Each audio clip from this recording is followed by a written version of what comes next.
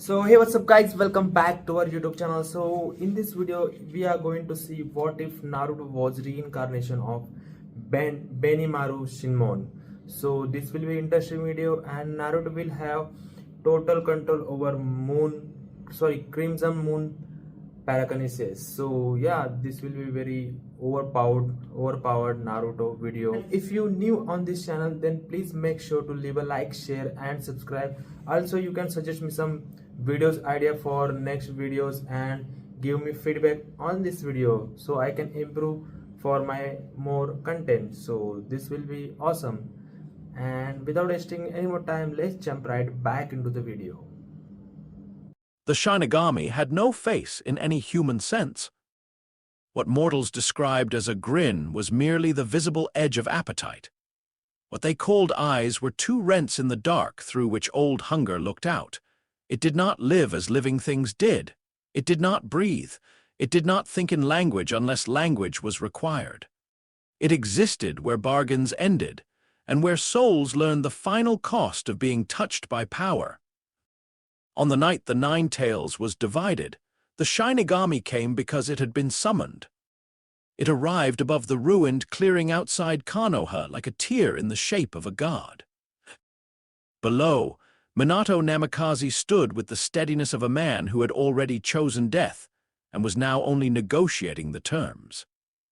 Kushina Uzumaki, fading, broken, still wrapped herself around her son with the last fierce instinct of a mother who would rather the world die than the child in her arms. The fox howled. The beast's chakra rolled across the ground in waves of hatred so old it had become weather. The infant between them should have been unremarkable. Newborn, fragile, a vessel at the beginning of a long sentence. He was not.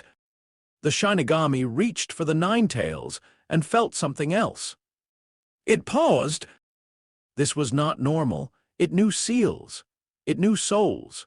It knew how mortal lives fit together, how chakra clung to flesh, how bloodline and will and fear made shapes within a person. It knew the mathematics of sacrifice.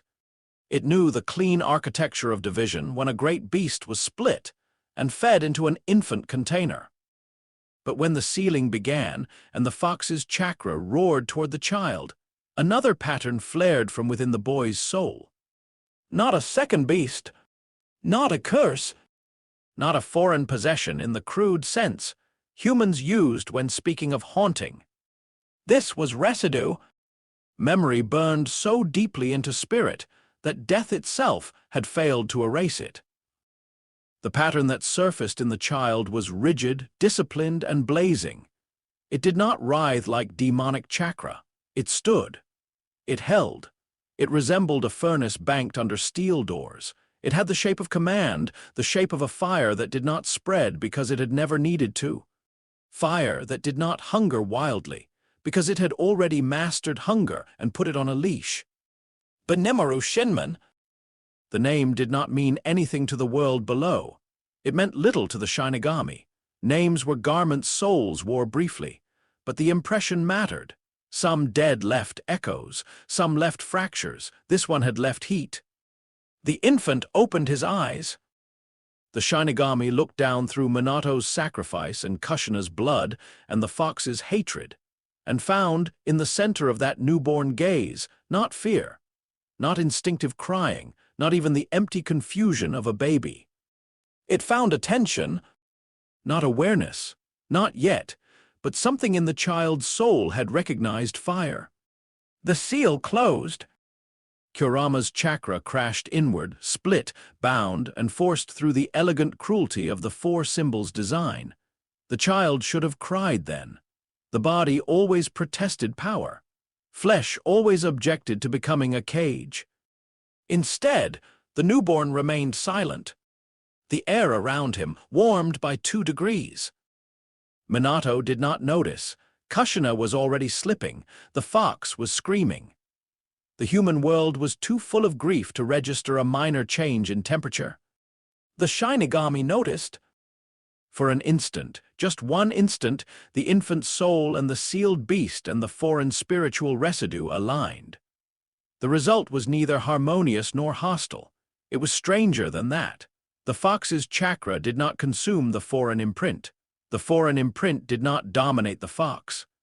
They rotated around one another like two stars, unwilling to merge. Interesting, the Shinigami thought, though thought was too human a word for the movement that passed through it. It collected what it had been promised. Minato's soul came away clean, bright with exhaustion and resolve. The bargain was complete. And yet the Shinigami lingered for a moment longer than it needed to. Below, the child looked upward at nothing a human could see. At the god of death. At entropy itself. At the end of all fires. The infant did not smile. He was too young for that, but his eyes remained open. Calm, steady. The Shinigami withdrew with its prize, and a curiosity it had not felt in a very long time. Naruto Uzumaki learned silence before he learned words. This was not because Konoha treated him kindly. Children who are loved learn language from laughter, from repetition, from adults kneeling to their height and answering their sounds as though those sounds matter. Naruto learned language from doors shutting, from muttered warnings, from the rhythm of footsteps that sped up when he came too close. He learned the village by listening to what it withheld. He lived in a small apartment that gathered summer heat and leaked winter cold. Hiruzen ensured there was food, clothing, rent money, periodic oversight, the bare skeleton of care. It was enough to keep a child alive. It was not enough to make him feel wanted. That absence should have made him loud. Instead, it made him observant. By age 4, he had developed the habit of climbing. The first time the old woman downstairs found him sitting on the building roof after midnight, she screamed so sharply that 3 neighbors came running. Naruto sat cross-legged near the ledge, looking out over the orange scatter of the village lanterns. He did not look guilty. He did not look frightened. He turned his head slowly, as though interrupted in thought. "What are you doing up there?" The old woman snapped from the window below. Naruto looked past her toward the nearest street torch. The flame bent, sharpened, and burned just a touch brighter. "Watching," he said. It was an unsatisfactory answer. Adults disliked answers that could not be filed away and forgotten. A child was supposed to be easy to interpret. Hungry meant food. Crying meant comfort. Mischief meant punishment. Naruto kept refusing the categories offered to him. Hiruzen received the report the next morning. Not the first report, not the last. The old woman was not even particularly alarmed. Her statement, taken down by a tired Chunin, mostly complained about roofs and dangerous children and the indecency of leaving an orphan unwatched. At the end, in smaller writing, the Chunin added, "Witness notes nearby torch flames increased in size while subjects stared at them. No fuel source change detected." Hiruzen sat with the report longer than necessary. It joined others in a locked drawer. Most of them were small. Milk in Naruto's kitchen going warm half an hour too quickly. Candles burning too low, then leaping high when he entered a room upset.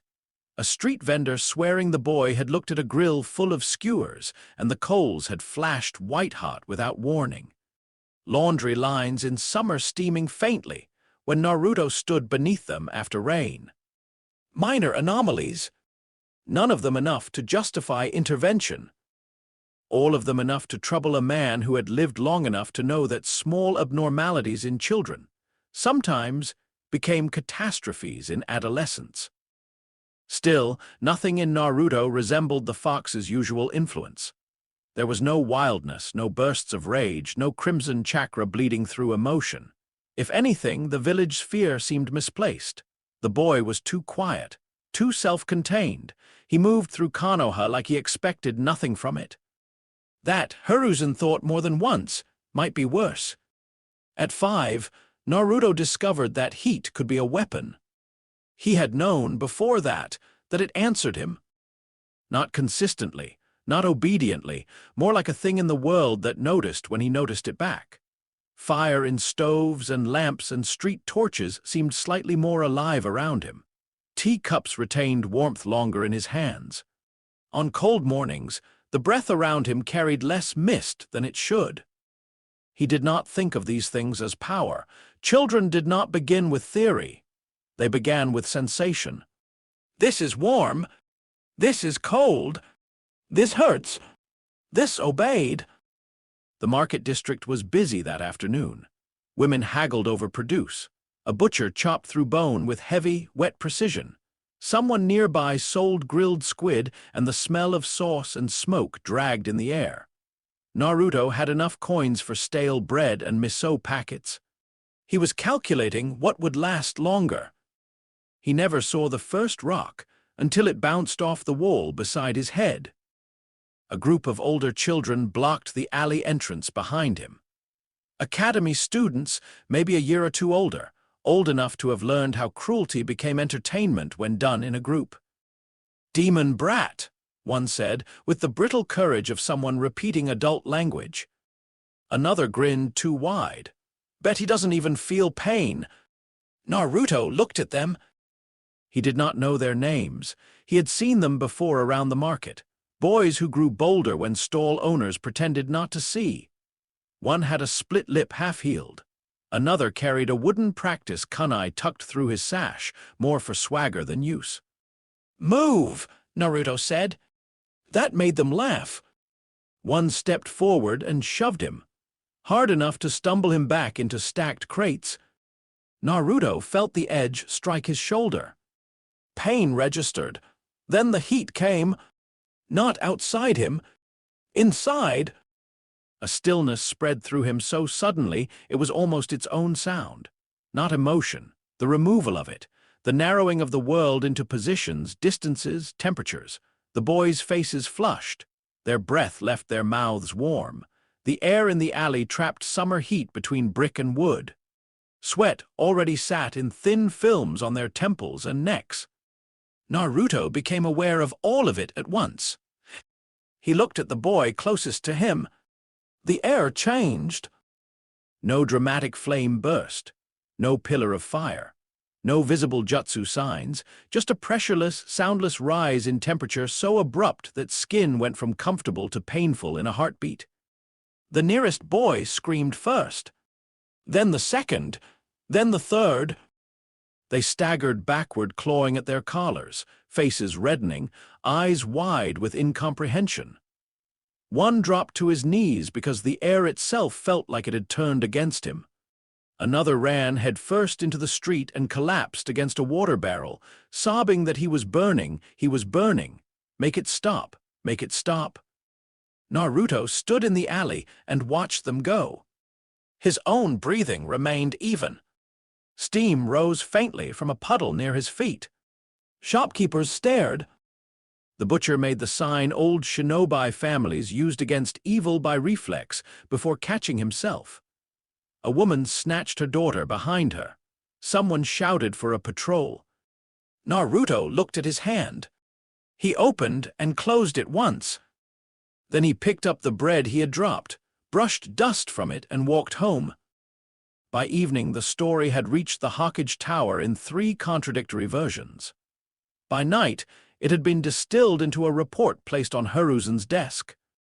3 civilian children sustained mild blistering and heat exposure. No accelerant present. No external fire source identified. Witnesses place Uzumaki Naruto at center of incident. Subject displayed no visible chakra molding or hand seals. Hiruzen read the report twice, then a third time. When Iruka, still young enough to be more earnest than tactful, was summoned to carry a stack of files to the Hokage's office, he found the old man staring into his pipe smoke rather than at the papers in his hands. "Lord Hokage," Hiruzen folded the report closed. "Have you met the Uzumaki boy?" he asked. Iruka blinked. "Not properly, just around." "And what do you think of him?" Iruka hesitated. He had seen the child on the street, alone, often dirty, usually quiet, not what people said. Not loud, not prankish, not menacing, just alone. "He looks," Iruka stopped. Go on, like he's waiting for something he already knows won't happen. The Hawkage was silent for a moment. Then he nodded once and dismissed him. That night, Anbu were placed near Naruto's building. Not to arrest him, not to confront him, to watch. They reported nothing except that around midnight the boy climbed to the roof again, sat with his knees drawn up, and looked out over Konoha's lights for nearly 2 hours without moving. The torches near his building burned brighter than the rest. By the time Naruto entered the academy at 7, the village had made peace with not understanding him. This did not mean they accepted him. It meant they had arranged him mentally into a category labeled unsettling, but contained. The academy instructors had been warned in the cautious language adults used when they feared creating a self-fulfilling disaster. Monitor him closely. Do not isolate him unnecessarily. Report unusual manifestations immediately. Avoid inflammatory language in front of other students. Treat him normally. No one ever defined what normally meant for a child the village crossed the street to avoid. On Naruto's first day, the classroom buzzed with the shrill chaos of children still young enough to treat identity like performance. Boasts, complaints, paper projectiles, introductions. Sasuke Uchiha sat with brittle self-possession already hardening around him like armor. Sakura hovered between nerves and excitement. Shikamaru looked bored in advance. Kiba was loud. Ino was brighter than the room. Choji ate. Hinata watched from behind silence of her own. Naruto entered, glanced once across the room, and chose the seat with the best line of sight to both windows and door. Iruka noticed immediately. Teachers noticed these things. The children who wanted the center of attention sat center. The children who feared being called on sat in back corners. The children trained at home by shinobi families often chose seats based on status, familiarity, or clan gravity. Naruto chose tactically. His expression was not cold. Children could be cold.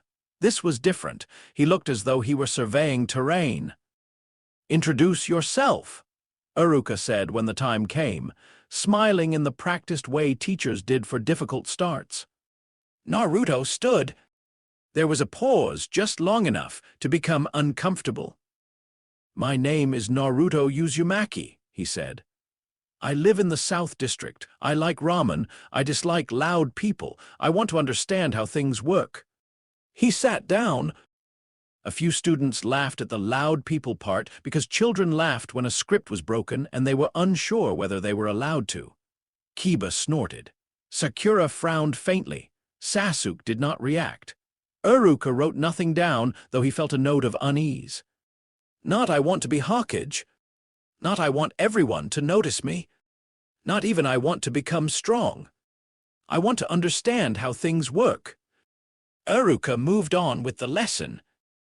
Over the weeks that followed, Naruto proved neither disruptive nor cooperative in any ordinary way. He listened when material interested him. When it did not, he stared out the window at clouds of chimney smoke rising over distant rooftops, and seemed to sink inward so completely that calling on him took effort. But when asked a direct question, he answered accurately. Too accurately, sometimes. During chakra theory, he corrected Mizuki once on the relationship between heat and friction in chakra molding. Not disrespectfully, just flatly, like amending an equation on the board. During taijutsu drills, he showed no enthusiasm for sparring, yet his body positioning was almost unnervingly efficient for a child with no clan instruction. He wasted no movement. He seemed to sense momentum before it formed. And then there was the clone jutsu. The first time they practiced it, Naruto watched 7 other children produce miserable, pale copies of themselves. He watched Mizuki demonstrate again, breaking the flow into hand signs, chakra ratio, mental image. He watched the class repeat. Then Naruto formed the seals. 3 perfect clones appeared beside him. Not unstable, not sickly, perfect. Uruka, halfway through correcting another student, stopped mid-sentence. The classroom went quiet. Naruto looked at the clones, studied them as if evaluating craftwork, then dispelled them himself. "Well done," Uruka said after a beat. "Again." Naruto looked at him. "No," he said. A few students giggled, thinking this was rebellion. It was not. Uruka could hear it. "Why not?" Naruto considered the question seriously enough that the room started paying attention. "Because it's inefficient," he said. "They can't withstand contact. They don't collect information when dismissed. They just imitate shape. There's no practical value outside distraction." Mizuki's smile tightened. "That isn't the point of the exercise." "Then the exercise is uninteresting." The room went completely silent. Sasuke's gaze sharpened. Sakura stared. Kiba muttered, "What's wrong with him?" Uruka dismissed the clones and told Naruto to sit down. Later, after class, he found himself watching the boy from the doorway while the room emptied. Naruto was not being arrogant. That would have been easier. Arrogance sought reaction. It wanted witnesses. Naruto seemed genuinely uninterested in performing a skill he found beneath his standards, as though even at 7, his relationship with technique was not emotional but evaluative. Uruka did not know whether to be impressed or frightened. He settled, uneasily, on both. The years passed. Children became louder, meaner, more complicated. Alliances formed and broke. Rivalries sharpened. Crushes bloomed. Family expectations descended over clan heirs like invisible architecture. Naruto remained strangely apart from all of it. Not isolated in the obvious way. He completed group assignments when required. He stood where he was told. He sparred when ordered. He ate lunch mostly alone, but not defensively. He simply seemed to inhabit a slightly different layer of the world than everyone else. When Kiba barked challenges, Naruto ignored them unless physically obstructed. When Sakura insulted his grades, he took the correction and not the insult. When Sasuke's attention fixed on him with the instinctive hostility of someone who sensed an unwanted benchmark nearby, Naruto returned the look only briefly before turning away, as though deciding the interaction could wait. The more the class strained toward one another, the less Naruto appeared to need any of them. That drew eyes, not always friendly ones. Once, during winter, a group of academy boys cornered him behind the storage building and demanded he explain why the practice lanterns near him kept burning out faster during evening sessions. Naruto listened. One boy, emboldened, grabbed his sleeve. Naruto looked down at the hand. The boy let go immediately, yelping. No flame, no smoke, just heat rising through cloth so fast his skin recoiled before damage set in. Naruto walked away. Uruka heard about it afterward, not from Naruto, but from the boys who insisted it had been an accident, except their voices shook as they said it. That was when Uruka began paying closer attention. Not because he suspected Naruto would lash out at random. In truth, the opposite disturbed him more. Naruto never wasted force, never escalated emotionally, never seemed driven by the need to prove himself. The rare time something happened, it happened with precision. Uruka had known lonely children. He had been one. Lonely children usually made noise. They filled space any way they could. They tested boundaries because any reaction felt better than invisibility. They sought acknowledgement even in punishment, because punishment at least confirmed they existed in someone else's world. Naruto did not behave that way. He behaved like someone measuring the people around him and quietly deciding whether they were worthy of entering his. That distinction sat in Uruka like a pebble in the shoe of his conscience. Impossible to ignore once felt. And beneath it, he sensed something else. A kind of loneliness, so deep it had calcified. Not a wound still bleeding. A chamber built around the wound after the bleeding stopped. It made Iruka want, against all sense, to reach toward the boy. It also made him afraid to do it clumsily. At 12, the village still told stories about Naruto that did not fit the child himself. Some said he stared at bonfires until the wood turned white with heat. Some said kitchen knives grew warm if he touched the handles too long. Some said animals avoided him. Others said cats liked him because he radiated warmth in winter, and they were creatures practical enough not to fear what benefited them. He failed the clone jutsu more often now. Not because he could not do it. Because after that first demonstration, he simply stopped cooperating with it. He would produce a warped shell or too little chakra, or dismiss it instantly, all with such bland consistency that most instructors concluded early aptitude had been a fluke. Mizuki called it laziness. Iruka was no longer sure. There were other signs of growth. During weapons maintenance, Naruto seemed able to judge flaws in metal by touch. During survival lessons, he could identify which embers under ash would relight and which were dead. In field exercises, he navigated dark spaces with a confidence that made no sense until one noticed how often he tilted his head slightly, as though listening with something other than ears. Hiruzen's reports grew longer. Anbu observations noted that Naruto frequently spent evenings on high places, rooftops, water towers, the Hokage Monument. Temperature anomalies continued in his vicinity, usually subtle, occasionally severe. Once, after a storm, lightning had struck a dead tree near the training grounds. By the time patrols reached it, the fire had already burned down in a perfect circle, leaving surrounding grass untouched. Naruto had been seen walking away from the area 5 minutes earlier. The old Hokage filed every page away and wondered, more nights than he admitted, whether he had made a terrible mistake by waiting for the boy to reveal his own shape rather than forcing intervention early.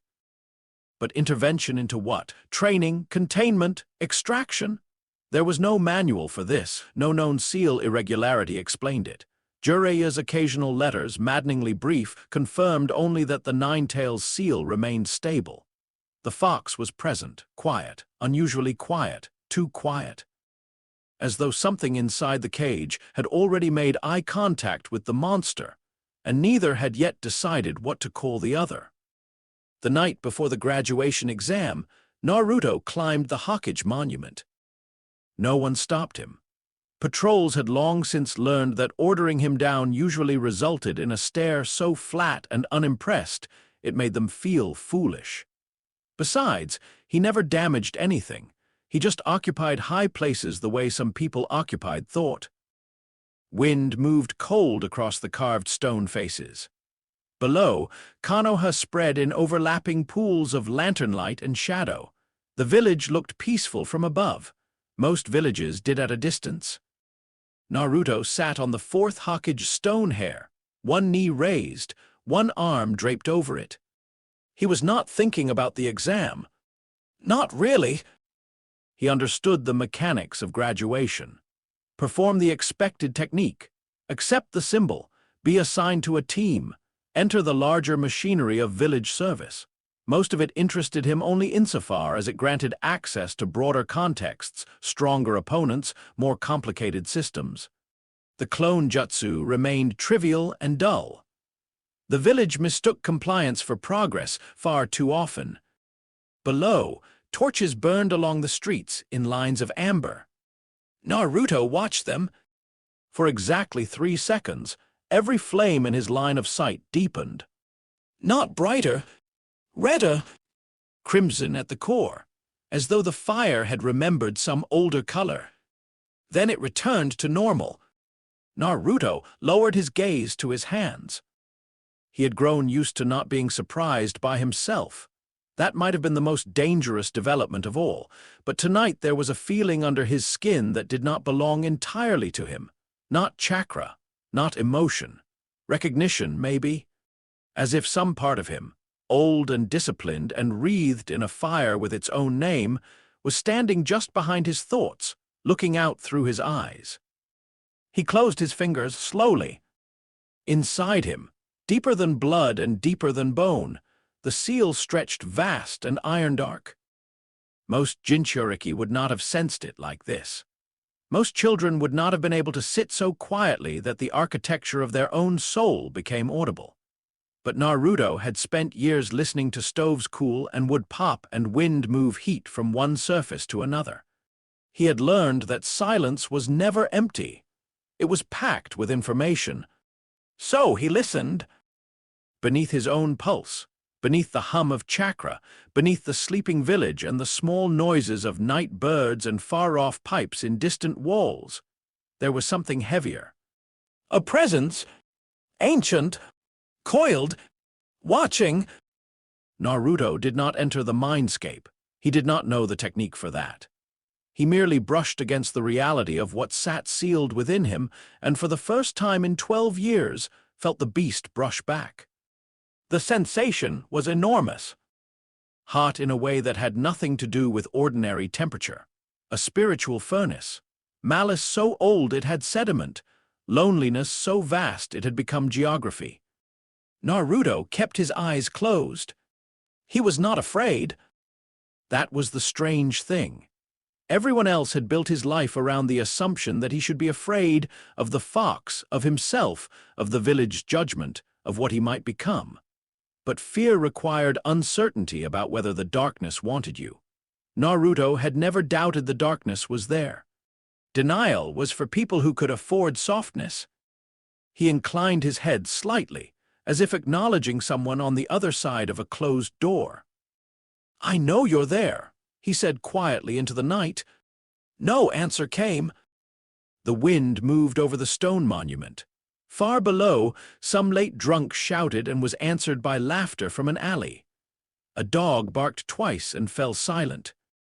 Naruto's voice did not change. "I'm not afraid of you."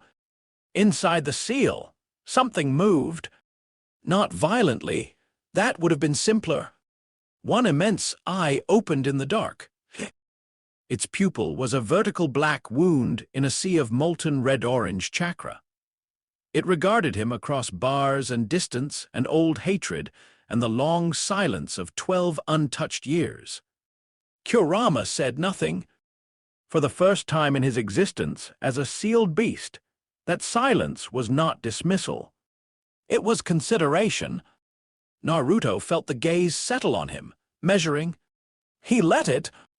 Then he opened his own eyes to the village below, and sat with the fox's attention on him like a second moon.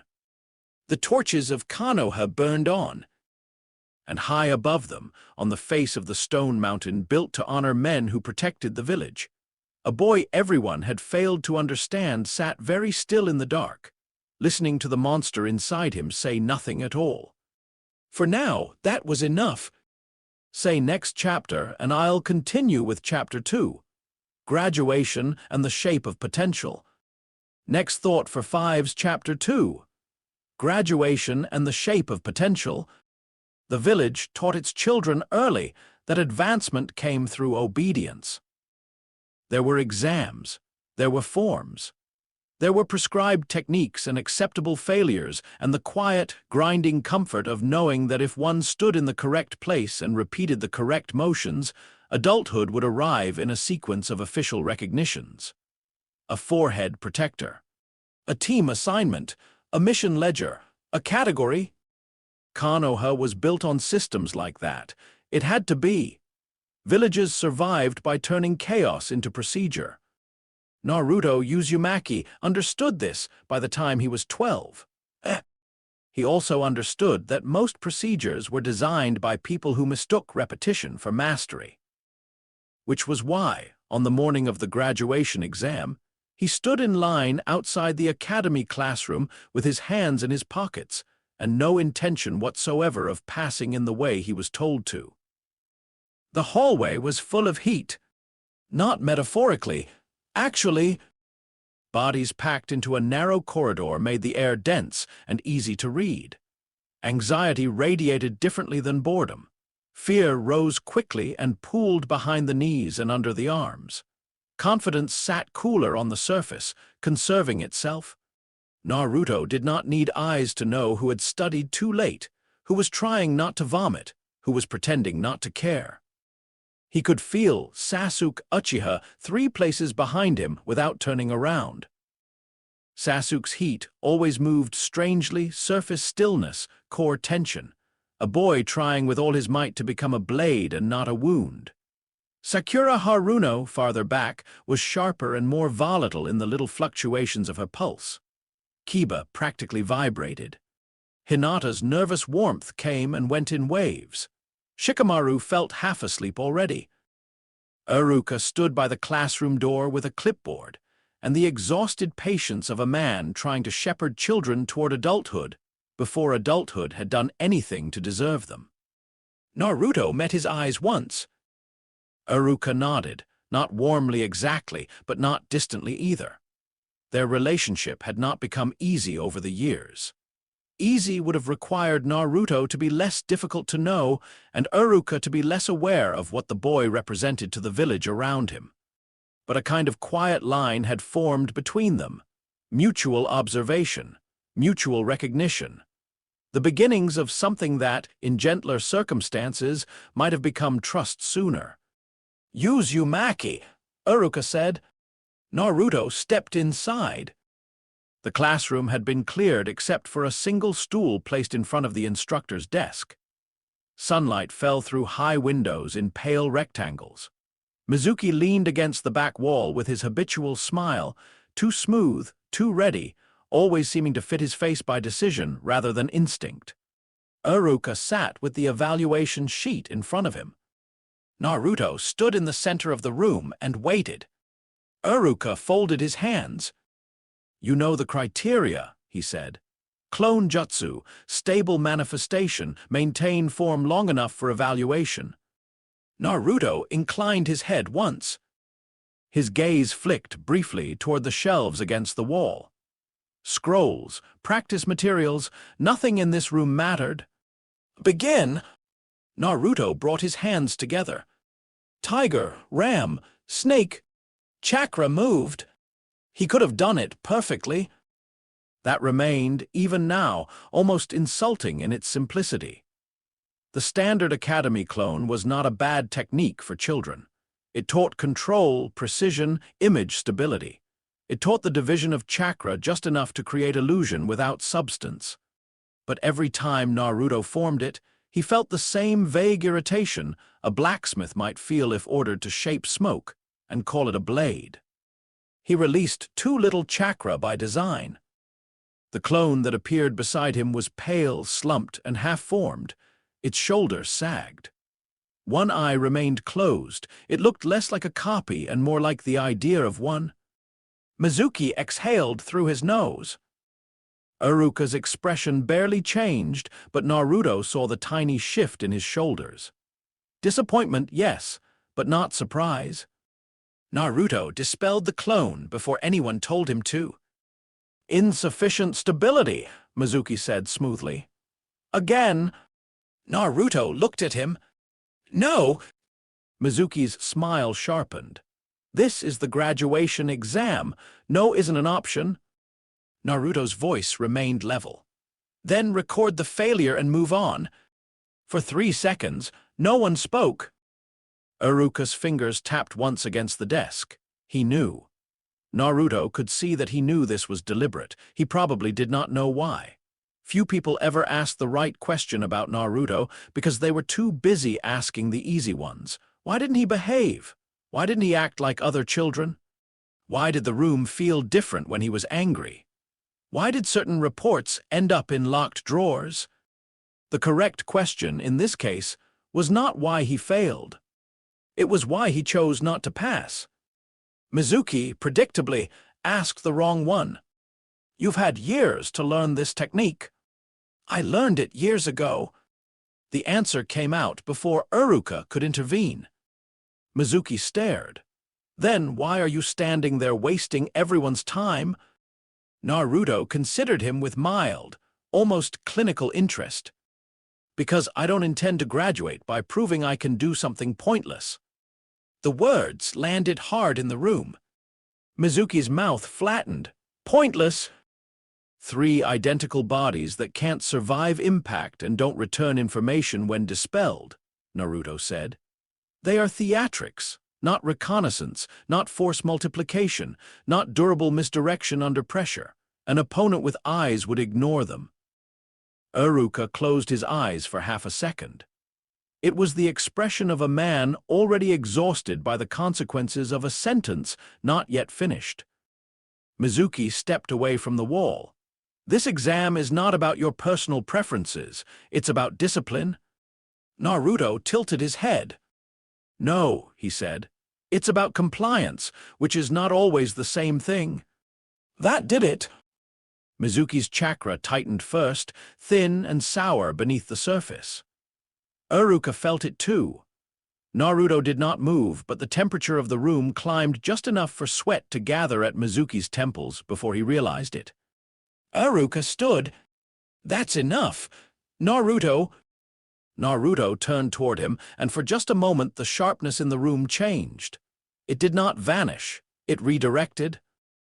Iruka saw, suddenly and with uncomfortable clarity, that the boy was not angry about failing. He was offended by the premise. The academy had spent years demanding he perform smaller and smaller tricks to satisfy adults who had never once asked him what he saw when he looked at the world. They wanted him to imitate the shape of growth rather than grow in the direction that suited him. Any other student might have adapted for the sake of graduation. Naruto had simply reached the point where he no longer respected the disguise. Iruka exhaled. You fail the exam, he said quietly. Naruto nodded once, as if that were administrative weather. Then he turned and walked out. Mizuki laughed under his breath after the door closed. A brat with delusions? Iruka did not answer. He was looking at the evaluation sheet. Failed? The word sat there neatly, objectively. It did not capture the truth of what had just happened. Naruto had not failed a skill test. He had rejected a gate. And Iruka, who had spent years worrying over what sat beneath the boy's stillness, felt a tightness in his chest that had very little to do with the exam itself. Because whatever came next, the village was no longer dealing with a lonely orphan awkwardly approaching power. It was dealing with a child who had started deciding, openly, what forms of authority deserved his participation. By evening, the academy courtyard was full of celebration. Newly graduated genin laughed too loudly, forehead protectors shining in the lowering sun. Parents hovered, proud or relieved or performatively restrained according to clan culture. Some children cried. Others were already boasting about missions they had not yet received. The village had 1,000 rituals for belonging, and tonight the courtyard glowed with one of them. Naruto stood beyond the main path, hands in his pockets, watching. He did not envy them. That was what unsettled Iruka most when he stepped outside and found him there. Not resentment, not wounded pride. Naruto looked at the gathering the way he looked at most things, as a phenomenon whose internal mechanics interested him more than the emotional display on the surface. Iruka stopped beside him. You can take the exam again next year, he said after a while. Naruto's gaze remained on the crowd. I know. Then why do this? A pause. The answer, when it came, was quiet enough that only Iruka could hear it. Because they wanted me to mistake permission for progress. Iruka felt something in himself shift. Anyone else might have heard arrogance in that sentence. Maybe there was some. But what Iruka heard more clearly was exhaustion, not theatrical teenage contempt, something older. A child who had spent years being managed by people who feared what he might become, and therefore kept trying to confine him to harmless measurements. You don't get to skip foundations, Iruka said, though his voice lacked conviction. Naruto looked at him then, properly. The late sunlight caught in his eyes and made the blue seem colder than it was. Foundations for what? The question lingered.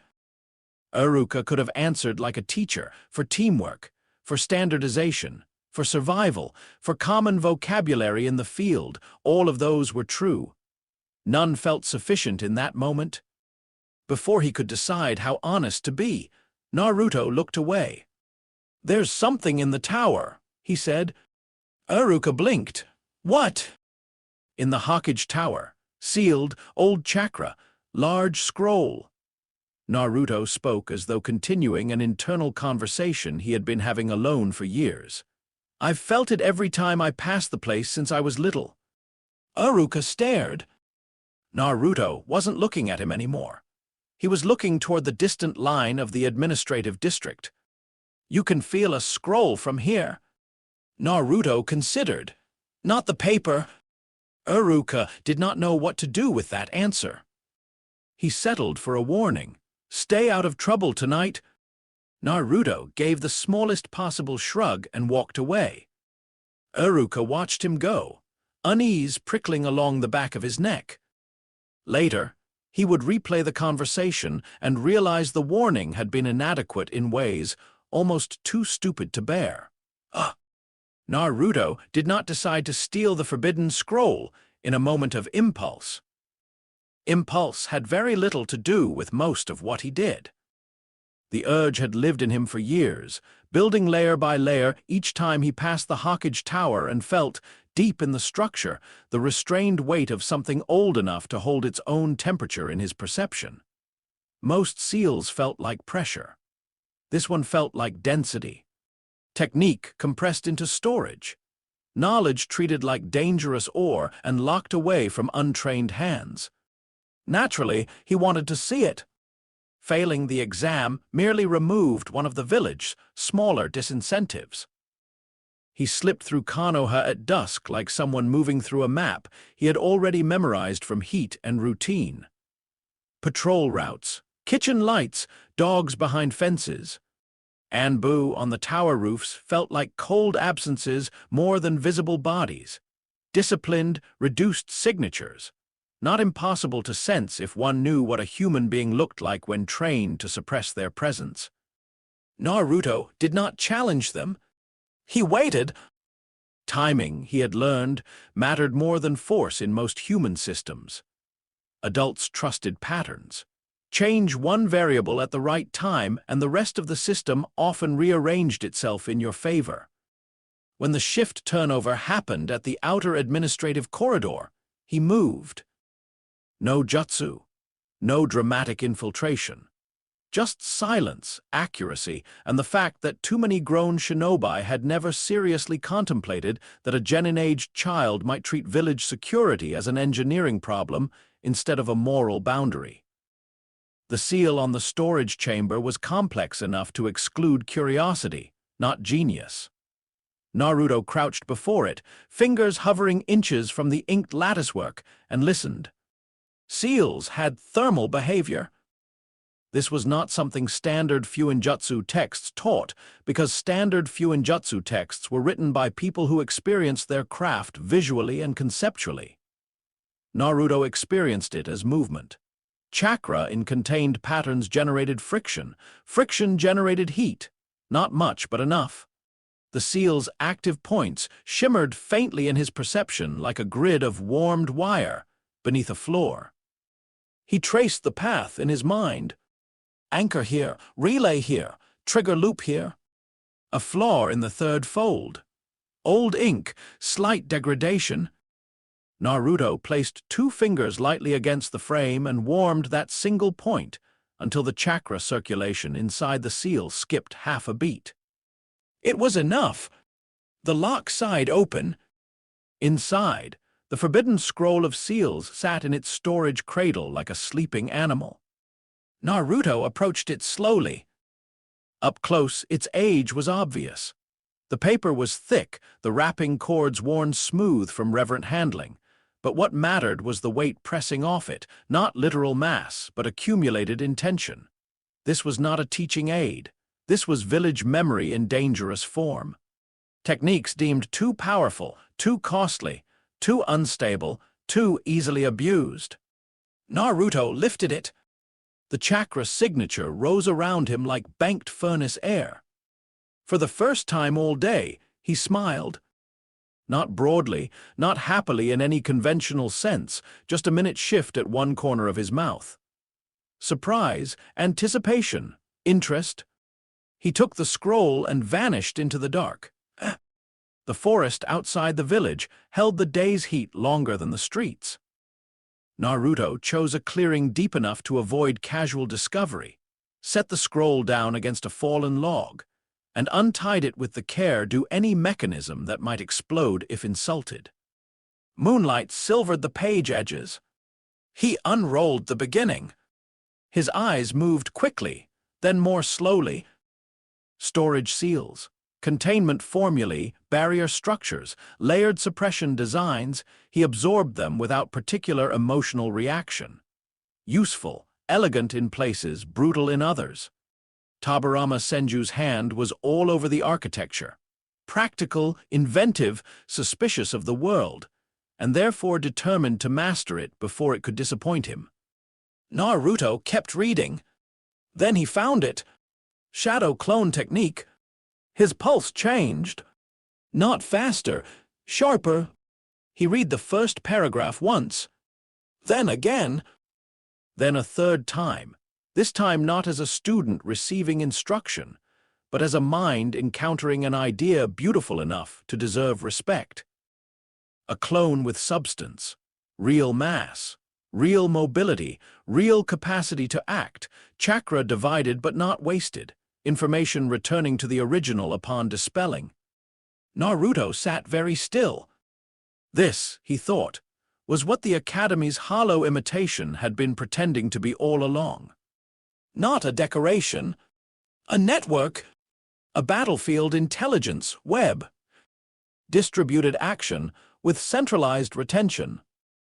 He could already see the applications: parallel scouting, multi-angle pressure, terrain manipulation by synchronized action, heat distributed across separate bodies in overlapping fields, fire not as a line, not as a burst, but as architecture.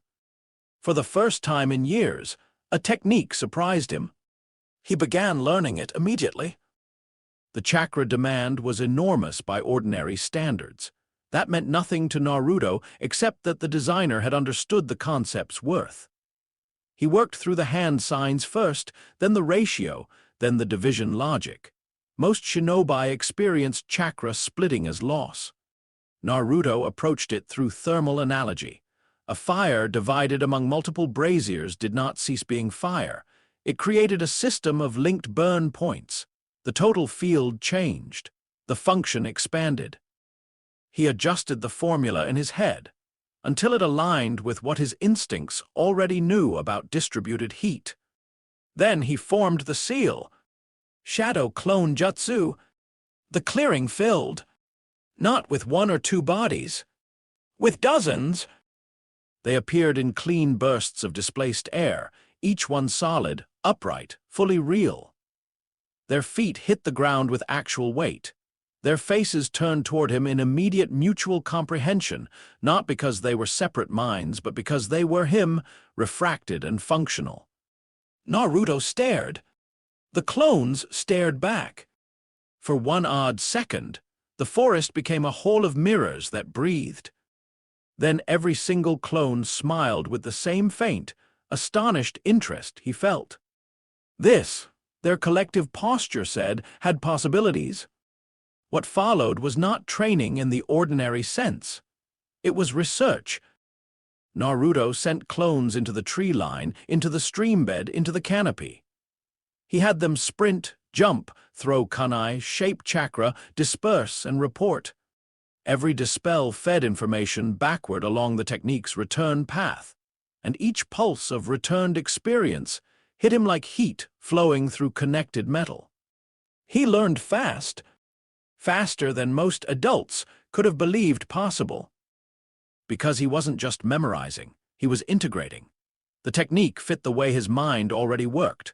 The world to Naruto had always been a field of distributed signals, heat sources, pressure pockets, gradients, moving patterns. Shadow clones turned that instinct outward and gave it bodies.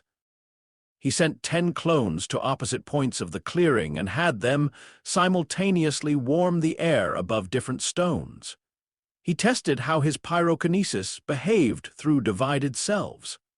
The result nearly made him laugh. It held! Not perfectly, each clone carried less raw reserve than the original. But the principle remained. Every clone could read heat, every clone could manipulate it. One body could be a flame, 20 bodies could become weather. By the time the moon had climbed halfway across the sky, Naruto had been working for roughly 40 minutes. He stopped only when a familiar presence approached the edge of his perception. "Mizuki!" Naruto dispersed the remaining clones and sat on the log beside the scroll. By the time the instructor arrived breathless through the trees, the clearing looked almost peaceful.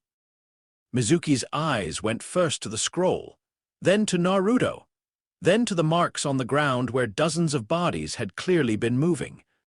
"Well," Mizuki said, a little too lightly, "you found it." Naruto watched him. Moonlight made the older man's smile look even thinner. Mizuki stepped into the clearing. "You know what that means, right? Stealing the forbidden scroll is a serious crime, but there's a way out." Naruto said nothing. Mizuki mistook silence for leverage. He launched into the lie he had prepared, about a secret graduation test, about proving himself, about Iruka and the Hokage hiding Naruto's true potential out of fear. The words came easily. He had probably rehearsed them. People like Mizuki always did. They mistook narrative control for intelligence. Naruto listened all the way through. Not because he believed any of it. Because he was curious how long the man would keep talking if allowed. Long enough, apparently, to indict himself. When he finished, the forest had gone very quiet. No insects nearby. No wind movement through the top branches. Somewhere far behind Mizuki, another heat signature approached fast. "Iruka!" Naruto had expected that too. "What do you want from the scroll?" Naruto asked. Mizuki blinked. The question had not been in his script. "Want?" "You didn't come here because you care whether I graduate." Something flickered in Mizuki's face then. A brief, ugly impatience. "That's not the point." "It is to me." Mizuki's hand moved toward the giant shuriken strapped across his back. In the same instant, Iruka burst into the clearing. "Naruto, get away from him!" The next seconds unfolded with the cold precision Naruto often experienced in moments of real consequence. No blur, no panic, just sequence. Mizuki twisted, snarling, all pretense gone. Iruka launched a barrage of shuriken meant to force distance. Mizuki dodged and ripped the giant shuriken free in one brutal motion, hurling it not at Iruka, but at Naruto. In another life, in another version of this story, that would have been the moment where fear crystallized courage. A child frozen, a teacher choosing to take the blow, the bond between them forged in blood and sacrifice. This was not that version. Naruto did not dodge. He raised one hand. The giant shuriken crossed into the air in front of him. And changed. At first Mizuki did not understand what he was seeing. The weapon did not deflect. It did not slow in any obvious way. It simply entered a zone of air that shimmered once like the surface above a furnace, and the metal began to lose integrity. Edges softened, shape distorted. Momentum remained for one more fraction of a second, dragging the weapon forward even as it ceased to be structurally itself. Then the entire thing sloughed apart in mid-flight. Steel glowed dull orange, then darker, then collapsed into dripping slag that struck the earth in heavy, harmless bursts. The smell of scorched metal flooded the clearing. Iruka stopped dead. Mizuki stared. Naruto looked from the cooling slag to Iruka, and his tone when he spoke was so calm it almost seemed rude. "I think I pass now." Uruka made a strangled sound that might have been a laugh if fear and disbelief had not gotten there first. Mizuki recovered faster than either of them expected. He lunged for a second set of blades with murder plain on his face. Naruto stood. The temperature in the clearing spiked. Not outwardly violent, no flames, no roaring inferno, just the instant, unbearable conviction in flesh and breath that the environment itself had become hostile. Mizuki stumbled mid-charge. His exposed skin reddened. Sweat burst from him and vanished almost at once. The metal in his grip grew too hot to hold. He cursed and dropped it, then tried to force through the heat anyway because greed and anger made him stupid. Naruto stepped forward once. The air in front of Mizuki tightened like a wall. Not solid. Worse. A gradient so brutally steep that crossing it meant skin blistering before contact was even completed. Mizuki screamed and threw himself backward onto the dirt, clutching his face and forearms. Uruka's heart pounded loud enough for Naruto to hear it. The older man was looking not at Mizuki, but at Naruto. Not with fear alone, with the profound, disorienting realization that the child before him had been operating under restraints no one had fully understood, and that this quiet dissolution of metal, this effortless control, this near-clinical refusal to make the encounter any more dramatic than necessary, was what Naruto looked like when he stopped pretending to be less than he was. Naruto crouched, rolled the forbidden scroll shut, and tied it. Mizuki whimpered somewhere behind him. Uruka found his voice first. "Naruto!" Naruto looked up. Uruka swallowed. There were many things he could have said. "You idiot! What were you thinking? Do you understand what this means? Why didn't you tell anyone? Are you all right? Why didn't you kill him when you could have?" What came out instead was the simplest and truest thing available. "You learned something from the scroll." Naruto nodded once. "What?" Naruto glanced at the dark edge of the clearing, then formed the seal. 20 shadow clones exploded into existence around them in a ring of displaced leaves and stamped earth. Uruka's jaw dropped. Even Mizuki, writhing on the ground, went silent. The clones regarded the scene with identical composure.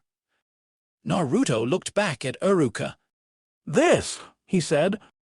By dawn, the village had the facts and not the meaning. Mizuki had attempted treason. Naruto had stolen the forbidden scroll. Uruka had intercepted them. Mizuki was in custody, badly burned but alive. The scroll was recovered intact. Naruto had learned the shadow clone technique to operational proficiency in under an hour. The administrative summaries were concise. The implications were not. Hiruzen listened to Uruka's report in complete silence.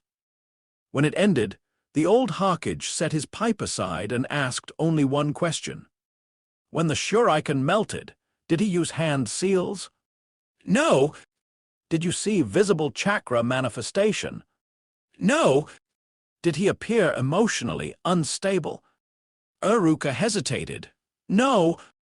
Hiruzen leaned back in his chair and closed his eyes for a moment. That answer, more than any other, settled something unpleasant. If Naruto's power had been tied to emotional loss of control, then it could be categorized among the many dangerous but familiar instabilities of Jinchuriki and child weapons. That could be planned around. But control without conventional mechanics, precision without visible effort. A 12-year-old who had just demonstrated both the restraint not to kill Mizuki and the capacity to render him helpless instantly. That was not familiar. That was a strategic variable. When Naruto was called in later that morning, he entered the office with the same unhurried gait he carried everywhere, as though summons from the Hokage were simply weather patterns of governance and not events worth dramatizing. The scroll lay sealed on the desk. Hiruzen studied him for a long time. "You realize," he said at last, "that by every formal measure, what you did last night constitutes multiple punishable offenses." Naruto looked at the scroll. "Yes, and yet you stand there without concern." Naruto met the Hokage's gaze. "Because you're deciding whether the outcome is more useful than the infraction." For a moment, even Hiruzen's age could not hide his surprise. Then, slowly, he smiled around his pipe smoke. "You may be the most troublesome child I've ever met. I've heard worse." Iruka, standing near the wall, nearly closed his eyes in despair. Hiruzen exhaled. "You did, however, master a forbidden Jonin-level technique and aid in exposing a traitor. That counts for something." "It should count for graduation." Iruka made a small sound of protest.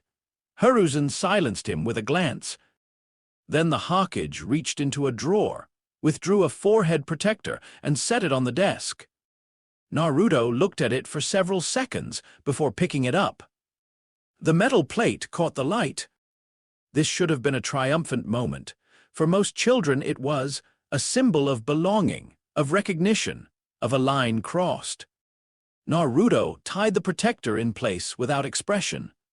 Still, something in the room changed. Not sentiment, not joy, confirmation. He had not been asking permission to advance. He had advanced, and the village was now deciding how to administratively survive that fact. When he turned to leave, Iruka stopped him at the door. "Naruto!" Naruto paused. Iruka's hand tightened once around the edge of his own sleeve. The memory of last night still ran through him in flashes. Molten steel, shimmering air, a boy in moonlight saying, "I think I pass now," like it was the most natural thing in the world. "You really could do the regular clone jutsu," Iruka said quietly. Naruto regarded him. "Yes." "And you failed on purpose." "Yes." Iruka exhaled through his nose. Part of him wanted to be angry. A larger part, though, understood, not approved, understood.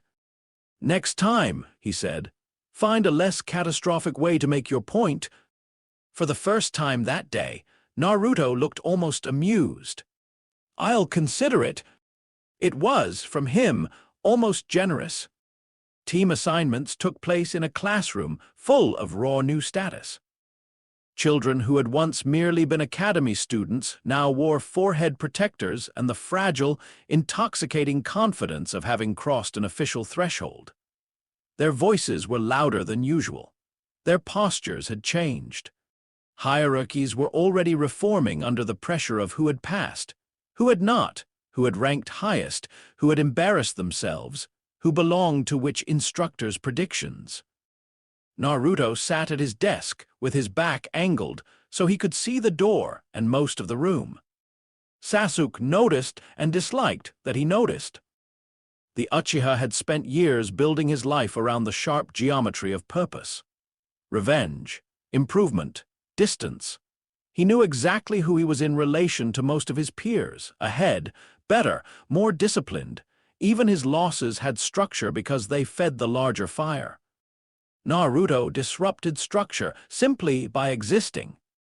Not because he postured, because he didn't. Sasuke could understand rivalry. Rivalry acknowledged the other person as axis. He could have worked with hatred. Hatred at least preserved his own importance, but Naruto seemed almost offensively uninterested in arranging himself around anyone else's narrative. The events with Mizuki had made that worse. Stories spread fast in classrooms. The details were already mutating: demon tricks, forbidden techniques, molten weapons, Hokage favoritism. But beneath the rumor, Sasuke sensed something he hated more than the exaggerations. There was probably truth under them. Sakura, seated nearby, kept glancing at Naruto too, though she would never have admitted why. It wasn't attraction. Not yet, not in any ordinary sense. It was discomfort. The kind that came when a person refused to fit the categories she had built for the world. Naruto had always been annoying because he represented disorder, but now the disorder had teeth, quiet teeth, the kind that did not bark before biting. Uruka entered and began reading the team lists. The room surged and settled with each assignment. Then, Team 7, Haruno Sakura, Uchiha Sasuke, Uzumaki Naruto. 3 different kinds of silence followed. Sakura's disbelief was immediate and audible. What? Why do I have to be on a team with him? Sasuke said nothing, which in his case was louder. Naruto looked at Uruka once. Not protest. Assessment. Team balance. Top Kunoichi academically, top rookie by grades and lineage, unstable variable with hidden ceiling.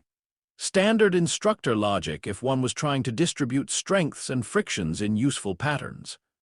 Uruka, perhaps reading the look, rubbed the bridge of his nose. Because teams are organized to balance skill sets. Naruto said nothing. Sakura folded her arms and glared. Sasuke stared out the window with the posture of someone already regretting a situation he had not yet experienced. Naruto simply adjusted his seat so his back was near the wall. When Kakashi finally arrived, very late, with the lazy posture of a man who enjoyed irritating people as low-cost reconnaissance, the room had already burned through most of its adolescent indignation and come out the other side as resentment. Kakashi's visible eye drifted over the team. Sakura, eager, intelligent, emotionally transparent.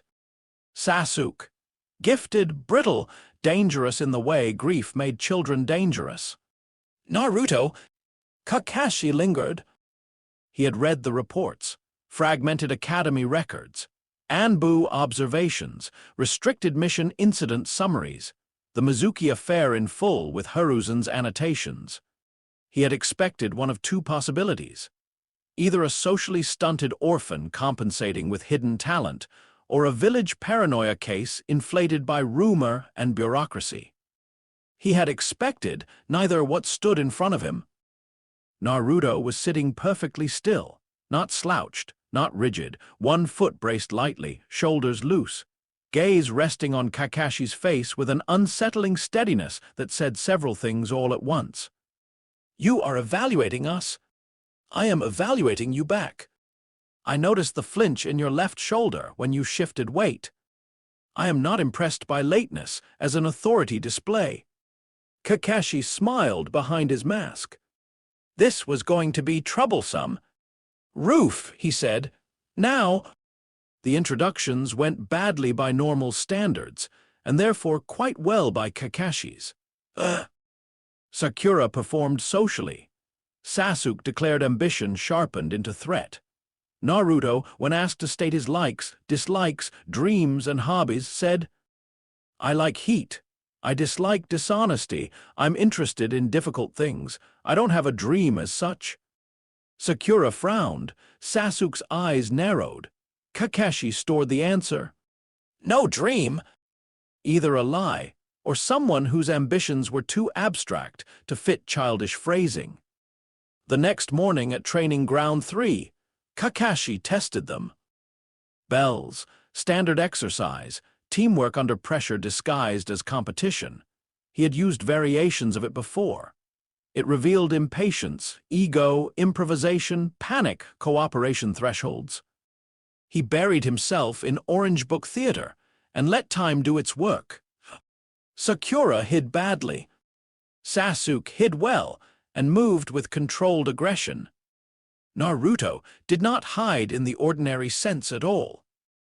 He stood in partial shade near a tree line, hands in his pockets, looking at Kakashi with the same unreadable calm that had unsettled the Jonin since introductions. Kakashi closed his book a fraction. Not going to attack. Naruto's gaze shifted once across the field. Sakura's breath in the brush to the left, Sasuke circling right, insects moving under bark, sap warming where sunlight touched the trunks. Kakashi's body heat concentrated strangely around the visible eye and lower left flank where years of habit had reinforced guarded motion. Metal bells rested at his waist, cool compared to the body carrying them. I wanted to see whether you'd use the same test you used on your previous teams, Naruto said. Kakashi's visible eye smiled. And you did? Well then, Sasuke chose that moment to strike. He came out of concealment fast, excellent speed for his age, sharp trajectory, no wasted setup. Shuriken first, then close-in pressure, textbook aggression with clan polish. Kakashi evaded easily, allowing the sequence to play out just enough to measure the boy's commitment. A trap snapped from the tree line. Sakura, belatedly coordinated, had actually contributed. Interesting.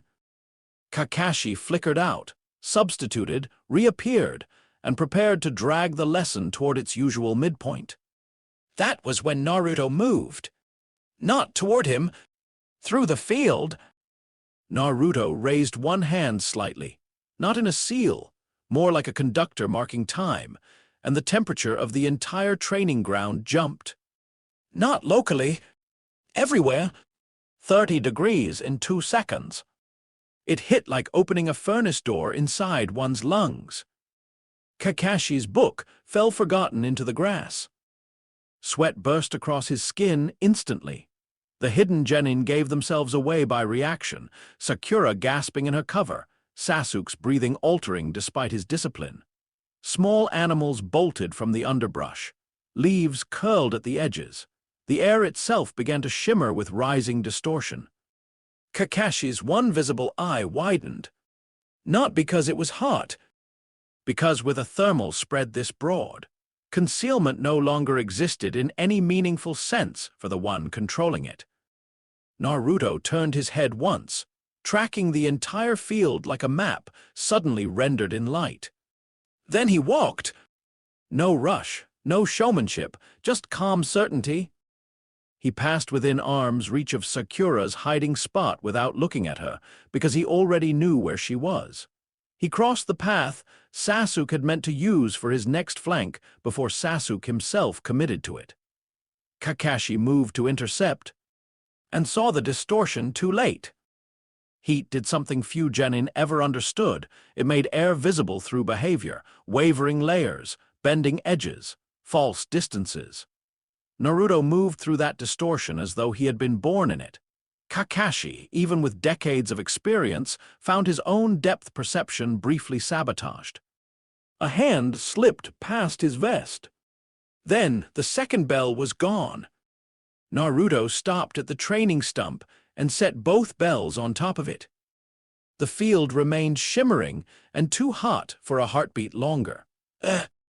Then the temperature fell, swift and clean, leaving only steam lifting from grass and the ringing silence of 2 children who had just watched the test end before they understood it had begun. Kakashi stared at the bells, then at Naruto, then at the bells again. He had expected danger. He had expected unusual ability. He had not expected this degree of control layered over this degree of perception. "You pass," he said. Sakura blinked from the brush. "What? But we didn't—" "You passed too," Kakashi said absently, still looking at Naruto. Sasuke emerged in silence, his expression gone hard and unreadable. Kakashi stepped closer to Naruto until only a few feet separated them. The boy did not shift. Kakashi lowered his voice enough that only Naruto could hear. "What are you?" Naruto considered the question seriously. Not defensive, not amused, as if Kakashi had asked for a useful definition and he was checking whether one existed yet. "I'm not sure," he said at last, "but I'm getting closer." The answer should have sounded dramatic. In Naruto's mouth, it sounded almost administrative. A progress note filed against himself. Kakashi felt, with sudden certainty, that Team 7 was no longer a genin team in the ordinary sense. It was a containment vessel for several future disasters, one of which had already learned how to answer questions like a man standing in the doorway of his own becoming. Sasuke hated the walk back. Not because he had been beaten.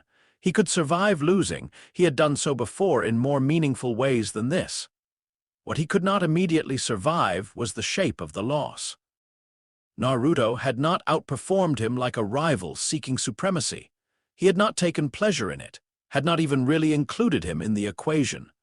Sasuke had attacked Kakashi with speed, calculation, and real skill. And Naruto had ended the scenario by changing the battlefield itself and walking through the solution like everyone else's contributions were weather. That was intolerable, not because Naruto had shown more power.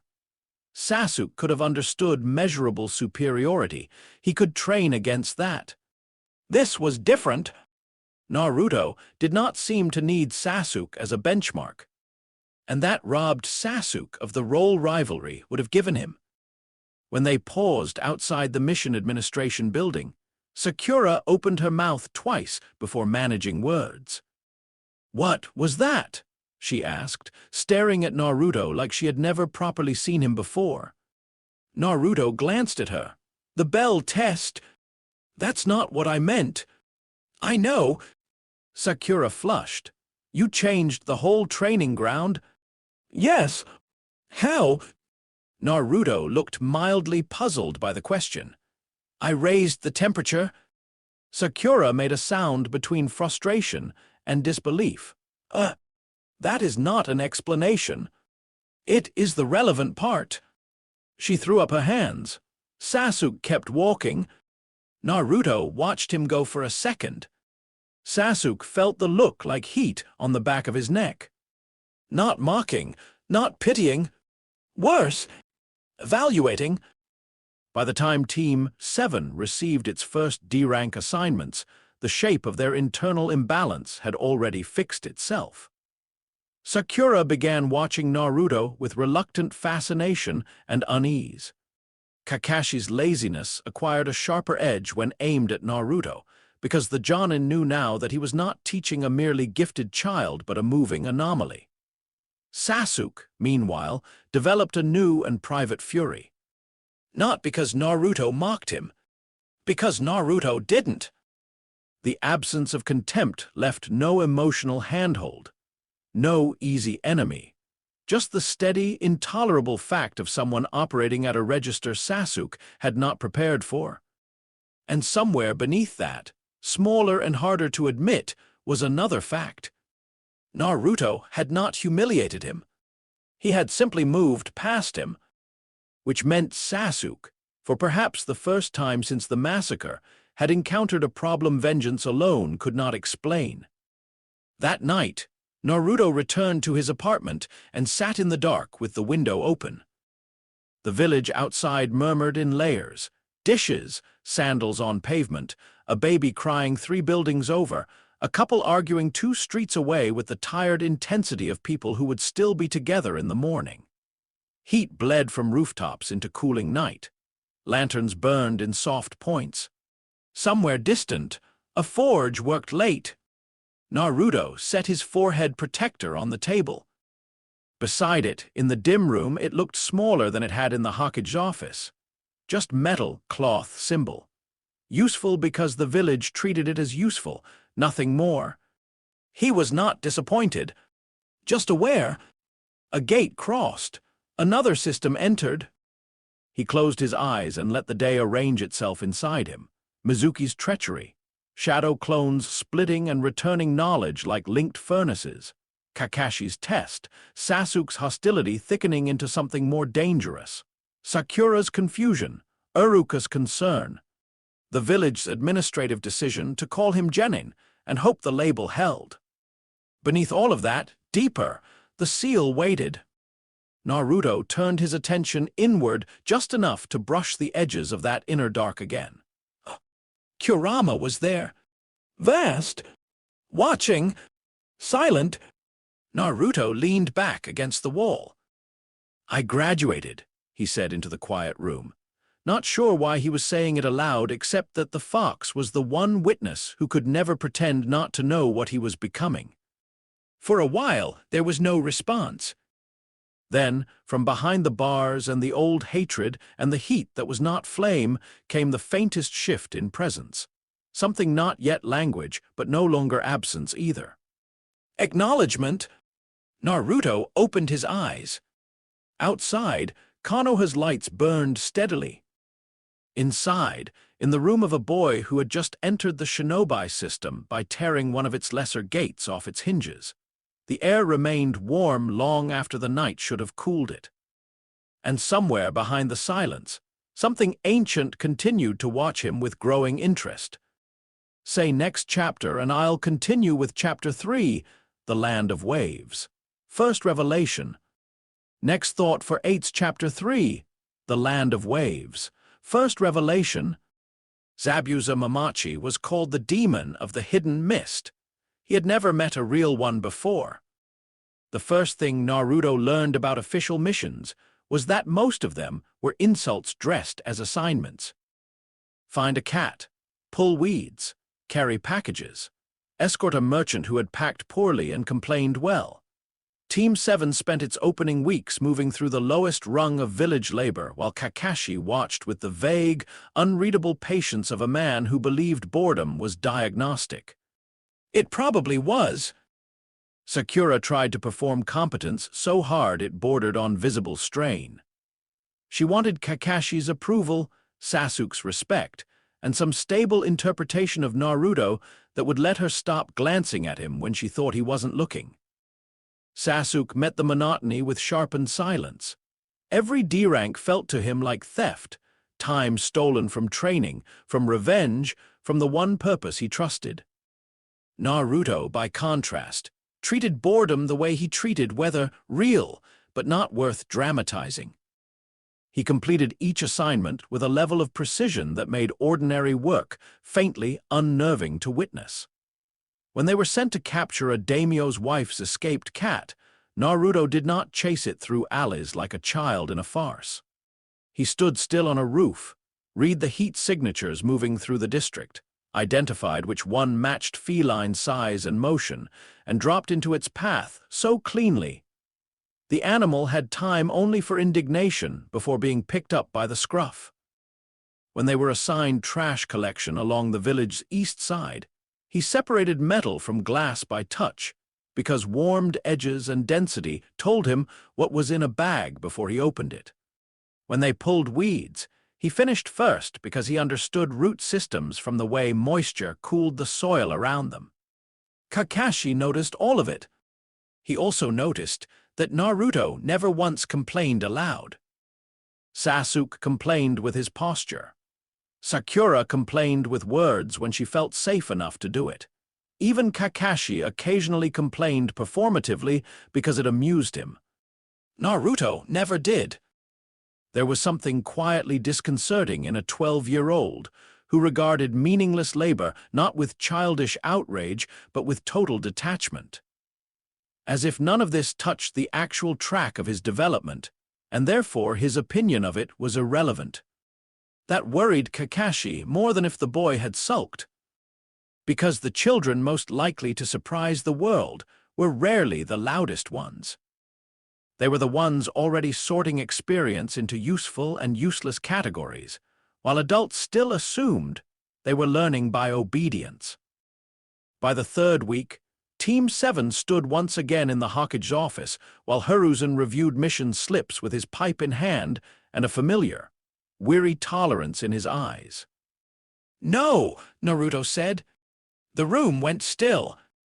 Sakura stared, Sasuke's head tilted very slightly. Kakashi did not react outwardly, which meant he was paying very close attention. Hiruzen lowered the mission paper. "No." Naruto stood with his hands in his pockets, and a look of restrained irritation that made him appear, briefly, much older than 12. "You are assigning trained genin to pet retrieval. It builds reliability. It builds delivery habits," Naruto said. "That isn't the same thing." Kakashi's visible eye curved, dangerous sign. He was amused. Sakura looked scandalized. Sasuke looked interested despite himself. Hiruzen took a slow pull from his pipe. And what would you suggest? A mission with uncertain variables. You say that like someone who has had any field experience. I say it like someone aware that controlled risk is the point of advancing assets. Kakashi actually laughed then, soft and helpless behind the mask. Hiruzen exhaled smoke and stared at Naruto for a long moment, not offended, calculating. The old Hokage had lived too long not to notice when insolence contained a real argument.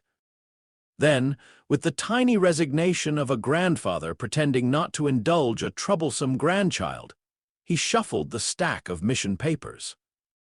"Well," he said, "there is one C-rank escort that came in this morning." Sakura straightened. Sasuke's attention sharpened instantly. Kakashi stopped laughing. The old man rang for the client. When Tazuna entered, he did so smelling of cheapsake, brine, and the stubbornness of men who have spent too many years arguing with weather and debt.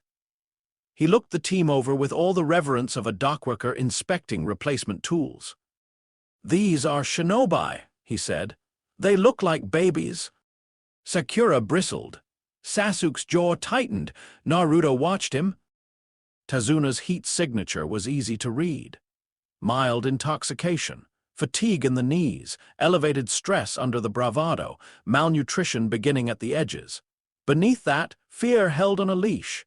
Not fear of the team, fear of what waited at home if he failed to get there alive. Naruto filed the information away.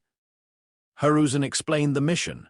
Escort the bridge builder Tazuna to the land of waves, protect him until he reached home. C-rank, potential for bandits, nothing more. Naruto glanced once toward Kakashi. Kakashi, who had read enough mission requests to smell lies even without strange senses, gave the slightest shrug. "We take the job. We learn what it really is on the road." Naruto accepted that. As they left the office, Tazuna muttered under his breath about incompetent children and bargain escort rates. Sakura flared. Naruto did not. What did interest him was the way Tazuna's pulse spiked whenever the mission was described too simply. That was not the behavior of a man merely worried about road bandits. That was the behavior of someone carrying hidden risk and hoping the people around him wouldn't make him say it out loud. The road out of Konoha carried morning cool under a high sky, washed pale with early sun. Team 7 moved in loose escort formation. Kakashi drifted as though half asleep, but never truly out of position. Sasuke ranged slightly ahead when allowed, eager in the quiet, brittle way of someone who wanted action to justify itself. Sakura walked near Tazuna and maintained enough professionalism to surprise the bridge builder, who had expected only ornamental competence from a girl her age. Naruto moved where the road led him, sometimes beside the tree line, sometimes behind, sometimes near enough to Tazuna to feel the man's nerves deepen each time the forest thickened. He listened. Road dust warmed differently than packed village streets. Insects pulsed beneath bark. Small streams cooled the undergrowth before they became visible. Birdsong mapped empty stretches and sudden absences. Every living thing gave off pattern. Every pattern implied intention or lack of it. By midday, Naruto knew two things with certainty. First, Tazuna had lied by omission. Second, they were being watched. Not closely enough for immediate strike, farther back than that, rotating shadow positions along the route. Two signatures staying lower to the ground than ordinary travelers, their body temperatures controlled but not hidden well enough to escape him. Kakashi sensed something too. Naruto could tell from the near-imperceptible adjustments in his gait, the way his attention stopped pretending to drift. Neither said anything. There was value in letting prey think it remained unseen. The ambush point, when it came, was almost insulting in its transparency. A puddle in dry weather. Sakura noticed it only because it was unusual. Sasuke noticed because he trusted unusual things less than ordinary ones. Kakashi noticed and kept walking because this was now a classroom. Tazuna noticed nothing at all. Naruto noticed the chakra before they were even abreast of it. Two bodies flattened under suppression. Breath slowed, metal tensed and ready. The demon brothers burst from the puddle with chain gauntlets whipping between them like a steel serpent. Their opening line was lethal against ordinary escorts. Decapitation arc on the Jonin. Follow through on the client. Clean, fast, practiced. Kakashi let himself get hit. Or seemed to. Sakura screamed.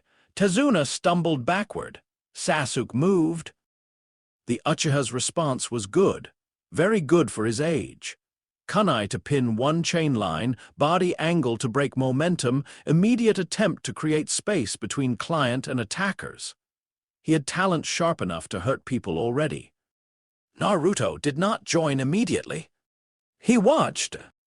One brother pivoted off Sasuke's interference and lunged toward Tazuna with poison claws extended.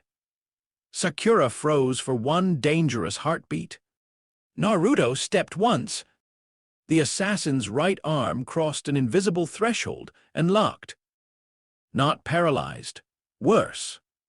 The muscles seized because the air around the limb had gone from temperate to punishing in a blink, the skin on his forearm blistering through bandage wraps. He screamed and dropped low instinctively, trying to yank back. Naruto caught him by the wrist. It was the first time Sasuke had seen Naruto use contact in a real fight. The shock of it fixed in his memory. Naruto's hand did not blaze. No visible fire crawled over the skin. Yet the assassin's weapon glowed red at the base where metal touched Naruto's fingers, then softened. The poisoned claw sagged like wax. Naruto twisted. The man hit the ground hard enough to lose breath and consciousness at nearly the same instant.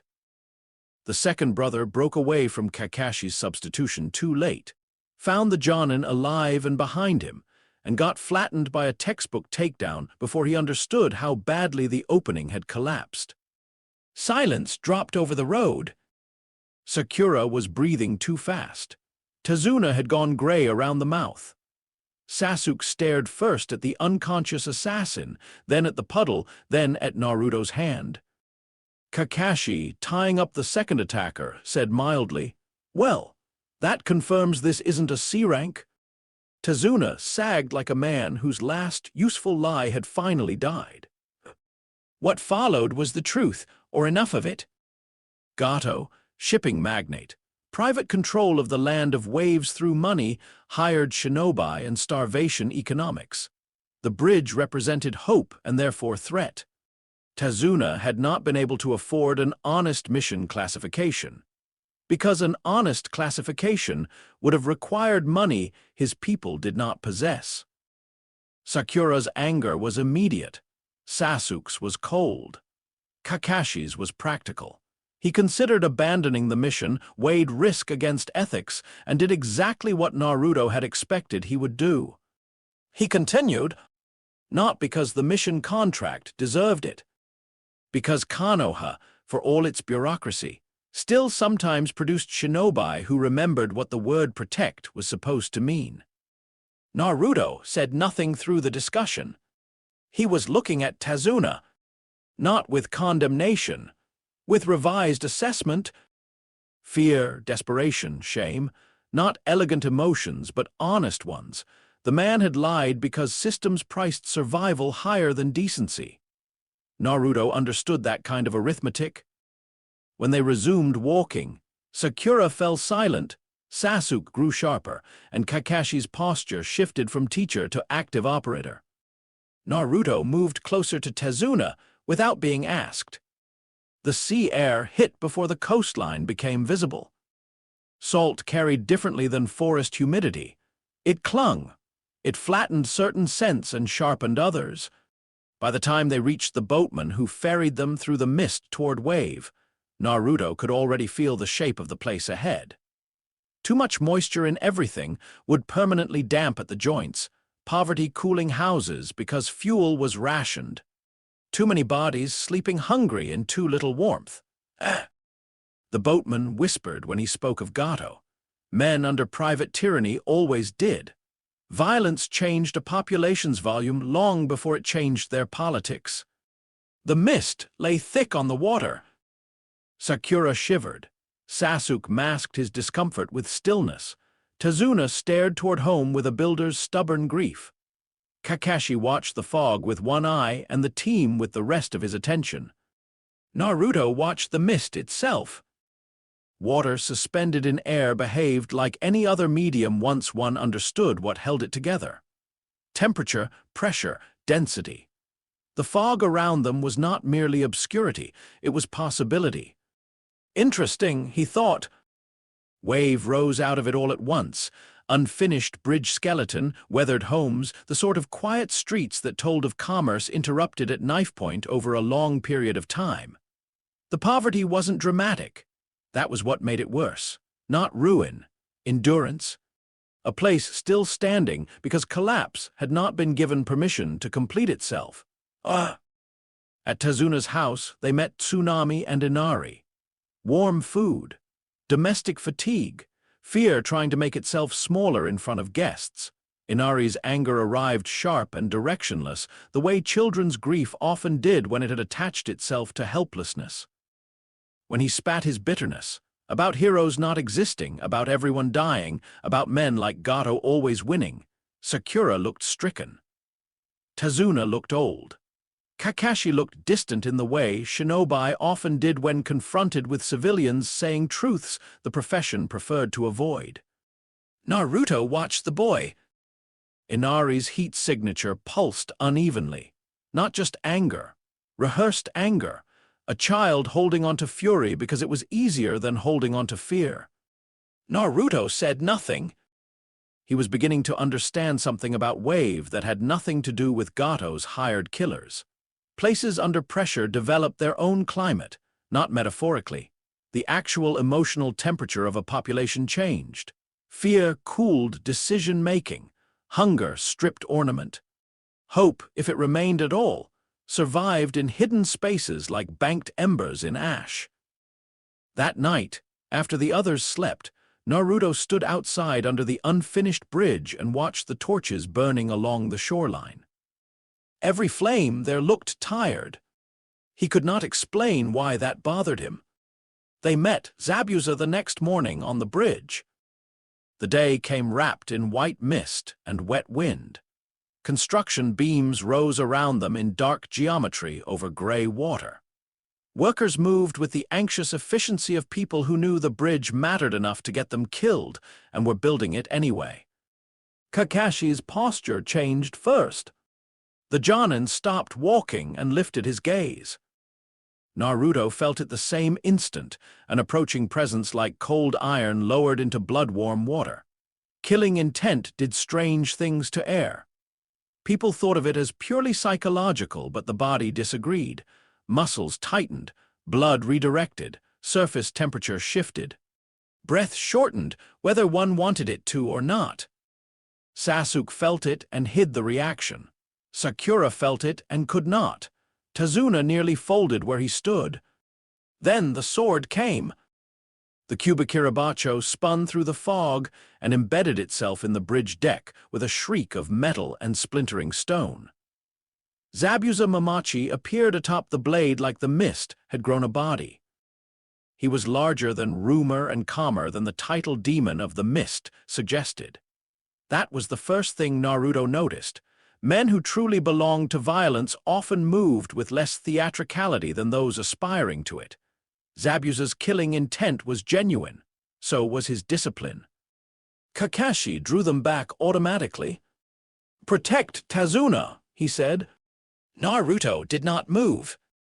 Zabuza's gaze flicked over the team, dismissing Sakura, pausing on Sasuke long enough to register bloodline quality, then resting on Naruto with the brief, predatory curiosity of a veteran who recognizes that one thing on the field has not reacted normally.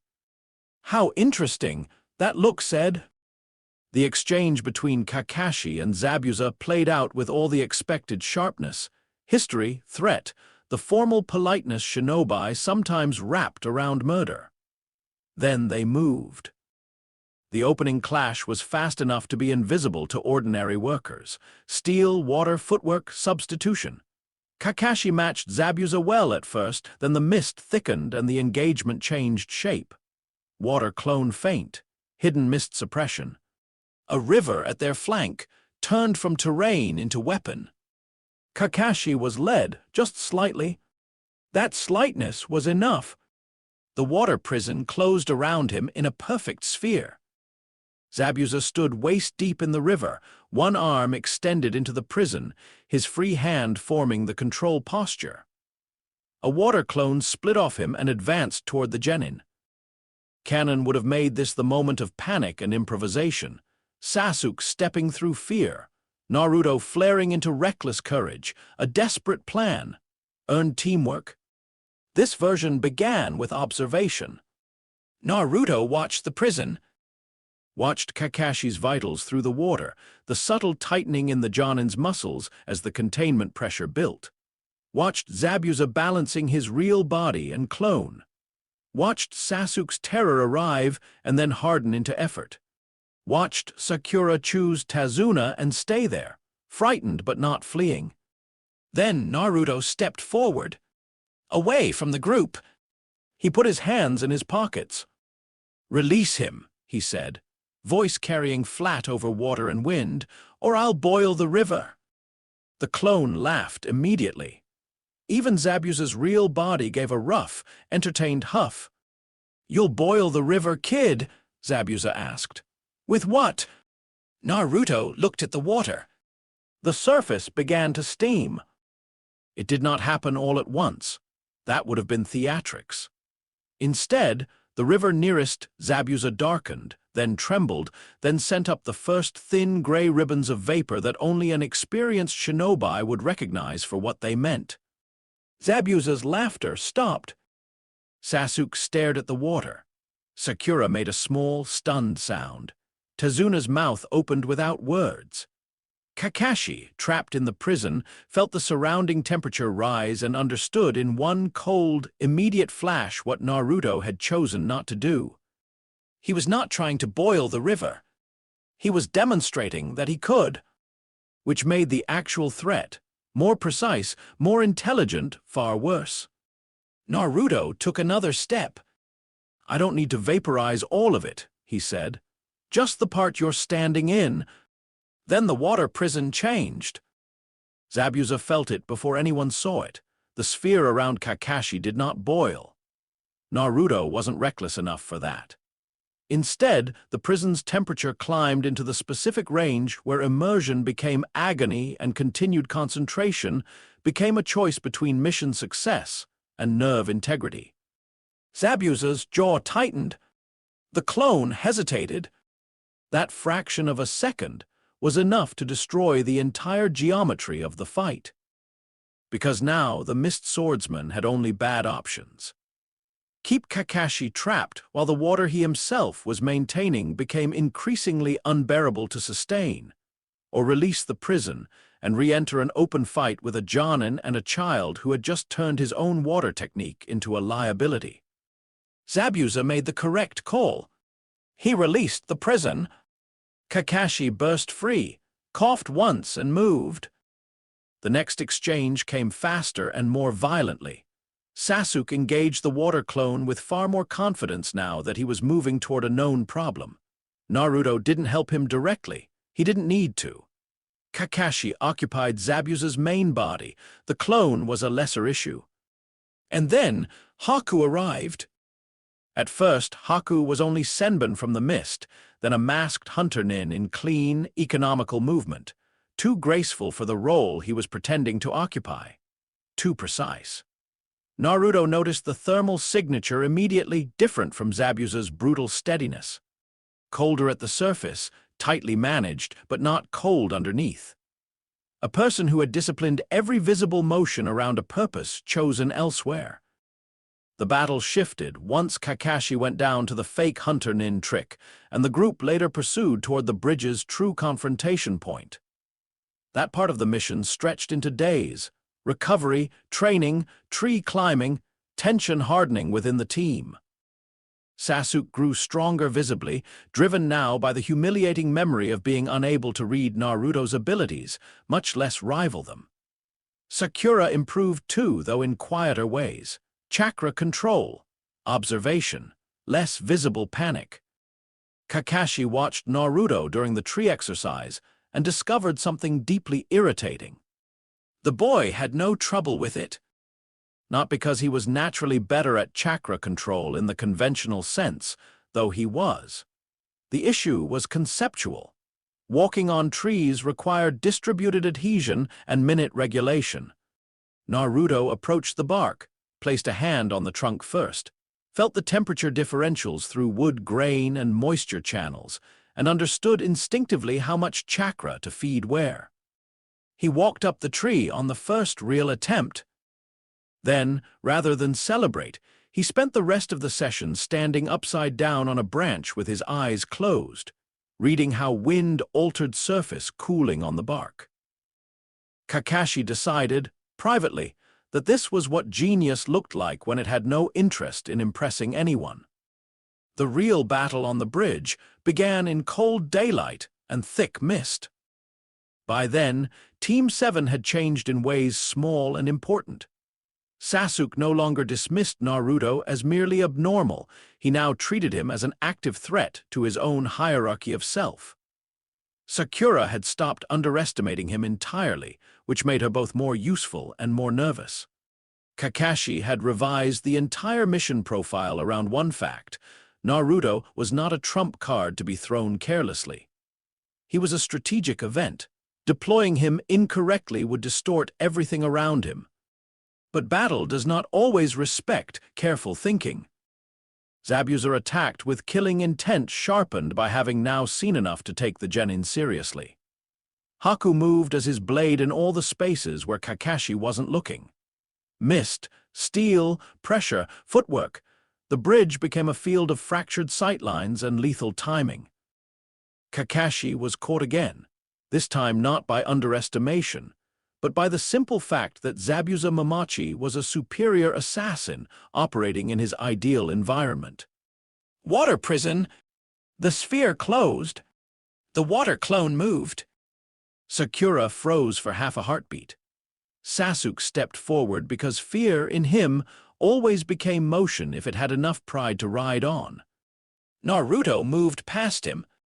He didn't posture, didn't shout, didn't flare chakra.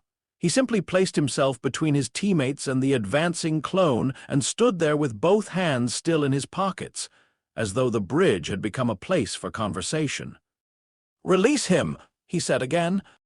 The clone bared its teeth. "You really don't learn." Naruto's gaze drifted across the river.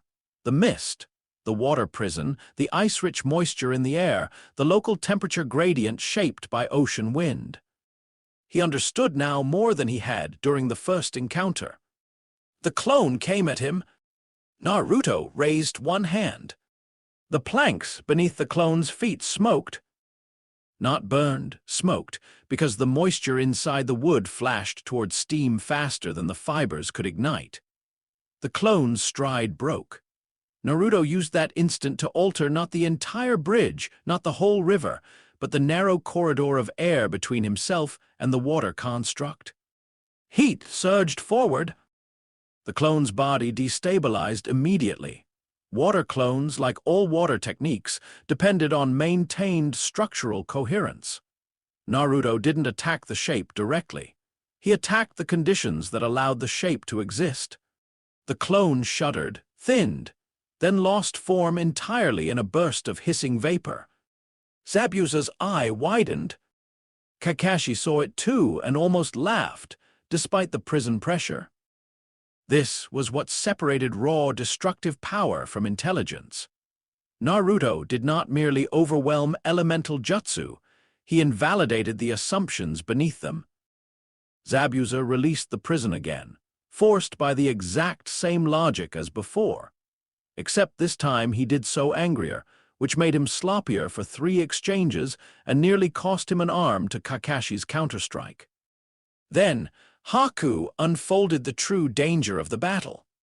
The demonic ice mirrors rose around Naruto and Sasuke in a perfect dome. From the outside it looked beautiful. That was part of what made techniques like Haku's so frightening. Clean geometry, repeating surfaces, grace arranged into death, mirrors of ice reflecting mirror images of the masked shinobi from every angle. Sasuke cursed softly and dropped into guard. Naruto looked up. He could feel the temperature drop within the dome. Of course, he thought, not a mirror technique. A climate control technique wearing mirrors as architecture. Senbon came first, blurring lines of steel and killing intent from impossible angles. Sasuke reacted with the awakened desperation of talent cornered. He moved well, better than before. Good enough to matter, not good enough to dominate the structure surrounding them. Cuts opened across his arms and shoulders. Blood flecked the planks. Naruto watched the mirrors. Haku struck again. Sasuke intercepted one spread meant for Naruto out of reflexive teammate logic he would later resent having revealed. More Senbon, more blood. Sasuke's breathing roughened. "You can't track him," Sasuke snapped. Naruto didn't answer immediately. He was listening to the mirrors. Ice held heat poorly compared to water. That was the point. It required stable cold to preserve shape against stress. Every time Haku moved between mirrors, every time Senbon pierced air, every time Sasuke's warm blood struck the floorboards, the dome's internal temperature shifted in patterns Naruto could read more clearly than sight itself. When he finally spoke, his tone was almost absent. "He's not moving through the mirrors," Naruto said. "He's moving through the thermal gaps between them." Sasuke, bleeding and furious, had no idea what that meant. Haku did. The next volley hesitated by less than a second. It was enough. Naruto placed his palm flat against the bridge deck. Not dramatically, not a slam, an interface. Then he changed the inside of the dome. Not into fire. Fire would have been crude, oxygen-hungry, visually obvious. He simply began raising the ambient temperature everywhere within the ice mirror formation at once. Slow enough to avoid a wasteful shockwave. Fast enough that the phase stability of the structures failed before Haku could compensate. The mirrors clouded. Sasuke blinked blood from one eye and stared. Cracks laced outward through the nearest pane. A second mirror began to drip at the lower edge. Then all of them started collapsing together, not shattering under force, but losing the right to remain ice in the environment Naruto had built around them. Vapor fogged inward.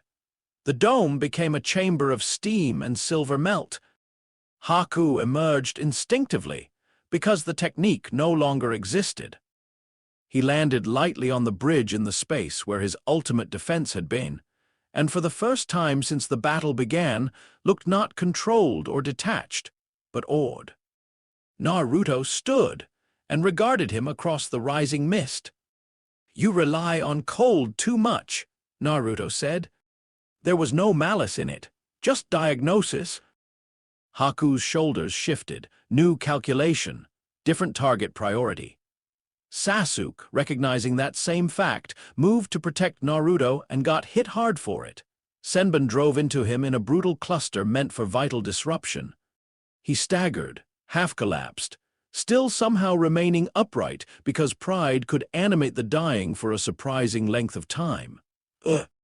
Naruto caught him before he fully fell. Sasuke's body was hot with injury, not immediately fatal but serious. His breathing rasped wetly. For one moment, something old and dangerous stirred under Naruto's calm. Not a berserker rage, not fox chakra spilling loose, but a colder thing. The sort of stillness that arrived when a variable moved from theoretical to unacceptable. Haku saw it. So did Zabuza, distantly, even while trading with Kakashi. Then Kakashi formed the lightning blade. The bridge filled with that bright, screaming concentration of chakra, white, blue, and fatal. In canon, it would have found Haku through sacrifice, a child weapon dying to protect the only bond he believed he possessed. Naruto saw the line before the strike completed. He saw Kakashi's charge, saw Haku choose motion, saw the exact intersection where loyalty would turn into death because people raised as tools often mistook usefulness for love. Naruto moved. He stepped into the path of the lightning blade and raised not a shield, not a wall, but a density of superheated air so abrupt and precise that the Chidori's piercing edge hit a zone of violent thermal distortion and lost structural coherence. Lightning screamed, then scattered. The current burst outward in branching white arcs that charred the bridge planks without punching through Naruto's guard. Kakashi skidded to a halt, stunned. Haku stood frozen inches behind the point where he had expected to die. For a few seconds, only the sea wind made noise. Naruto turned and looked directly at Haku. Not at the mask, through it. With thermal perception fully open, he could read the truth of the boy almost offensively well. Surface control, subordinated panic, a lifetime of self-erasure built around a single source of meaning. Every physiological pattern of a person who had made being needed into a substitute for existing. Naruto understood that structure too quickly for comfort. "You're not a tool," he said. Haku's breath caught. "Tools don't have heat signatures like yours." No speech followed, no plea, no grand emotional appeal to choose another path. Haku stared at him like he had just been struck in some place deeper than the body. Then the battle resumed, because war rarely pauses for revelation as long as stories wish it would. Zabuza, enraged now and wrong-footed by variables he did not control, pushed harder against Kakashi and lost the strategic initiative for it. Kakashi, no longer underestimating any piece on the board, shifted from contest to kill. The exchange shortened, steel rang, blood hit the planks. And then Gato arrived. Of course he did. Tyrants always preferred entering once the dangerous work seemed mostly done. He came with mercenaries, false bravado, and the casual contempt of a man too long insulated by purchased violence. He mocked Zabuza, declared the swordsman expendable, announced his intention to kill everyone once the bridge builder ceased being useful. Zabuza listened. Something in him changed. Not redemption. Naruto would have distrusted that word here. This was not moral purification. It was simpler and therefore more believable. Zabuza, a man who sold death professionally, had been insulted in the one language people like Gato still respected: worth. Haku lay injured nearby, not dead, mask broken. Gato's men advanced. Zabuza asked for a kunai. Kakashi, after one long look, gave him one. What followed belonged less to heroism than to momentum finally finding the correct target.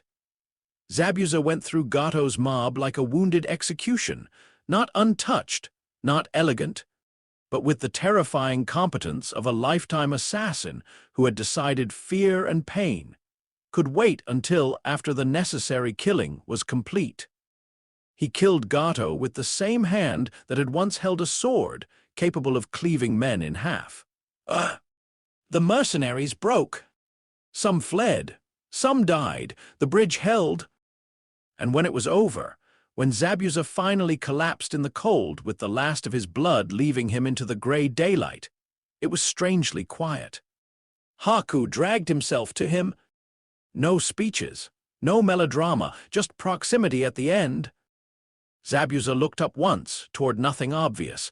Maybe snow that wasn't there, maybe memory, maybe simply the relief of no longer needing to stand. Then he died. The workers did not know what to do with the body. Mercenary corpses could be left for crows, but Zabuza Mamachi was not a crow-earned man. Even in failure, there remained something martial about him. Hard, coherent, not good exactly, but not refuse. Naruto stepped forward. No one stopped him. Haku, pale and barely conscious, looked up through blood and broken mask. Naruto knelt once beside the dead swordsman, placed 2 fingers lightly against the torn cloth near Zabuza's chest, as though confirming what everyone already knew, then stood. The flames that took the body were crimson. Not tall, not wild, very quiet. They rose with none of the hungry chaos ordinary fire displayed. No crackling greed, no frantic spread.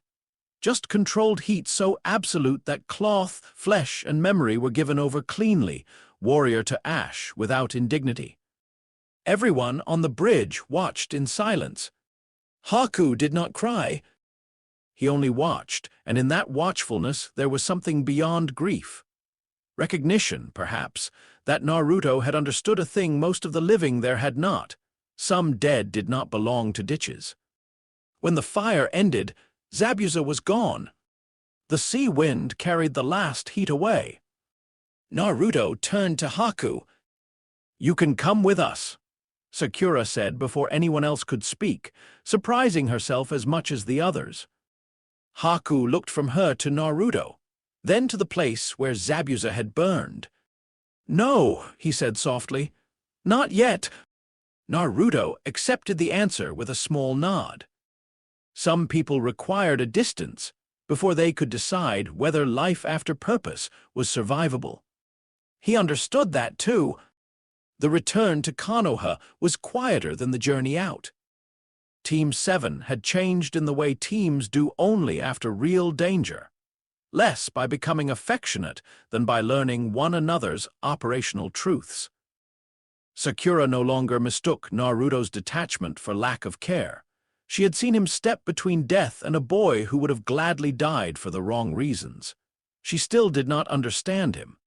But now the unease came braided with respect. Sasuke's relationship to him worsened and deepened simultaneously. On the bridge, he had seen 3 unbearable things. Naruto treats Zabuza like a problem to be solved rather than a legend to be feared. Naruto erased Haku's ultimate technique by understanding it better than its user. And Naruto stopped Kakashi's lightning blade without hand signs, without panic, without effort that showed. The insult was no longer merely that Naruto was stronger. It was that Naruto seemed to inhabit a level of interpretation Sasuke could not yet reach. Kakashi, meanwhile, spent much of the road home thinking about thresholds. There were shinobi in the world who were powerful. There were shinobi who were dangerous. There were bloodlines that distorted ordinary combat math and jinchuriki, whose mere existence changed mission classifications. Naruto was becoming something adjacent to those categories, while fitting cleanly into none of them. That was strategically disastrous. It was also, Kakashi admitted privately, fascinating. When they reached the village and formal debriefing began, Kakashi wrote his mission report himself. Carefully, he included the classification fraud, Gato's private militia, Zabuza and Haku's involvement, the bridge outcome, civilian conditions in Wave, and every combat-relevant observation about Team 7. He wrote 3 separate passages on Naruto. The first described measurable events only. Neutralization of demon brothers through thermal disruption, forced release of water prison by localized temperature escalation, invalidation of demonic ice mirrors via controlled ambient increase, dispersal of lightning blade through superheated air density, observed battlefield awareness exceeding genin norm. The second passage was shorter and more important. Subject demonstrates capacity to reinterpret opposing jutsu in real time through thermodynamic analysis, rather than direct chakra contest. This suggests future engagements against elemental users may become structurally one-sided once subject identifies governing conditions. The third passage, Kakashi encrypted twice before sealing. I no longer believe existing village records accurately describe Uzumaki Naruto's threat profile or strategic value. Current classification language remains inadequate. The report went directly to Hiruzen. Late that night, the Hokage sat alone in his office and read it by the light of his hearth. Outside, Konoha moved through its ordinary nocturnal routines. Patrol swaps, kitchen cleanup, lovers arguing, children sleeping, shinobi lying awake because they had seen too much too young and found adulthood unimpressed by that fact. Inside, Hiruzen read about a 12-year-old boy telling a missing nin he would boil a river, then nearly doing it. He read about ice mirrors evaporating. He read about a lightning blade failing because the air itself had been weaponized. He read the final encrypted note twice. Then he lowered the paper and stared into the fire in the hearth for a very long time. The flames burned steady in the grate. For 3 seconds, without any apparent draft or fuel shift, they deepened to crimson. Hiruzen's eyes narrowed. Then the color passed. The fire returned to ordinary orange. The old man leaned back in silence, the report open in his lap, and felt for the first time not the fear that Naruto might one day become a threat to Konoha, but the far more complicated unease of realizing the village might already be too small a framework for what the boy was becoming. Outside, somewhere in the sleeping dark of the village, Naruto Uzumaki sat by his apartment window and watched the night. He did not smile. He only listened, to distant stoves, to cooling roofs, to the soft pulse of human life spread across the village like coals under ash. And somewhere behind his own thoughts, in the deep irondark behind the seal, one ancient fox kept its eye open a little longer than usual. Say next chapter and I'll continue with Chapter 4, The Architecture of Stillness. Chunin Exams Part 1. Next! I'm continuing with Chapter 4, and keeping the same slow burn tone, power logic, and character tensions intact. Thought for 13's Chapter 4, The Architecture of Stillness. Every other genin entered the forest of death afraid of what might find them. The predators in the forest of death were afraid of what they had found. The Chunin exams arrived in Konoha like a pressure front. The village changed before anyone officially announced anything. Traffic patterns shifted. Inns filled with foreign shinobi and their escorts. Vendors raised prices. Patrols doubled in subtle places and vanished from obvious ones. Mission halls acquired the tense, overbright energy of institutions pretending they were not preparing for bloodshed between allied nations wearing polite smiles. Naruto noticed it all before Team 7 received the paperwork. Konoha's temperature had changed. Not literally, though that too in a small way. More bodies, more lanterns burning later, more kitchens working through the night. The deeper change was in the movement of people. Hidden villages carried distinct thermal habits, and Naruto had long since learned that bodies trained under different doctrines revealed themselves before their headbands did. Konoha shinobi tended toward distributed vigilance. Heat spread more evenly through posture because the village's academy system trained constant environmental awareness. Suna shinobi conserved more. Their movements had the economy of people raised under scarcity. Odo was wrong in subtler ways, too eager in the hands, too tightly wound in the spine, like instruments permanently tuned a fraction too high. By the time Kakashi tossed Team 7 their exam recommendation forms, Naruto had already identified 16 foreign genin by Heat's signature alone while walking through the market district. Sakura took the recommendation with a flash of excitement so quick she almost looked younger instead of older.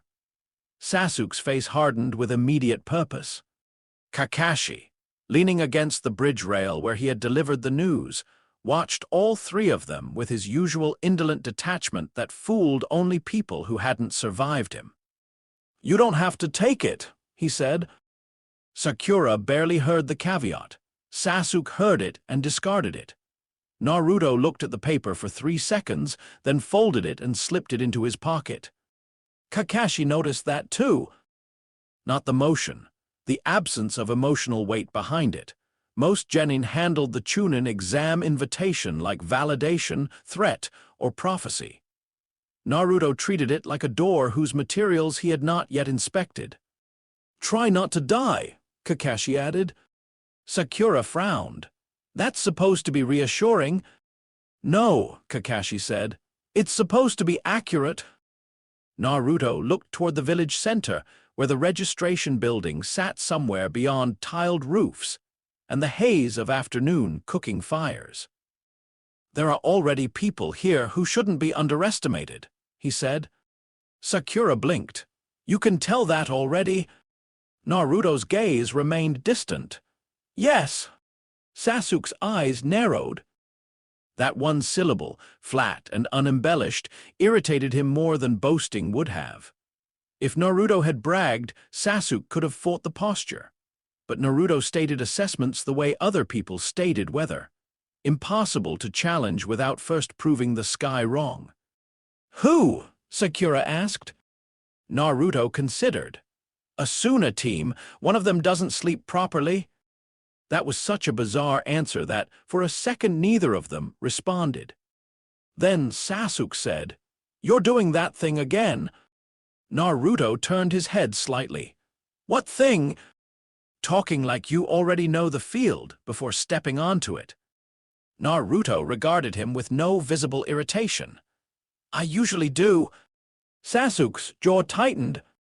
Kakashi, who had not asked the follow-up because he suspected he already knew the answer would be both useful and impossible to teach, tucked his hands into his pockets and silently revised how much chaos the exam could absorb before Naruto stopped merely participating in it and began restructuring it. The registration hall was designed to intimidate. Institutions loved architecture like that: wide corridors, poor acoustics, deliberate crowding near choke points, enough waiting to fray young nerves before the first official test ever began. The room outside the examination chamber was packed with genin from multiple villages, each group arranged in the formations most natural to their training. Clan clusters, national units, loose predator circles, false laziness concealing challenge. Sakura slowed first. Not from fear exactly, from overload. There were too many variables, too many bodies radiating intent, too many older candidates carrying themselves with the casual confidence of repeat examinees. Pressure like this was social before it was martial. It made people suddenly aware of all the ways they might be judged. Sasuke adapted by hardening. Naruto adapted by listening. The first genjutsu barrier at the hallway landing was almost offensively simple. A minor perception scramble meant to turn away the inattentive and humble the overeager. Most candidates either fell for it or pretended not to notice so they could watch others embarrass themselves first. Naruto barely registered it. Illusions that relied on visual expectation had never interested him much. People lied easiest through what they assumed the eye would trust. Sakura caught it next. Sasuke saw it after that, more because he saw Sakura's confidence sharpen than because the genjutsu itself had posed any difficulty. Before they could decide whether to comment, 2 older Konoha genin intercepted a team nearby with practiced superiority, playing gatekeepers to an exam they themselves had failed before. It was performance, public correction as status display. Rock Lee arrived in the middle of it. His heat signature had already marked him half a corridor away, high, disciplined, oddly clean. A body engineered through repetition until exertion itself became a kind of prayer. Naruto turned before Lee spoke.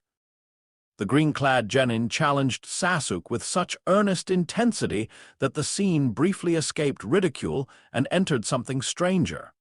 Most boys his age tried to look dangerous. Lee looked committed. Entirely, almost beautifully committed. to the proposition that effort could become identity if repeated long enough. Sakura recoiled. Sasuke bristled. Lee noticed Naruto only after the exchange began to devolve.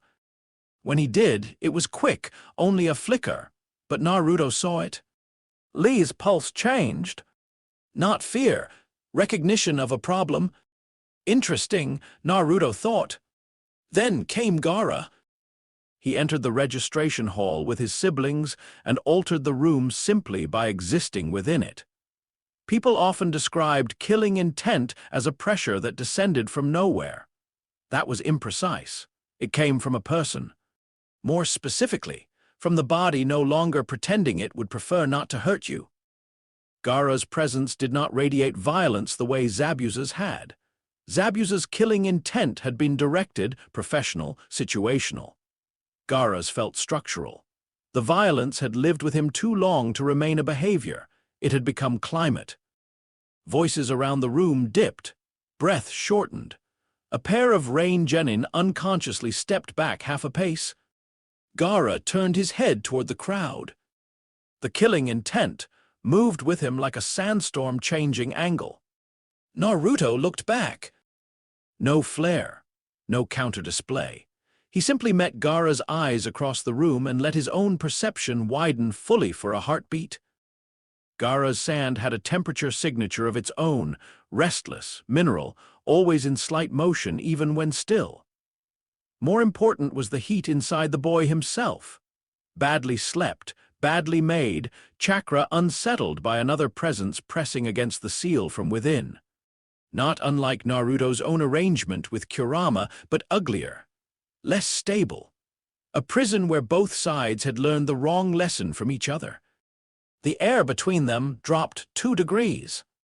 No one near them could have explained how they knew it, only that something had happened that made every exposed patch of skin on their arms tighten. Gaara's eyes narrowed. Then, for the first time in his remembered life, he looked away first. Lee noticed. Neji Hyuga, standing farther back with his team, noticed more quietly and therefore more dangerously. Kakashi, observing from a distant vantage with the ease of a jonin who knew how to haunt a structure, noticed most of all and felt a cold, familiar thought return. This is going to get out of hand. The written exam room smelled of paper, dust, sweat, and fear. Ibiki Morino stood at the front like a man who had been carved specifically to ruin younger people's confidence. His scarred face and blunt voice did most of the work before the test ever began. He understood what many instructors did not. Fear was information. More than that, fear revealed where a person located their self-worth when time ran short. Naruto liked him immediately. Not personally, philosophically. Ibiki distributed the answer sheets and began his speech on cheating, penalties, and team elimination. Around the room, candidate heat signatures intensified in small, predictable ways. Some sweated because they feared failure. Some because they had already realized the exam questions exceeded their academic level and that the test, therefore, had to be about something else. Some because their plan to cheat depended on teammates who suddenly looked unreliable. Naruto listened to the rules once, then lowered his gaze to the paper. The questions were difficult in the ordinary sense and irrelevant in the deeper one. He did not start writing immediately. Instead, he let his awareness drift outward. Pencils moved. Not just the sound. Tiny pressure changes across the room, the scrape patterns of graphite against paper, the minute convective currents rising from warmed hands and fresh friction. Every candidate altering the page changed the local thermal behavior by fractions. Alone, meaningless. Together, legible. Most shinobi cheated in written exams by looking at others' answers. Naruto read the room itself. A girl 2 rows left held her pencil too tightly when uncertain, warming the shaft faster between the fingers before committing strokes. A stone genin in the back wrote with brutal confidence and poor punctuation. Neji's movements were economical enough to be almost useless as a source, but the rate at which his hand passed over each line revealed certainty. Sakura, directly helpful to no one but herself, radiated concentrated competence like a lamp. Naruto's eyes half-lidded. The room became weather. Air currents, hand heat, pencil pressure, breath patterns. Micro-hesitations before wrong answers and absent hesitations before right ones. It was not a matter of copying any single paper, it was synthesis. Dozens of flawed readings filtered into one useful map. He completed the exam in 6 minutes. Then he stopped. Not because he was done, because he had to decide how alarming to be. He scanned what he had written, every answer correct. That would create complications. Not because performance itself mattered, but because drawing too clean a line through the exam would change the room's story about him in unhelpful ways. Naruto had already learned that the village tolerated anomalies better when it could pretend they were messy. He crossed out 3 answers and replaced them with plausible errors. Then he put the pencil down. Around him, others were still spiraling through strategy and panic. Sasuke had identified the cheating condition and adapted with Sharingan-assisted theft. Sakura actually knew enough to function without much cheating at all. Lee was suffering nobly. Kankuro was pretending not to look obvious while being extremely obvious to anyone like Ibiki. Gaara hadn't moved much at all. Someone was feeding him information, likely by sand or sibling arrangement. Naruto sat still and waited. Ibiki walked the rows slowly, feeling the room. His job was not catching all cheating. It was identifying who understood the structure quickly enough to survive under it. When he passed Naruto's desk, he paused. No one else noticed. Ibiki was too good at seeming merely to breathe in place. His gaze dropped to the answer sheet, not the content first. The timing, the posture. Naruto had been finished for an eternity by exam standards and had entered no visible stress state at any point. Ibiki's eyes flicked once to Naruto's hands, once to the paper, then up to the boy's face. Naruto met the look without challenge. Ibiki moved on, but in that instant, a silent exchange occurred between them. "You saw the test?" "Yes," and decided how much of that fact to reveal. "Yes." Useful, Ibiki thought. Deeply troublesome, but useful. When the proctor reached the final question and began his psychological trap, the threat of permanent genin status, the demand for choice under pressure, panic broke exactly where it always did. Some teams folded. Some candidates left to preserve the future they imagined they still controlled. Others stayed because ambition and fear had found a temporary truce. Naruto did not move. Of course he didn't.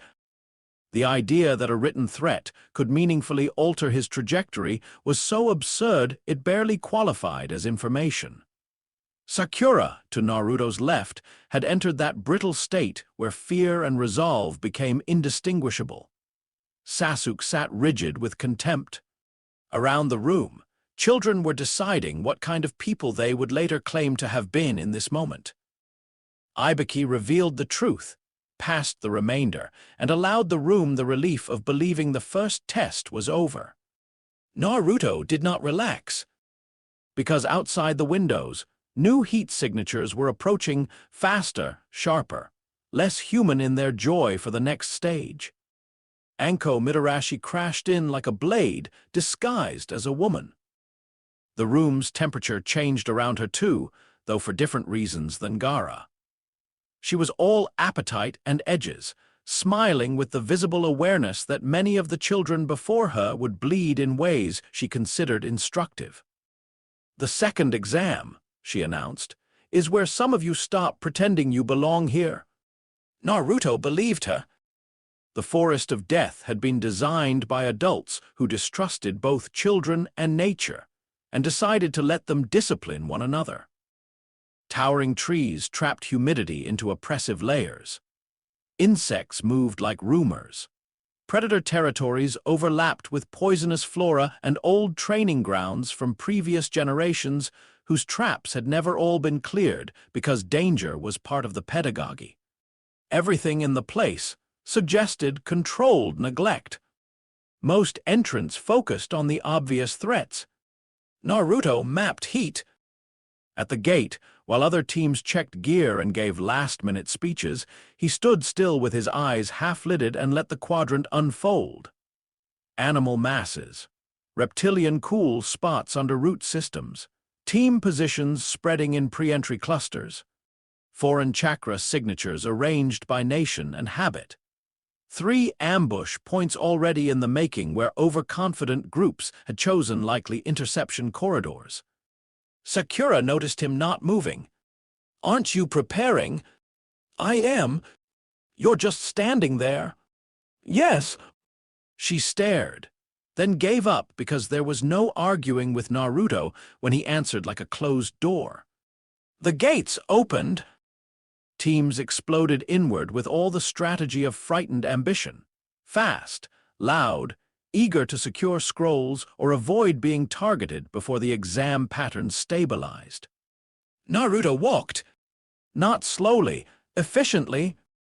The moment they crossed under the trees, he tilted his head once and changed course 30 degrees west of the route Sasuke had instinctively chosen. Sasuke stopped. "Wrong way." "No, there's no path there. There are 3 teams on the path you want." Sakura froze. "What?" Naruto was already moving. "One grass, one rain, one I can't identify yet. They're setting a convergence." Sasuke's temper sparked. "You can't know that." Naruto looked back at him once. "Follow or don't." Then he disappeared into the undergrowth. "Ah!" Sasuke swore and followed because there was no world in which he would allow Naruto to vanish ahead of him in a live exam. Sakura followed because staying between them had become her only reliable method of not being left inside some argument she couldn't see. For the next 2 hours, Naruto did something none of them could have done alone. He turned the forest into readable architecture. He steered them through humidity gradients that implied open movement corridors rather than stagnant predator nests. He avoided nests of giant centipedes because their clustered body heat reed like braided ropes under moss. He diverted around a bear-sized creature asleep in a hollow because the tree above it held warmth in a pattern inconsistent with empty wood. Twice he altered course minutes before another team passed through the area they had just bypassed. Sakura eventually stopped asking how he knew. Sasuke did not stop resenting it. They acquired the second scroll by taking it from a missed team that never even realized Team 7 had fully mapped their defensive positions. Sasuke disabled one. Sakura trapped another with wire and precision she would never later receive enough credit for. Naruto neutralized the third by raising the temperature inside the boy's kunai pouch until the metal burned through the fabric and clattered uselessly at his feet, forcing surrender before the exchange became bloody. Then they kept moving. While other teams fought for survival, Team 7 reached the tower approach by mid-afternoon. They were first.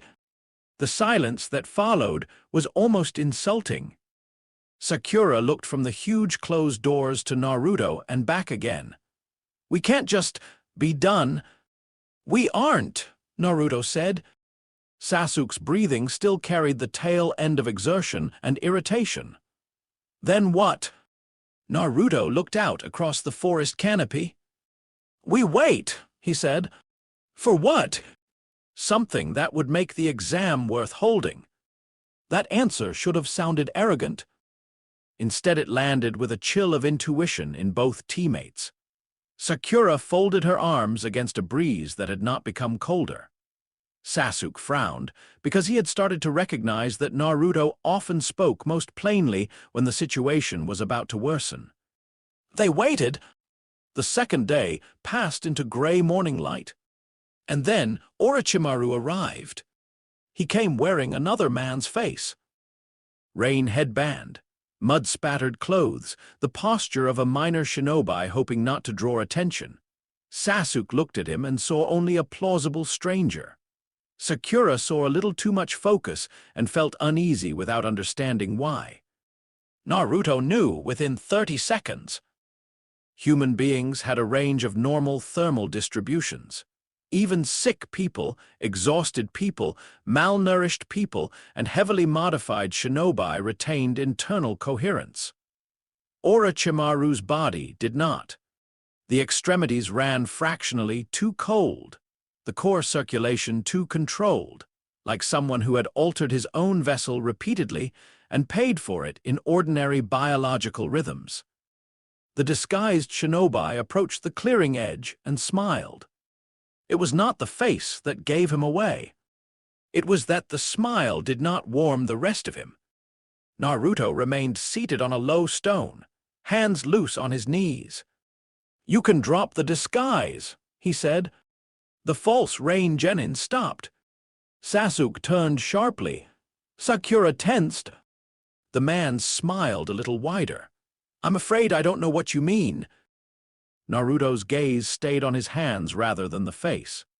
"Your circulation is wrong, 2 degrees low in your fingers and feet. Extensive self-modification, I think, or long-term body hopping. Hard to say from this distance." Silence fell over the clearing. Then the smile on the Rain Genin's borrowed face changed shape completely. The disguise sloughed off in chakra-slick ruin. Orochimaru stood where the stranger had been, pale and long-limbed, eyes like something that had learned curiosity and predation at the same time, and never seen a reason to separate them. Sakura's breath caught. Sasuke went very still, which was his body's way of moving as close to fear as pride allowed. Orochimaru looked at Naruto with a level of attention he usually reserved for ancient texts, rare bloodlines, and the moment before deciding whether to vivisect something interesting. "How delightful," he said softly. "And here I thought I would have to work a little harder." Naruto did not stand. That was new. Most children in the presence of someone like Orochimaru either postured desperately or froze. Naruto behaved like a man receiving a guest whose stated purpose had not yet justified hospitality. "You came for Sasuke," Naruto said. Sasuke's eyes flicked toward him with involuntary shock and anger. Orochimaru's smile deepened. "Did I?" "Yes. And why would I do that?" Naruto finally looked up. "Because his chakra structure is carrying the shape of something you'd consider legacy. And because you aren't looking at Sakura at all." Sakura hated how useful that answer was. Orochimaru chuckled. "A remarkable child," he said. "Do you know, Naruto-kun, most adults fail to observe me this clearly even when they survive the attempt. I don't think you're here for adults." Something dangerous and pleased moved through Orochimaru's face. He had planned this encounter. Of course he had. The Forest of Death was not a place he entered casually.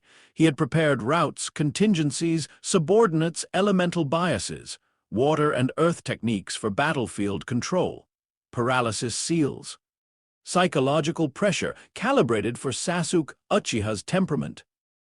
Those preparations had not been built around the possibility that Uzumaki Naruto would diagnose him by circulation and sit there looking mildly disappointed by the disguise.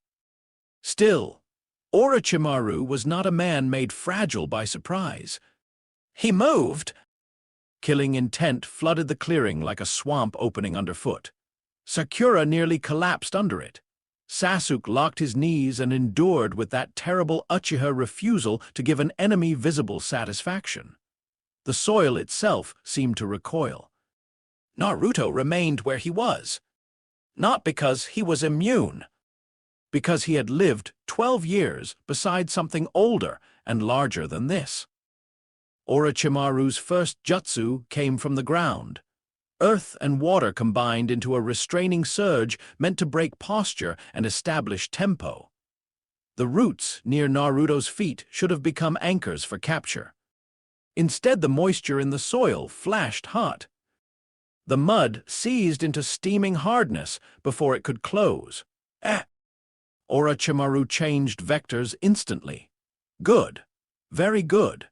His hands blurred through a second sequence while he expelled a water release stream sharp enough to gut Genin where they stood. Naruto tilted one hand. The water became vapor mid-flight. No boil, no roaring resistance, simply a column of mist where a killing technique had expected to remain a shape. Orochimaru's pupils narrowed. Now Sasuke moved, because whatever else was happening, a predator had fixed itself on his team and that gave his fear a direction. Shuriken flew. Good line. Good speed. Orochimaru let them pass by a hair and did not even pretend not to find the attempt charming. The Sanin's attention shifted back to Naruto. He formed a sealing sequence, then one of his paralyzing curse constructs. 5 points of completion that would normally lock a target's chakra pathways and leave them helpless. Naruto watched the seals forming in the air, then burned them away before they finished connecting. Not the paper, not the chakra all at once, just the linkage medium, the exact thermal tolerance at which the suspended formula could no longer maintain integrity in the surrounding air. Orochimaru stopped smiling. For the first time in many years, he felt something close to caution. Sasuke saw that too, and the sight lodged in him like a splinter of ice. Orochimaru, legend, criminal, monster, missing nin, whose name poisoned rooms, was recalculating around Naruto. Not him, Naruto. It was one thing to be weaker than a stronger genin. That could be endured. It was another to watch an S-rank shinobi adjust his plans because your teammate had made himself the first problem on the field. Orochimaru's gaze moved between them and settled. He had come for Sasuke. That objective remained, but neutralizing Naruto directly in the present configuration would cost more than he had budgeted. Possibly much more. Water was compromised, earth unreliable, seals incomplete under active thermal disruption. Extended engagement risked drawing proctors or forcing him to reveal more than he wished at this stage. So he did what truly dangerous people do when bravado fails them. He changed the shape of his victory.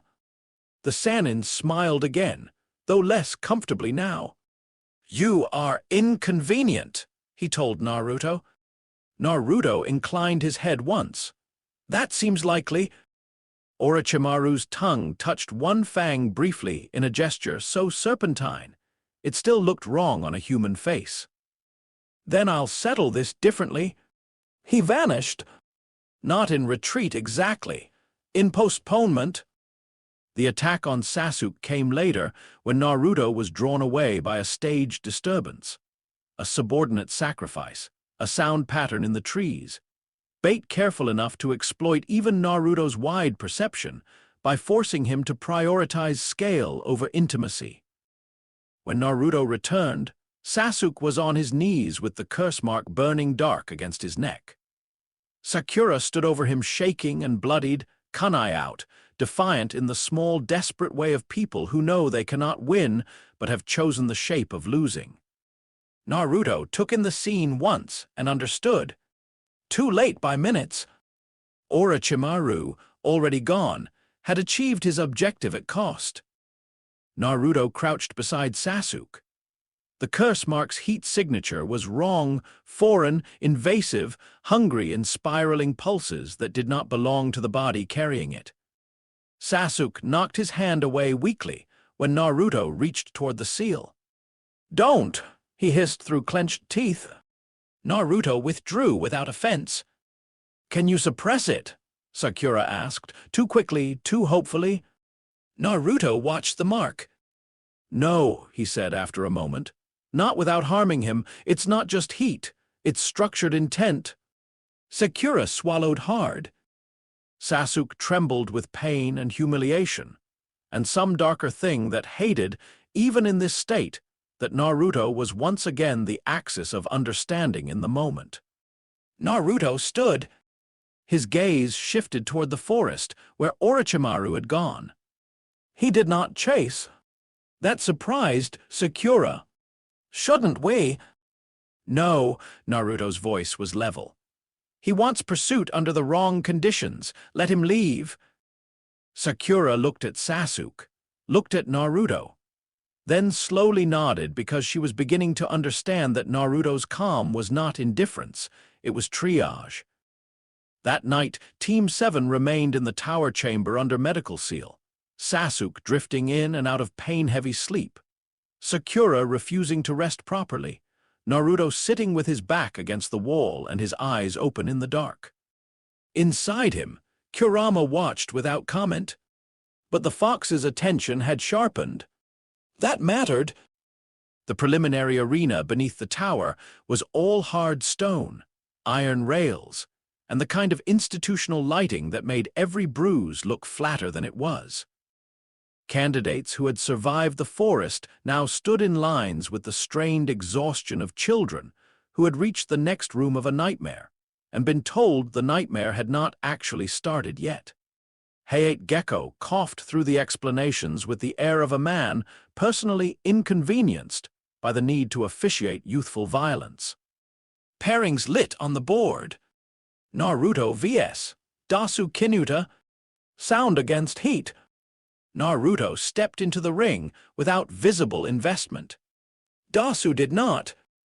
The Sound Genin's entire posture screamed compensation. He had been dangerous in the forest because most people underestimated tools they did not understand. The Melody Arm's internal chamber amplified vibration into devastating assaults against the inner ear and central balance. It was not elegant, but it was viciously effective. Dasu smirked behind his bandage wrappings. You've got a reputation now. Naruto looked at the metal apparatus wrapped over Dasu's arm. Yes. The invigilator dropped his hand. Dasu attacked immediately, correctly, without conversation. The first wave of vibration hit fast and invisibly. Most opponents in Naruto's position would have been dropped to one knee, disoriented, organs shivering under sonic assault while panic did the rest. The attack bypassed obvious defenses. That was the genius of it. Naruto stood still and received it. The arena waited for him to falter. He did not. Dasu fired a second pulse, stronger. Naruto closed his eyes. The vibration entered the field around him and became information. Sound was pressure. Pressure became friction. Friction became heat, not metaphorically, literally, at scale and in sequence. Naruto had been reading the world through thermal disturbances all his life. Dasu's unblockable technique was simply handing him extremely detailed data at high speed. Naruto opened his eyes. Dasu's smirk flickered. What's wrong? He demanded, and fired the third burst. Naruto spoke over the fading hum. Sound is vibration, he said. Vibration is energy. Energy is heat in another arrangement. Dasu did not understand the sentence. Worse, he sensed that understanding it was not required for the danger to become real. Naruto raised one hand. Nothing visible happened for half a second. Then the Melody Arm detonated. Not outwardly at first. Inwardly, the metal chamber superheated from the inside where pressure and resonance had already been structured into useful instability. The air sealed within the mechanism expanded in a catastrophic microburst. Bolts sheared, plates buckled. Dasu screamed and was thrown sideways by his own weapon ripping apart around his arm. The blast echoed off the arena walls. When the smoke cleared, Dasu was alive, burned, shocked, on his back with the ruined remains of the armature hanging from twisted straps and metal fragments. Naruto stood exactly where he had before. No one in the arena spoke. Even the spectators from foreign villages needed a moment to rearrange what they had just seen into categories that didn't insult their own intelligence. Sakura exhaled only when she realized she had stopped breathing. Sasuke stared down into the ring with the blank, dangerous concentration he wore when his internal world was being damaged. Kakashi looked profoundly unsurprised in the most alarming way possible. Gaara watched Naruto not like a rival now, but like someone observing proof that the world still contained larger monsters than the one inside himself. Dasu raised his uninjured hand weakly. "I yield." Hayate blinked once, then announced the result. Naruto turned and walked back to the balcony without so much as glancing at the wreckage behind him. As he passed the stairs beneath the observation platform, he felt eyes on him from several directions. Fear, curiosity, strategic reassessment, a quieter, more ancient interest from somewhere memory adjacent. He returned to his place beside the railing and looked down into the arena, where the next match was already being prepared. Sakura swallowed and said, because someone had to speak eventually, "Did you know it would explode?" Naruto's gaze remained on the floor below. "Yes," Sasuke spoke without looking at him. "And if he hadn't yielded," Naruto considered, "I would have made sure he couldn't use it again." That answer sat between them with the particular weight of a sentence that was not threatening, because it had no need to be. Below, metal fragments from the Melody arm still smoked against the stone. Above, the surviving genin of 5 nations quietly revised every estimate they had made about Uzumaki Naruto. And somewhere far deeper than the arena, beyond concrete and torchlight and human ambition, the shape of the exam itself shifted to accommodate a truth none of its designers had intended. There was now a participant inside the system who was no longer being measured by it. He was measuring it back. Say next chapter and I'll continue with Chapter 5, The Shape of Godhood. Chunin Exams Part 2. Next thought for 17's Chapter 5, The Shape of Godhood. Gaara had always known he was a monster. He had never been in the same room as something worse. The month between the preliminaries and the finals did not calm Konoha. It sharpened it. The Chunin exams had already transformed the village into a theater of performance and espionage. Foreign delegations smiling in daylight and measuring one another at night. Clan elders pretending composure while quietly calculating the value of every match result. Merchants making money off the crowd thickening the streets around the arena. But after the preliminary fights, something subtler settled over the place. Expectation, not the hopeful kind. The kind that comes before storms when the air feels heavier for reasons no one can prove. The kind soldiers learn to distrust because it usually means too many important people have gathered in one location and called it peace. Naruto felt it in the streets first. More guards in soft positions. More chakra signatures lingering where they had no public reason to be, sand shinobi sleeping poorly. Sound operatives moving like people trying too hard to look incidental. Even the civilian crowds around the arena district carried a different emotional heat now, less festive, more compressed, as if the entire village was holding its breath without admitting it. He spent most of the month training alone. Kakashi checked on Team 7 intermittently, as was his way. He offered Sasuke focused instruction because the Uchiha's anger had matured into something operationally dangerous after the Forest of Death. Sakura, left more to her own discipline, sharpened through sheer stubbornness. Naruto received less visible guidance, not because Kakashi did not consider him important, but because Kakashi had no illusion that his own curriculum fit the thing Naruto was becoming. When Kakashi did try to offer advice, it rarely took the shape of technical teaching. "Most people," he said once, standing beside Naruto on an empty training field in afternoon heat, "reach for more power before they understand scale." Naruto sat cross-legged in the dirt with his eyes half closed, feeling the sun soak into the ground around him. "And," and you understand scale too well for your age." Naruto opened one eye. "That sounds like disapproval. It's concern. Those are often related." Kakashi laughed, softly behind the mask. There was no point arguing. Naruto's development had already diverged from shinobi orthodoxy so completely that ordinary training wisdom had become a series of warnings rather than methods. Control, he had it. Restraint, more than most adults. Tactical perception, unpleasantly advanced. The problem was not whether he could do what he did. The problem was what happened when he decided something larger was necessary. That possibility sat with Kakashi all month like a stone in the stomach. Naruto, meanwhile, spent his time exploring thresholds. How wide a thermal field he could maintain without drawing attention from half the district.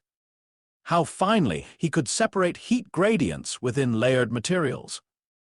How many shadow clones could sustain active pyrokinesis before information return became noisy rather than useful. The answers were encouraging in a way that should have worried him more. On the final night before the arena matches, he climbed the Hokage monument again and sat with his hands in his pockets, looking down over a village lit by celebration, commerce, and the careful vanity of states pretending to be civilized. Inside him, Kurama watched. The fox had become more attentive since the Land of Waves. Not talkative, not cooperative in any sentimental sense, but there was more weight behind the silence now. A listening that implied decision was ongoing. Naruto closed his eyes and felt the village as heat. Thousands of lives, separate, temporary, interlocking only because architecture and fear and desire had convinced them to call the arrangement society. A village was a strange thing to protect. It was never one object. It was a pattern of many small warmths moving through shared space and calling that movement belonging. He was still thinking about that when dawn came. The final arena was built for spectacle. Stone tiers, hanging banners, official boxes for the cage and nobles, wide central floor designed to turn violence into public education. The place had the old, familiar cruelty of institutions that believed children learned best when watched. By the time Team 7 arrived, the stands were already full. Sakura's nerves came off her in sharp, bright waves. Sasuke's absence was visible even before anyone mentioned it. His name existed in the crowd like a missing blade. Kakashi was late, naturally, though Naruto suspected the lateness was not entirely accidental this time.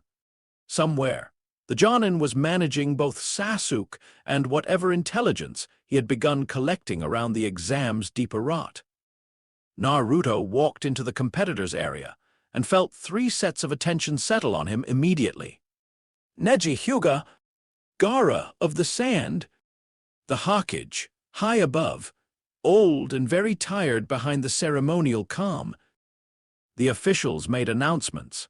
The audience cheered for names they only partly understood. Foreign dignitaries studied bloodlines and postures with professional interest. Then the first disruption arrived on schedule. Sasuke not present, complaints, delays, procedural irritation. The bracket shifted. Naruto's match would come against Neji Hyuga. That made a murmur move through the arena. Not because Naruto was unknown anymore, quite the opposite. His preliminaries had made him the problem no one knew how to categorize. Neji, meanwhile, carried a different kind of fear. Precision. Legacy. The Byakugan wrapped in talent sharp enough to slice through the confidence of most opponents before the first strike ever landed. The contrast pleased spectators. Audiences loved symbolic fights even when the fighters themselves had no interest in symbolism. Neji descended into the arena with all the hard elegance of a boy who had built his life around inevitability. Fate, lineage, superiority, restraint. He wore those ideas so long they had become posture. His eyes were calm in the way dangerous things, often, are when they think the outcome has already happened. Naruto stepped opposite him and stood with his hands at his sides, expression unreadable. Hayate coughed once, announced the match, and stepped back. The arena settled. Neji activated the Byakugan immediately. The veins at his temples rose, his vision widened. Chakra networks flared into clarity around the stadium.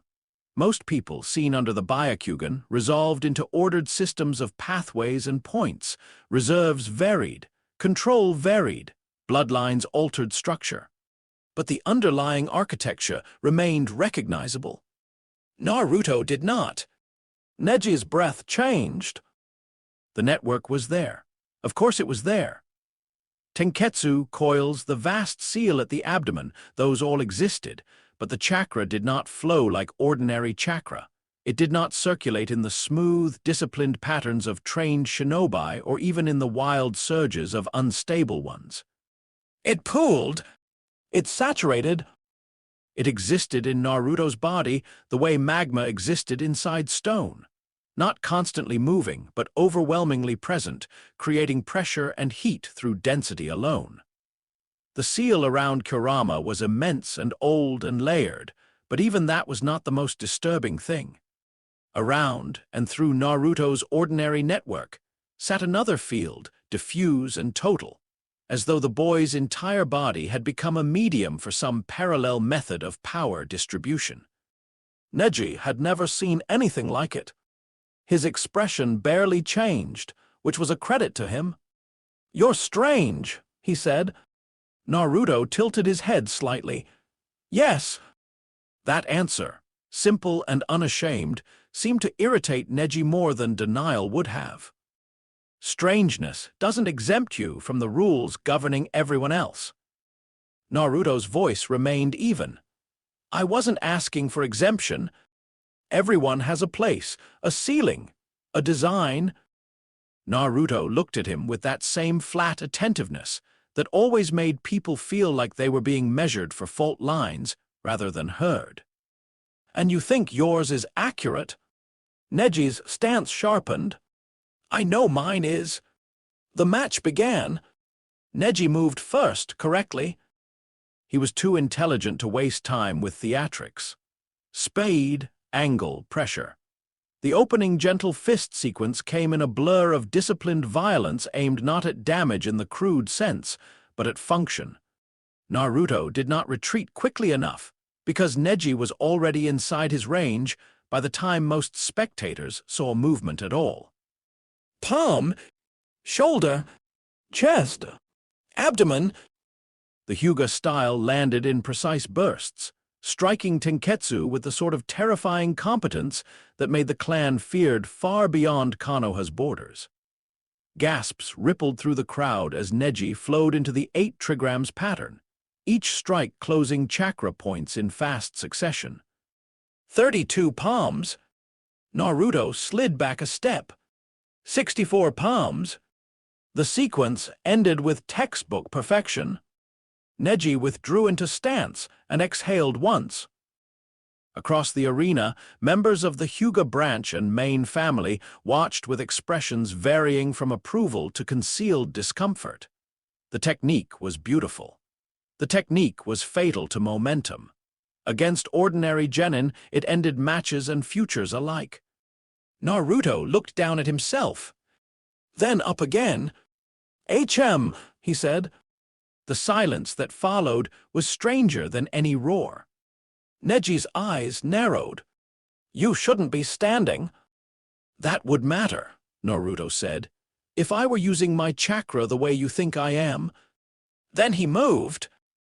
Not faster than Neji could see.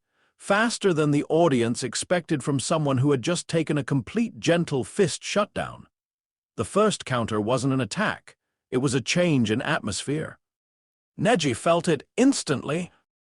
The air within a 10-foot radius around Naruto thickened and burned.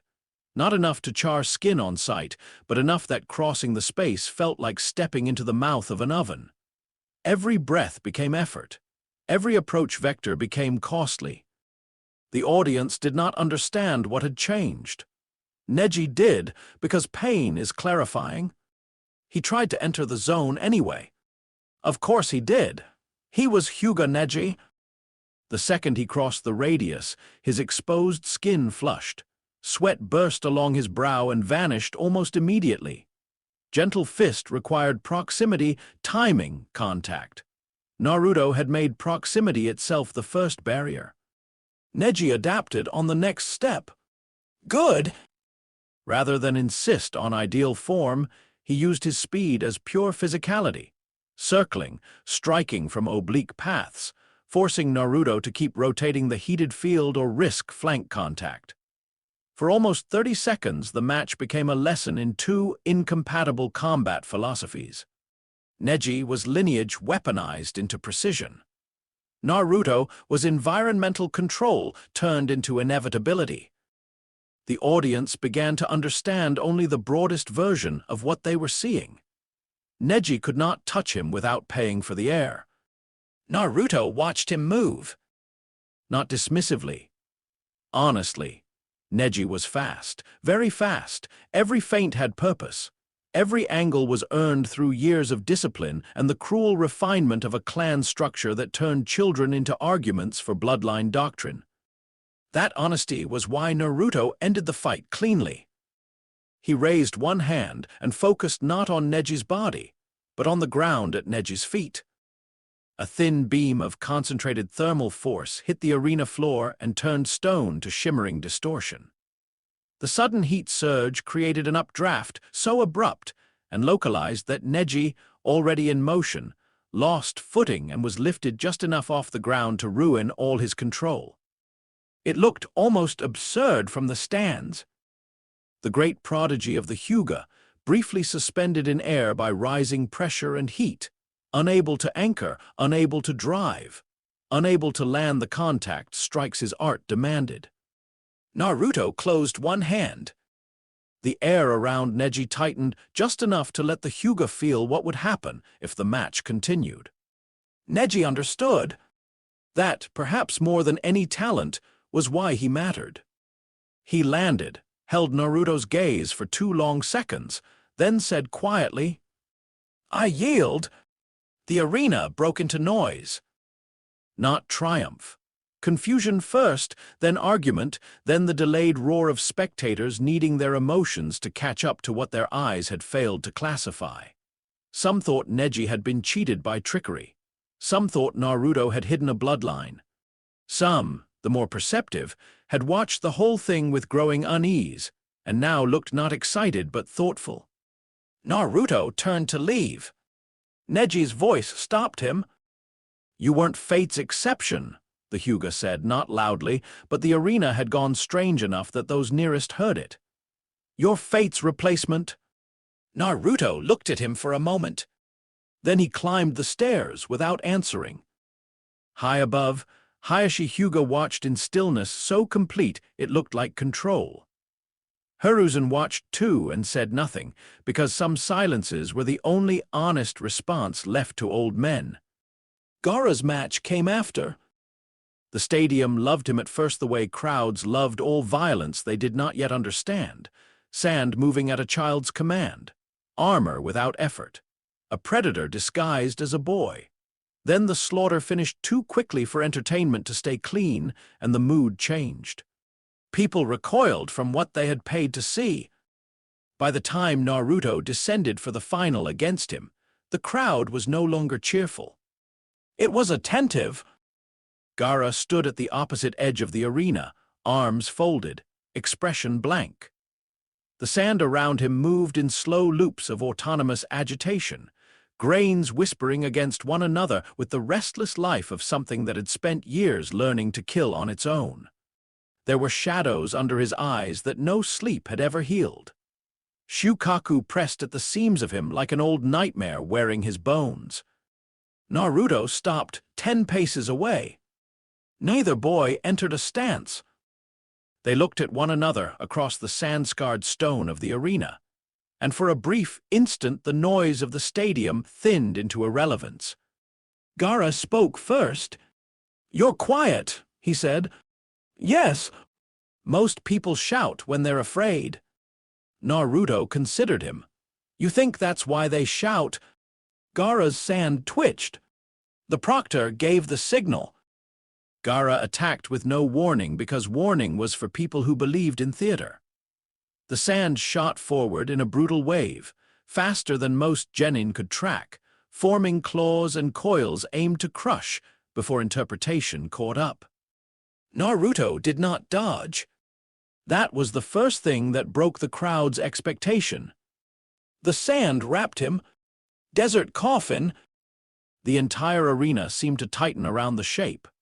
Spectators leaned forward with the collective intake of breath reserved for executions. Gaara closed his hand. The sand compressed, then stopped. For a heartbeat, nothing happened. Then the sand around Naruto began to glow. Not red all at once. First at the points of greatest pressure, where friction and compression had already raised thermal strain. Then deeper, spreading through the iron silicate mass grain by grain until the entire coffin structure lost the right to remain itself. The crushing shell fused into glass in jagged, translucent bands. A crack split across it. Then Naruto stepped out. He brushed one glittering fragment from his shoulder and let it ring against the stone. Gaara stared. "Your sand is iron silicate composite," Naruto said, as if discussing workshop materials. "It begins to lose function around 1200 degrees. I run hotter than that." The crowd went dead silent. Gaara's answer was not words, but escalation. The sand surged higher, broader, heavier. Shield, spear, armor, every variation of his technique moved with murderous instinct as Shukaku pressed harder through the seal. The air filled with abrasive hiss. Defensive walls became offensive tendrils. Blades of compacted grit carved trenches through arena stone. Naruto answered everyone with the minimum force required. That was what made the fight terrifying. Not excess, restraint. He did not try to burn Gaara alive, did not turn the arena into an inferno and call it victory. He shifted the conditions around each attack. Sand spears lost cohesion when the air around them destabilized. Defensive walls fused where their own density betrayed them. Gaara's armor became a kiln when Naruto superheated the microclimate between layers, forcing the Kazekage sun to abandon one shell after another just to keep breathing. Gaara's face cracked open, not physically at first, but emotionally. Under the murderous calm there was fear, immense and ancient and terribly childlike. Naruto saw it. Of course he saw it. The boy was the same pattern in another material, a weapon raised by isolation and violence to mistake those conditions for identity. A host carrying something older and more monstrous than himself and learning the wrong lessons from its silence. Gaara howled and partial transformation tore across his body. Sand and chakra merged into the beginning of Shukaku's shape, arm lengthening, features distorting, the crowd recoiling in horror as the child in the arena became visibly less human.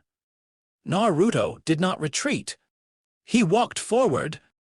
The heat around him rose. Gaara swung. Naruto redirected. Gaara drowned the space in sand. Naruto turned the sand to clinging glass at the points that mattered. Gaara tried to bury him under sheer volume, and Naruto superheated the air within the forming armor until the shell became an oven rather than refuge. When Gaara finally collapsed, half-transformed, exhausted, seal fractured but not broken, Naruto crouched beside him. The arena had become almost irrelevant by then.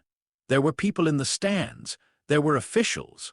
There was a whole village and several foreign powers watching. But the real scene had narrowed to two boys on warm stone with monsters behind their ribs. "The sand does whatever you feel," Naruto said. Gaara's breath shuddered. "Shut up!" "You've been afraid your whole life," Naruto continued, not softer, just honest. "That's why it's always attacking."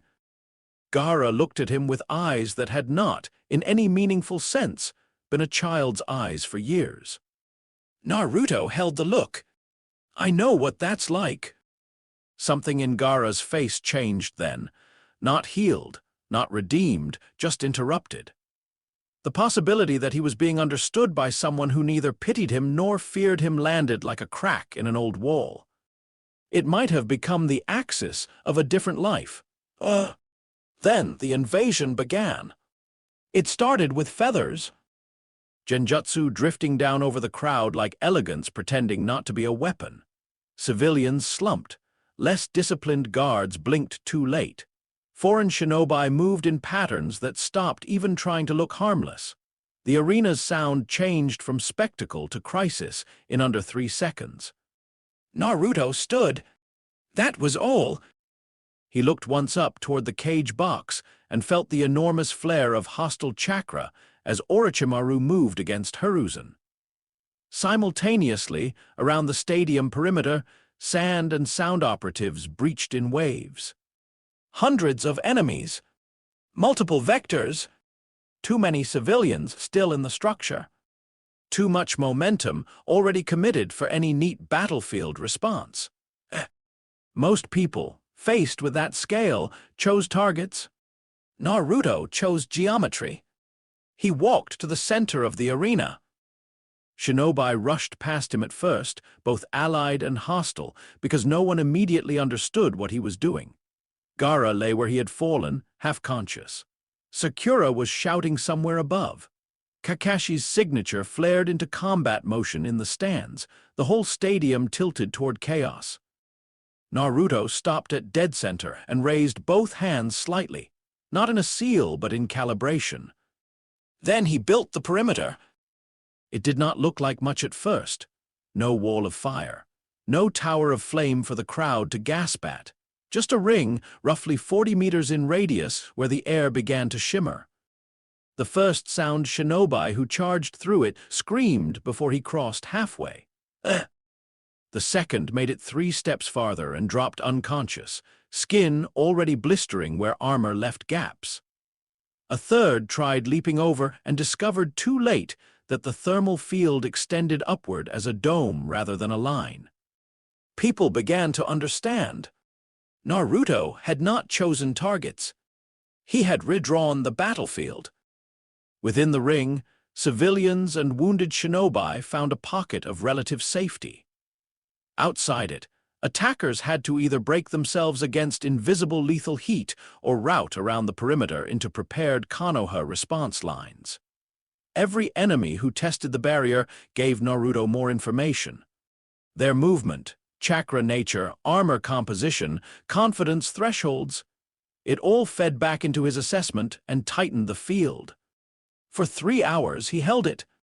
That was the part the later reports struggled to express. Not a burst, not a desperate final technique. A sustained architecture of protection and denial maintained through the full chaos of the Konoha crush. Enemies that breached near his zone were not charred to ash.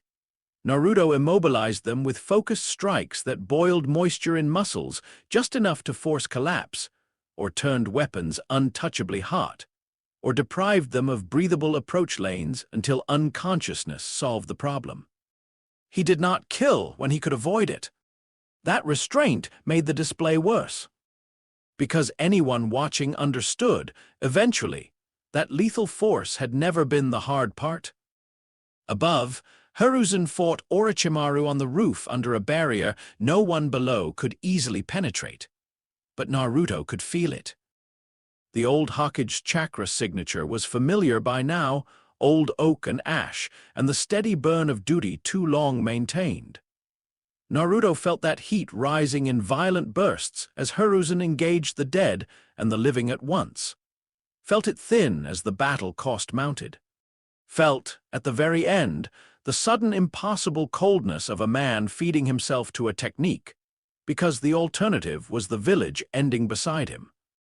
Naruto looked up once. The roof was too far, the geometry wrong, the barrier sealed. He understood all of that instantly. He also understood he could not get there in time. For the first time that day, frustration crossed his face. Not dramatic, just real. the smallest hardening at the mouth.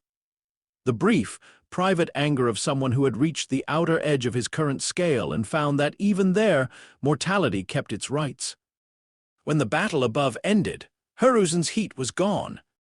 Naruto knew before the barrier broke. Still, he held the perimeter another 7 minutes, because grief was not a battlefield instruction, and people below him were still alive. Only when the last major breach around his zone had been routed by Konoha response teams did he lower his hands and let the ring collapse. The air cooled in stages. Enemy shinobi who had been circling beyond the barrier staggered away from the sudden absence of pressure.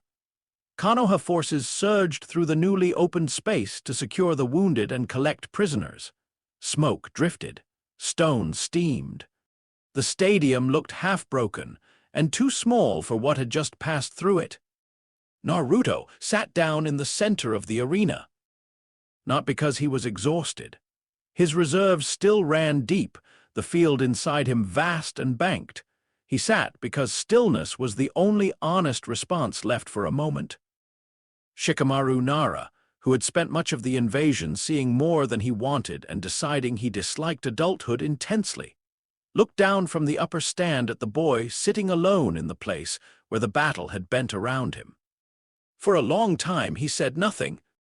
Then, very quietly, mostly to himself, he said, "That's the most troublesome thing I've ever seen."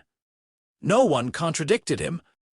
When the smoke thinned and the reports began, and medics moved through the wreckage with the brutal efficiency of people who knew numbers mattered less than speed, Naruto remained seated in the ruined arena for a little while longer. Around him, the world resumed its habit of classification. Dead, wounded, enemy, civilian, hero, catastrophe, victory, if one was dishonest enough. Naruto looked at the scorched stone beneath him, then up toward the broken roofline where the third Hokage had made his final decision. He felt no triumph, no hunger for acknowledgement, only understanding, deeper and colder than before. Power could change the shape of a battlefield. Power could rescue, contain, redirect. Power could make entire invasion routes collapse like poorly built furnaces. And still, there would be moments where death arrived anyway, because the world was older than any one person's capacity to control it. That knowledge settled into him like iron going into a forge. Not despair, structure. Far above, somewhere beyond smoke and shattered tile, the sky over Konoha had gone clean blue again, as though the day itself were unwilling to admit what had happened beneath it. Naruto rose at last. The stadium around him was full of heat signatures, injured, frightened, grieving, relieved, all mixed together until the whole village felt less like a political entity and more like one wounded organism trying to remain coherent. He slipped his hands into his pockets and began walking toward the stairs. He did not yet know that in the months ahead the village would call him many things: asset, danger, shield, anomaly, blessing, threat. He did not know how many old men in council rooms would spend sleepless hours trying to decide whether power like his could ever belong to a system built by smaller people. He knew only this: the world had just become more honest. And so had he. Say next chapter and I'll continue with chapter 6, Brothers in Fire. Sasuke and the Breaking Point. Next thought for 22's chapter 6, Brothers in Fire. The Sharingan copies everything it sees. It could not copy this. Konoha buried its dead with ritual, because ritual was the only shape grief could reliably take in public. After the invasion, the village moved like a person with cracked ribs, careful in some places, carelessly numb in others. Scaffolding rose where walls had been torn open. Mission desks reopened before they should have. Civilians swept blood from shopfront stones while pretending they were only cleaning dust. Shinobi carried themselves with that taut, exhausted precision that meant they had not yet decided when they would allow themselves to feel anything. At the center of it all sat one absence large enough to change the weather of governance. Hiruzen Sarutobi was gone. The third Hokage's funeral drew the village together in black cloth, white chrysanthemums, smoke, and the old practical language of loss. Some cried openly. Some stood so still that grief looked like discipline. Clan heads watched one another from the corners of their eyes, because power never stopped being power, not even at funerals. The children of the village, who had known the old man only as an office and a hat and the occasional gentle voice in public, suddenly discovered that institutions could die wearing faces. Naruto stood at the back, not hidden, simply unclaimed by any obvious mourning formation. Rain had not come, which the village would later call fortunate or symbolic, depending on temperament. The day was clear enough for the pyre smoke to rise straight into the sky. Naruto watched it for a long time.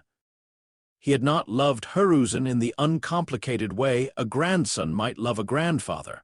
The relationship had never been that clean. The old man had protected him, yes, but at a distance. Fed him, housed him, monitored him, and spent years deciding how much of Naruto could be permitted to exist publicly without destabilizing the village around him. That was care. It was also administration. Still, administration was not nothing. And when Naruto looked toward the memorial flame and remembered the exact moment, Hiruzen's heat vanished beyond the barrier on the stadium roof. Something under his ribs tightened with enough force to count. Jiraiya stood a little apart from the main mourners, arms folded, eyes shadowed more heavily than usual. He wore loss badly. Not dramatically, Jiraiya was too practiced for that. But Naruto could see it in the man's temperature patterns, in the way old grief warmed and cooled along the edges of newer grief. Jiraiya carried his dead like a country carries ruins, incorporated, never removed. Tsunade was not there. That absence mattered to adults differently than it mattered to children, but it mattered to both. The village needed a new Hokage. And once funerals ended, systems resumed. The first council session after the funeral should have been about succession. Instead it became, briefly, about Naruto. Danzo spoke like a man who believed restraint was merely vanity, wearing moral language. The civilian council spoke like civilians who had watched an arena invasion stop at the invisible edge of a 12-year-old's decision and had not yet recovered enough to make their fear elegant. The Shinobi Council fractured more quietly between those who saw an unprecedented asset and those who saw a point of catastrophic failure waiting for the wrong pressure. Tsunade's name arose, as it always would. So did Naruto's. Not as a candidate, obviously. As a problem, he operated beyond command authority, one elder said, trying to sound objective and failing. He prevented civilian casualties on a scale no one else in the stadium could have matched, another countered. He also made independent battlefield decisions that altered the movement of allied and enemy forces alike. Danzo's visible eye remained steady. That is precisely the issue. Tsunade, Jiraiya had informed them by messenger, would have to be found. The Sannin's return was politically necessary, militarily stabilizing, and symbolically useful. Konoha needed a face older clans and foreign villages would accept as legitimate. Jiraiya had already refused the hat in principle and temperament. Tsunade remained the only answer that did not create fresh instability. Then there was the question of Naruto. "He is 12, one counselor said, as if that ought to solve something. Danzo responded without looking at him. "That will not remain true." Naruto was not in the room to hear any of this, which was wise, because council rooms had a way of making people less impressive the more they spoke. He was elsewhere, on a training field still scarred from emergency medical tents, practicing a spiral of rotating chakra in his palm because Jiraiya had decided on a lesson, and Jiraiya rarely introduced a technique without believing the technique would reveal something useful about the student. The Rasengan interested Naruto less than Jiraiya hoped. Not because it was weak, it wasn't. The compressed rotational force was elegant, destructive, and difficult in the best ways. Minato's genius lived in it. The technique required control without seals, density without explosion, movement contained until contact. Naruto respected all of that. He simply found it limited, a contained sphere of rotational chakra that had to be delivered directly felt, to him, like an excellent answer to a question he did not often need to ask. Naruto's relationship to combat had already moved beyond linear strikes. He thought in fields, gradients, distributed pressure, systems failing at the assumption level. The Rasengan was a weapon, a good one. It just wasn't architecture. Still, he learned it, partly because Jiraiya was teaching it, and Naruto had begun, in his own quiet way, to value the old Sanin's methods. Jiraiya did not explain power as morality or hierarchy. He explained it as relationship, between chakra and body, between technique and intention, between what a person wanted to protect and what they were willing to become to protect it. Mostly, though, Naruto learned the Rasengan because curiosity still owned him more completely than ego. He formed the first stable version on the 5th day. Jiraiya let out a breath through his teeth and rubbed the back of his neck. You know, most people would look at that and show at least a little excitement. Naruto stared at the humming sphere in his palm. "It's good," he said. "That is the most insulting compliment anyone has ever paid one of my teacher's signature techniques." Naruto dispersed the Rasengan. "I didn't mean it that way." "I know," Jiraiya said dryly. "That's the problem." They stood in a field where too much grass had been burned away by summer practice. Beyond the tree line, Konoha rebuilt itself under hammers and obligation. Somewhere across the village, political hands were being washed before touching power. Jiraiya glanced sidelong at Naruto. "Come with me," he said. Naruto looked at him. "To find Tsunade?" "Yes." That wasn't phrased as a request. "Good, you're learning." Naruto considered for a moment. "Why me?" Jiraiya's usual grin did not fully form. "Because the village needs Tsunade. Because you need to get out of Konoha for a while before the council forgets you're a person and starts remembering only that you're useful. And because," he added, "I want to understand what I'm looking at." Naruto accepted that answer more readily than a kinder one. "When do we leave?" Jiraiya smiled, this time properly. "At dawn." Traveling with Jiraiya was less like accompanying a legendary shinobi, and more like being assigned to a natural disaster that occasionally brought food. The Sannin moved through the world with infuriating looseness. He gambled badly, flirted at structurally irresponsible times, drank when he felt like it, and maintained exactly enough situational awareness to make all of those habits survivable. To most observers, Jiraiya looked unserious. Naruto understood by the 4th day that this was camouflage worn so long it had become second skin. Under the laziness sat extraordinary control. Under the jokes sat grief. Under the womanizing idiocy and performative gluttony sat a man who had outlived too many people and therefore carried joy like a protest against arithmetic. They traveled through Fire Country and out beyond it, following rumors of Tsunade the way gamblers followed debt. City to city, tavern to tavern, old medical contacts, old civilian networks. Whispered sightings near casinos where the odds collapsed for no clear reason. And 3 local strongmen mysteriously stopped walking after insulting a blonde woman at the card tables. Naruto listened more than he spoke. Jiraiya, contrary to his reputation, did not fill silence merely because silence existed. Sometimes they walked for an hour with only the road between them. Other times the old Sanin talked, as though trying to keep the world from settling too heavily on its own bones. He spoke of Minato once, without ceremony. Not the fourth Hokage of statues and textbooks.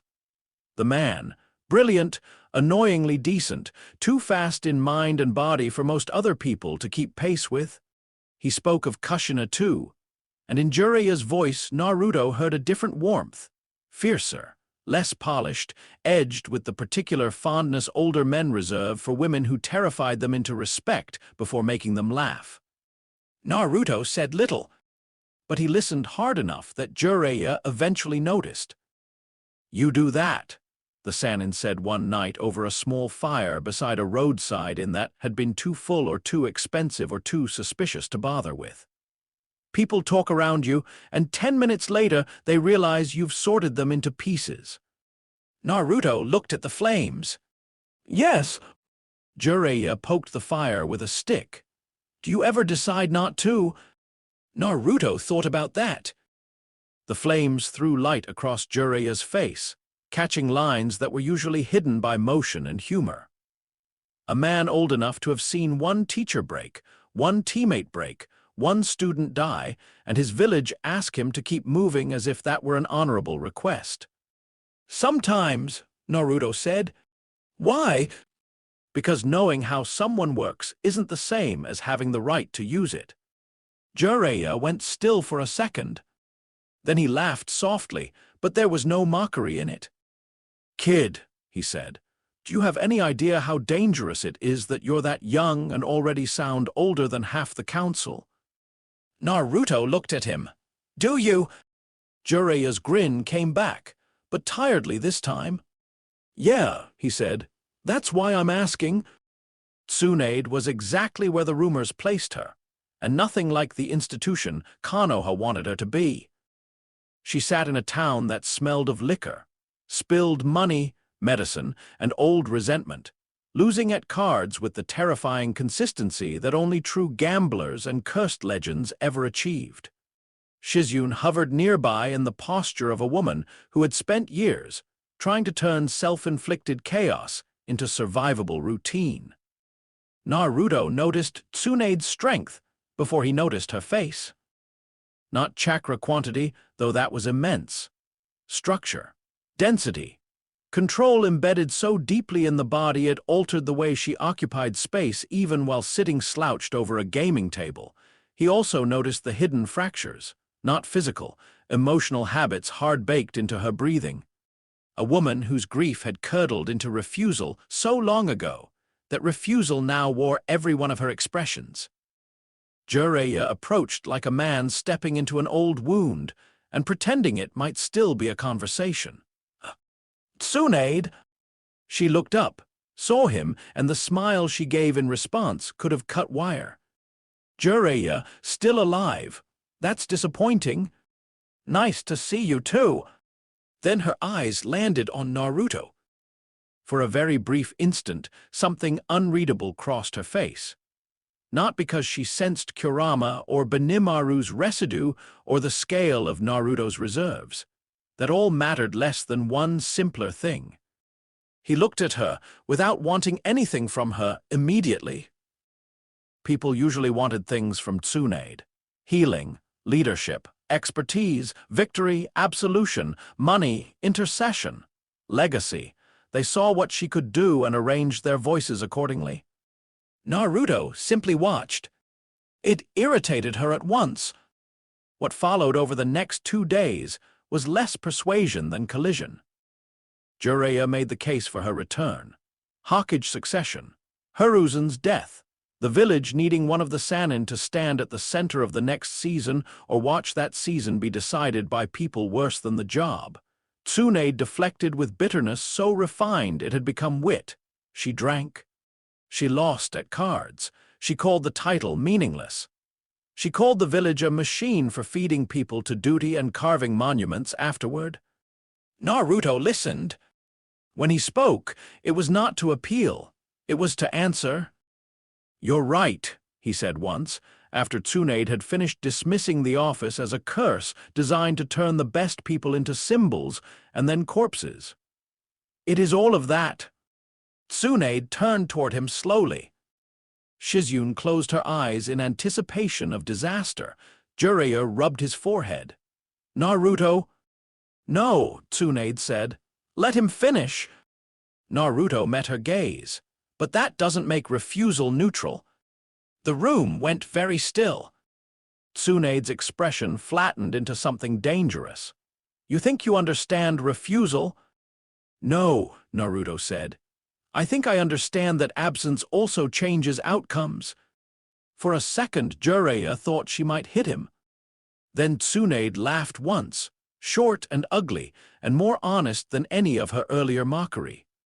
Well, she said, at least the village is producing interesting children before it burns itself down.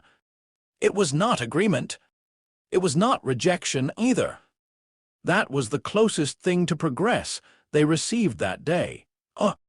Kabuto and Orochimaru found them before decision resolved. Of course they did. The old Sannin had never trusted chance when manipulation would do. If Tsunade's return to Konoha remained uncertain, then the easiest solution was to keep her uncertainty poisoned. Offer revenge. Offer impossible healing. Offer the dead back in forms too cruel to accept and too tempting to dismiss without pain. Naruto saw Orochimaru's approach before the others did. Not because the Sannin made no effort. He had adjusted his concealment since the Forest of Death, running his circulation differently, moving in body cycles not designed for ordinary reading. Clever. Still not enough. Snake, Naruto said simply. Tsunade's eyes sharpened. Jiraiya's chakra shifted at once. The confrontation that followed split into several layers of old history at once. Tsunade's dead, Dan and Nawaki hung invisibly between every word. Jiraiya's loss and fondness tangled beneath his anger. Orochimaru, smiling with that obscene calm of his, offered corruption dressed as mercy. Naruto ignored the language and watched the mechanics. Kabuto moved first when the battle finally broke. He was cleaner than most. Medical precision married to combat pragmatism. Too much confidence in how bodies failed. He angled for Naruto not because Naruto was easiest, but because Kabuto understood hierarchy quickly and knew disrupting Jiraiya's wild card variable might unravel the field. They met in a collapsed-in corridor half open to sunlight. Kabuto's scalpels flashed. Naruto avoided the first, took the second across the sleeve deliberately to study trajectory, then adjusted. Kabuto's combat style depended on bodily intimacy. Nerve strikes, muscle failure, the efficient sabotage of anatomy by someone who respected flesh only as a system to be controlled. Against ordinary opponents, he was horrifying. Against Naruto, he kept finding the environment altered before his expertise mattered. The floorboards warped hot beneath landing points. The metal of his scalpels became unreliable in temperature windows too narrow for comfortable grip. More than once, Kabuto reached for the close-range exchange he wanted and found the layer of air nearest Naruto's skin, too, punishing for clean execution. Kabuto adapted impressively. That, more than anything, kept him alive. Naruto, meanwhile, used the Rasengan once. Only once! Kabuto overcommitted to a heartline strike, assuming Naruto would default again to field denial and pressure control. Instead, Naruto stepped through the opening and drove the swirling chakra sphere into Kabuto's flank with enough force to tear through stone behind him when the medic nin hit the wall.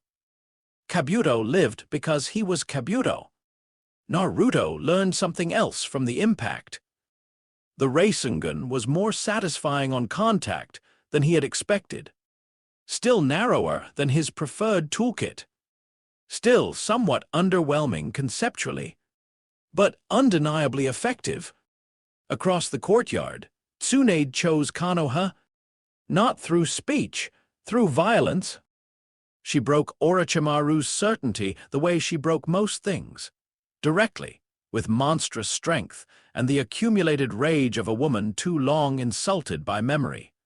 Jiraiya matched the snake Sannin in the spaces between old friendship and older betrayal, finally given another chance to express themselves in physical language. When the dust settled, Orochimaru withdrew worsened, Kabuto holed away damaged and furious, and Tsunade stood in the wreckage breathing hard with blood on her knuckles, and the first shape of decision settling over her like something she had not wanted to wear again. Shizune cried after, quietly, privately, like relief embarrassed to exist. Naruto watched Tsunade look back toward Fire Country. He knew before she spoke that she was going home. Konoha received Tsunade with the careful gratitude villages reserved for saviors they also intended to overwork. Formalities happened. Resistance from elders cracked and reformed into acceptance. Jiraiya escaped his own candidacy through a blend of sincerity and shamelessness that only worked because everyone already knew he would never stop running from desks long enough to govern. Tsunade took the hat in spirit before she took it physically, because duty always reached her a few steps before symbolism caught up. Naruto returned to a village still rebuilding, and to a team no longer internally stable.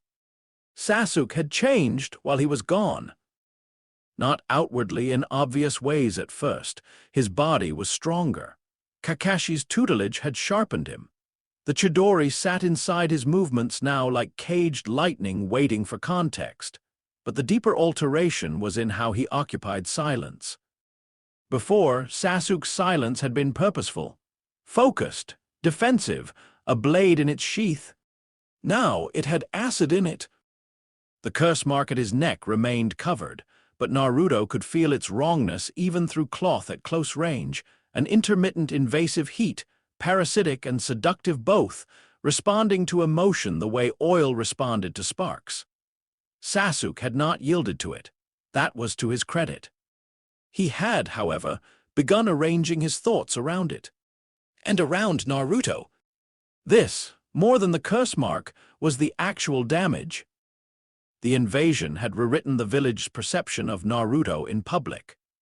The Land of Waves had already made Team 7 aware that Naruto operated outside standard comparison. The finals had erased even the useful illusion that Sasuke was racing a rival within ordinary distance. Sasuke could have survived losing to a stronger boy. He was not surviving irrelevance well. The hospital rooftop made that visible. Tsunade had barely settled into office when a series of small provocations and larger insecurities finally found a place to burn. Sasuke, still raw from Itachi's return, and the old family wound reopened by that encounter, carried humiliation like fever. Naruto returned from training sessions with Jiraiya carrying new competence and the same unreadable calm as ever. Kakashi was overextended. Sakura was trying to hold together threads far above her pay grade. It only took one badly chosen look, one rumor, one half-heard comparison in a hallway.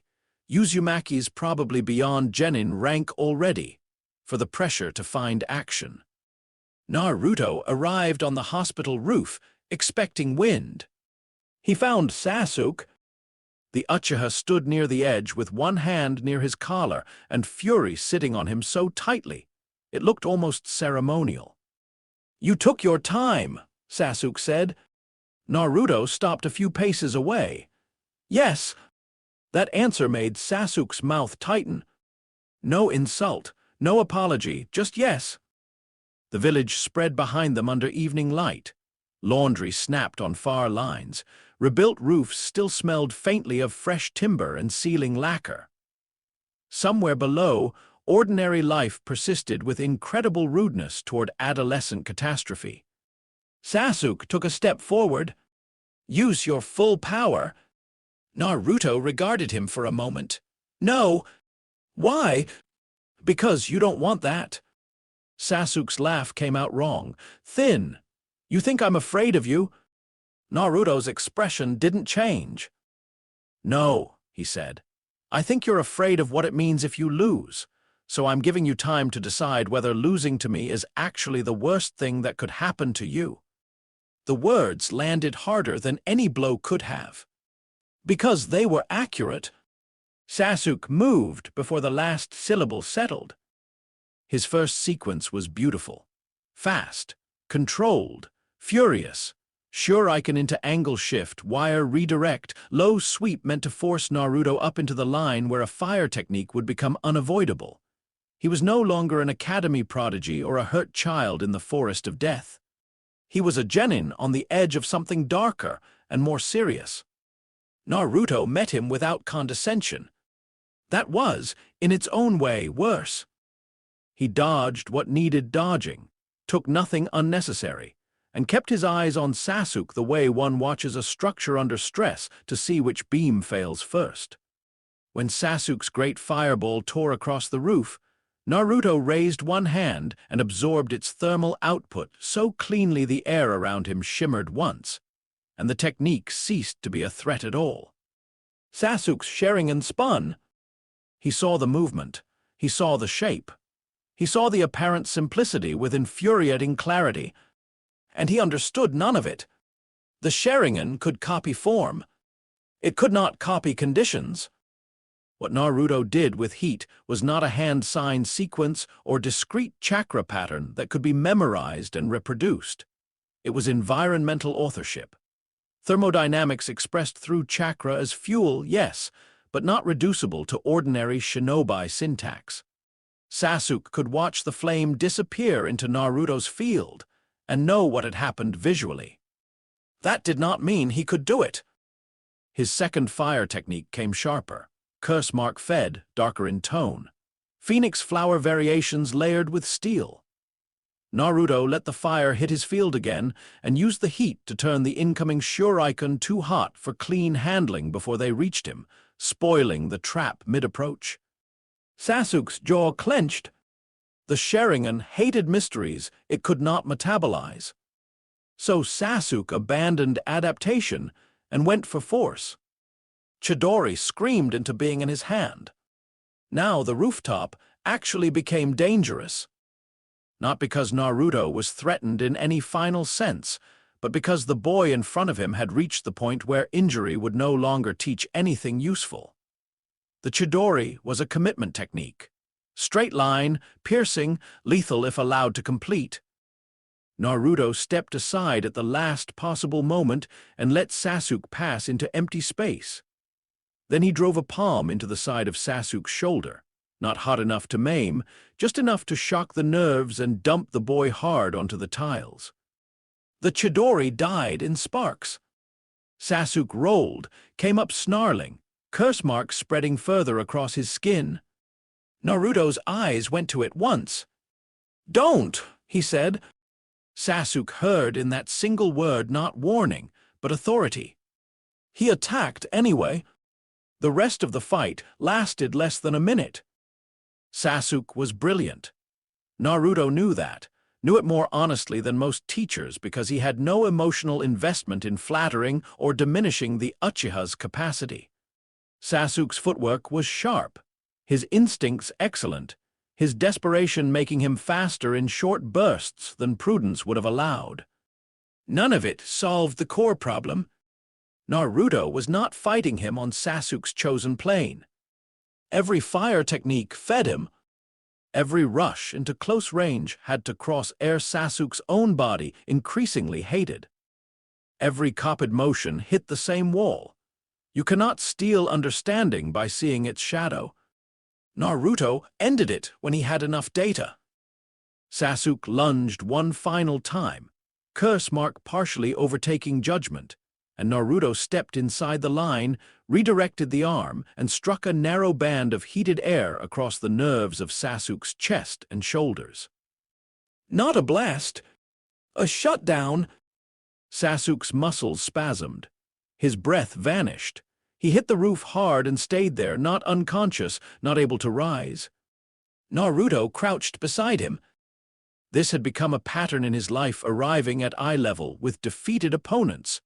because eye level made truth harder to avoid. Sasuke stared up at the sky rather than at him.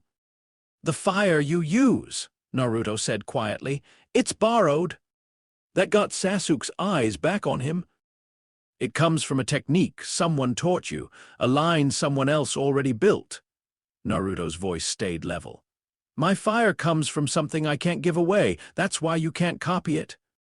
Sasuke's face went white with anger. Or shame, or some larger, uglier alloy of the two.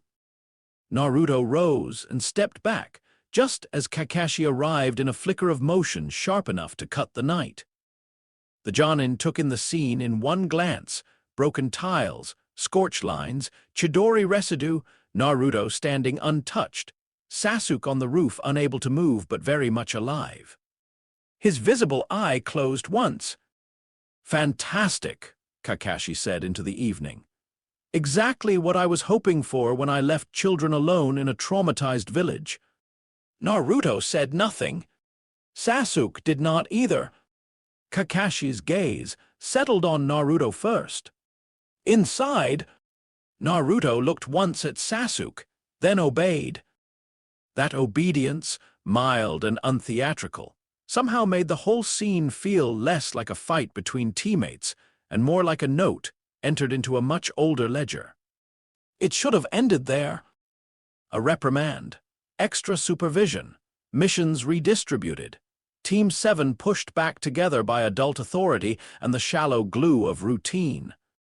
But some structures break at the level of meaning first, and once that happens, no amount of external pressure restores the original shape. Sasuke left anyway, not impulsively, not as a tantrum.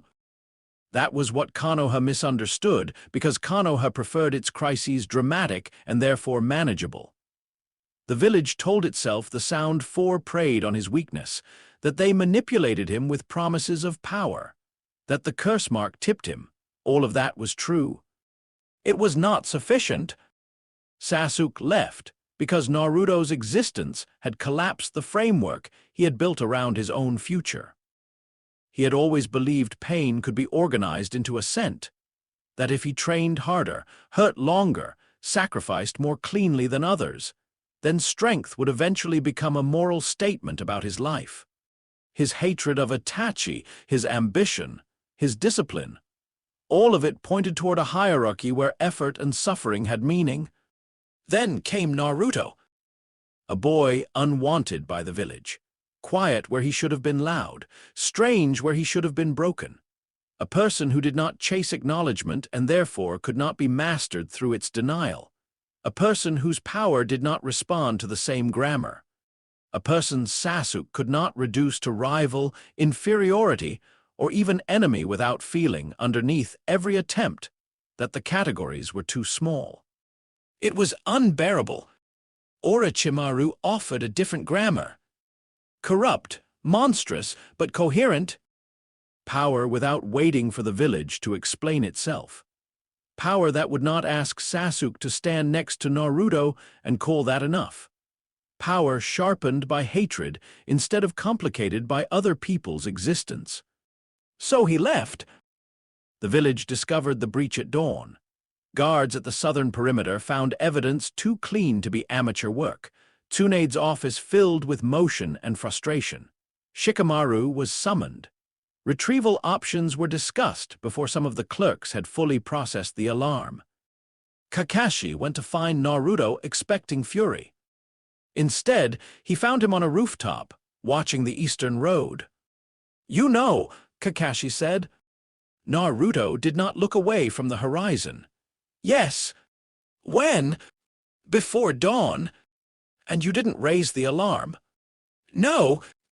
Kakashi stood beside him in silence for a few seconds, long enough for irritation to arrive and discover it had no easy path forward. "Why?" Naruto answered the way he always did when the truth seemed too simple for people's expectations. Because he needed to leave." Kakashi's visible eye narrowed. "To join Orochimaru?" "To leave this version of himself," Naruto said. "Orochimaru is just the shape available. That is an insane distinction. It's the correct one. Below them, the village moved in quickened currents, orders being passed. Teams assembled. A retrieval unit built from genin and necessity because the village was still too wounded from the invasion to spare better. Kakashi leaned against the eave and looked at Naruto sidelong. "You're not going after him?" It wasn't a question. Naruto finally turned his head. "No, because you think he'll come back on his own." "Yes." Kakashi exhaled through his nose. "That's either extremely wise or extremely stupid." Naruto considered. "Probably both." Then, after a pause, "He'll come back when he's found a reason that isn't about me." The sentence stayed with Kakashi long after the morning ended, because it revealed something he had only partly understood until then. Naruto did not want Sasuke's loyalty, did not want to win him, did not even seem to regard Sasuke's departure primarily as betrayal.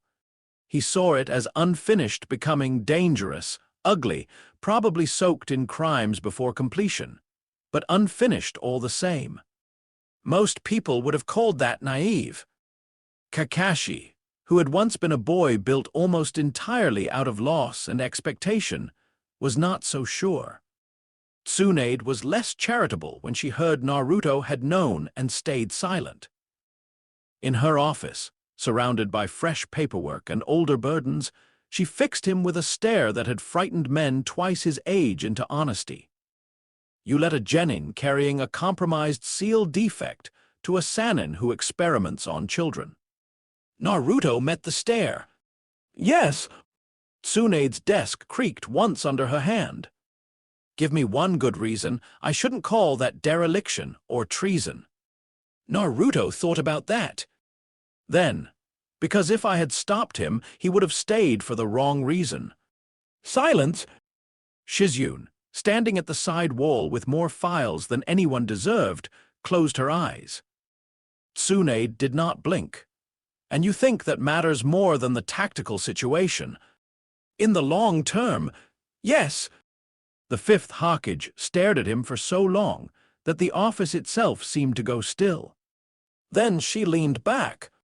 "I don't know whether you're infuriatingly perceptive or too detached from ordinary human stupidity to be trusted around it." Naruto considered that. Those might overlap. Against all reasonable governance, Tsunade laughed.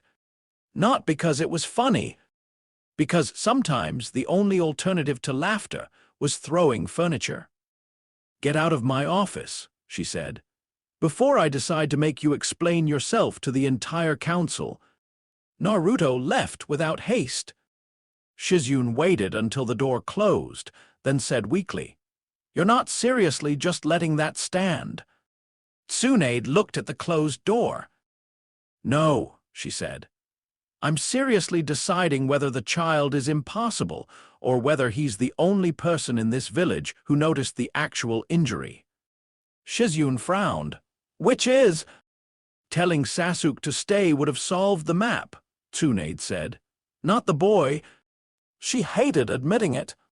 That did not make it less true. The retrieval team departed without Naruto.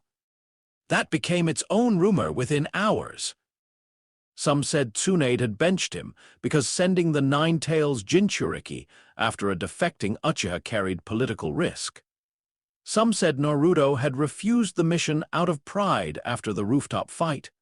Some said he had already washed his hands of Team 7, the way he washed his hands of most village narratives not worth carrying. None were entirely right. Naruto remained in Konoha because he had made a calculation and accepted its consequences.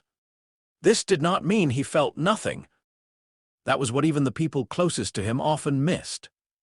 Naruto's stillness looked so much like detachment that others rarely understood how much emotion had to be structured, filtered, and reforged before it appeared in him as action or speech.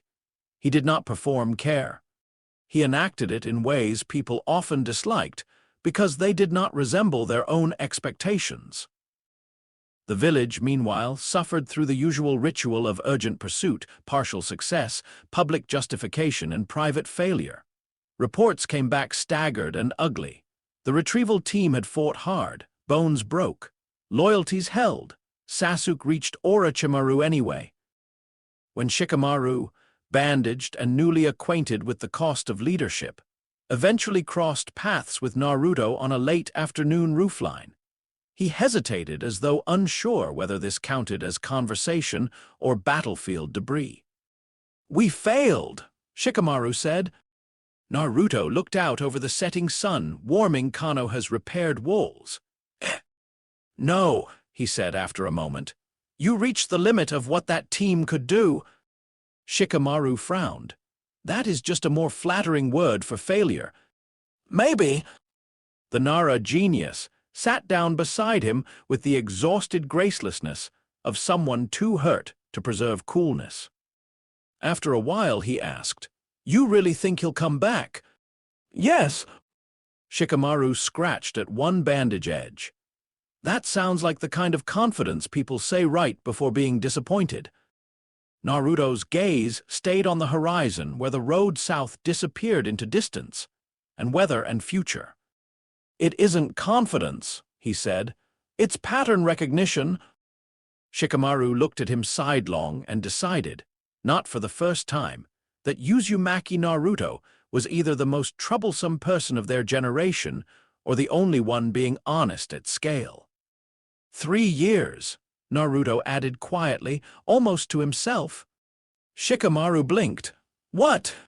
Naruto did not answer, because he didn't know the number as prophecy, only as feeling, as the shape of distance required for one boy to descend fully into the architecture of borrowed darkness, and eventually decide he was tired of living inside rooms built by other people's hate. The sun slipped lower. Konoha breathed around them, injured, rebuilding, ordinary in 1,000 tiny ways that civilization always was after almost ending. Inside Naruto, Kurama shifted. Not speech. Not yet. Just one vast, old presence adjusting itself in the dark, as if the fox had watched the day's conclusions and found them acceptable. Naruto sat with that. With Sasuke gone south. With the 5th in office. With Kakashi carrying his failures quietly. With Jiraiya already half-planning the next stage of training, whether anyone approved or not. With the village mistaking what had happened for a clean break, when in truth it was only the beginning of a longer geometry. The wind moved over the rooftops. Somewhere a kitchen fire caught too high, then settled. Naruto slipped his hands into his pockets and watched the road until night hit it. He did not call after Sasuke. He did not swear to bring him back. He did not make any promise at all. He simply remained where he was, in the village he had chosen without sentiment and would choose again, while someone far away walked into darkness because he still needed it to understand himself. Naruto let him go. The world would judge that decision later. For now, the night arrived over Konoha in layers of blue and amber, and one quiet boy stood beneath it, learning that sometimes the hardest form of restraint was not stopping someone from becoming what they believed they needed to become. It was trusting that they had not yet finished. Say next chapter and I'll continue with Chapter 7, The Weight of Fire. Akatsuki's opening move. Next thought for 8's Chapter 7, The Weight of Fire. They came to take a power they assumed was like any other. They had never been so wrong. Time changed Naruto less visibly than it changed everyone around him. This was, in its own way, disturbing. 3 years after Sasuke's departure, Konoha had grown older in all the expected directions. Children became shinobi. Shinobi became function. Function became scar tissue wearing names. The village rebuilt what the invasion had broken, then built over the memory of the break because civilizations preferred continuity to honesty whenever possible. Tsunade's reign settled into rhythm. Fury, paperwork, medicine, political violence performed through signatures instead of kunai. Kakashi remained late. Sakura became sharper. Shikamaru became quieter. Lee kept turning pain into doctrine. Neji became more difficult to argue with after he stopped using fate as camouflage for bitterness. Naruto changed too, just not in ways civilians could easily point at from across a street.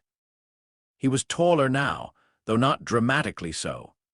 His shoulders had begun to settle into the frame of someone who moved with less wasted motion than most adults. His face had thinned at the edges, childhood softening into something more precise. He still wore simplicity like a refusal. Still preferred silence to commentary. Still climbed rooftops when the village felt too close and forests when the village felt too small. But the deepest changes were internal. His thermal perception had expanded beyond the scale Konoha's streets could meaningfully contain. What had once been a battlefield advantage, mapping a clearing, reading a room, tracking a handful of enemies through heat, had matured into something almost geological. Naruto could sit at the edge of a valley and feel the movement of deer beneath the tree line, the cooling of rocks after sunset, the breath of birds tucked under branches, the strange, disciplined emptiness of Anbu watchers trying too hard to become absences. He spent long stretches of those 3 years away from the village with Jiraiya, not always in active travel. Sometimes they stayed in one country long enough for gamblers, innkeepers, local officials, and low-level shinobi to stop noticing that the pair at the corner table had memorized every exit and could probably kill everyone in the room if the meal arrived badly. Other times, they moved with relentless speed between border towns, old shrines, bandit roads, and hidden training grounds that had not seen proper use, since wars people preferred not to mention in peacetime. Jiraiya taught him many things. Sage theory, though Naruto did not yet fully enter that field. Seal language, insofar as Jiraiya could trust Naruto not to treat every new structure as an invitation to dismantle assumptions. Battlefield survival, though most of that turned into Jiraiya watching Naruto ruin the neatness of ordinary engagement mathematics. The Rasengan, which Naruto refined until he could produce it cleanly, and then treated with the reserved respect one gave an excellent tool that still didn't define the workshop. But more than technique, Jiraiya taught him about people. Not by lecturing, by existing.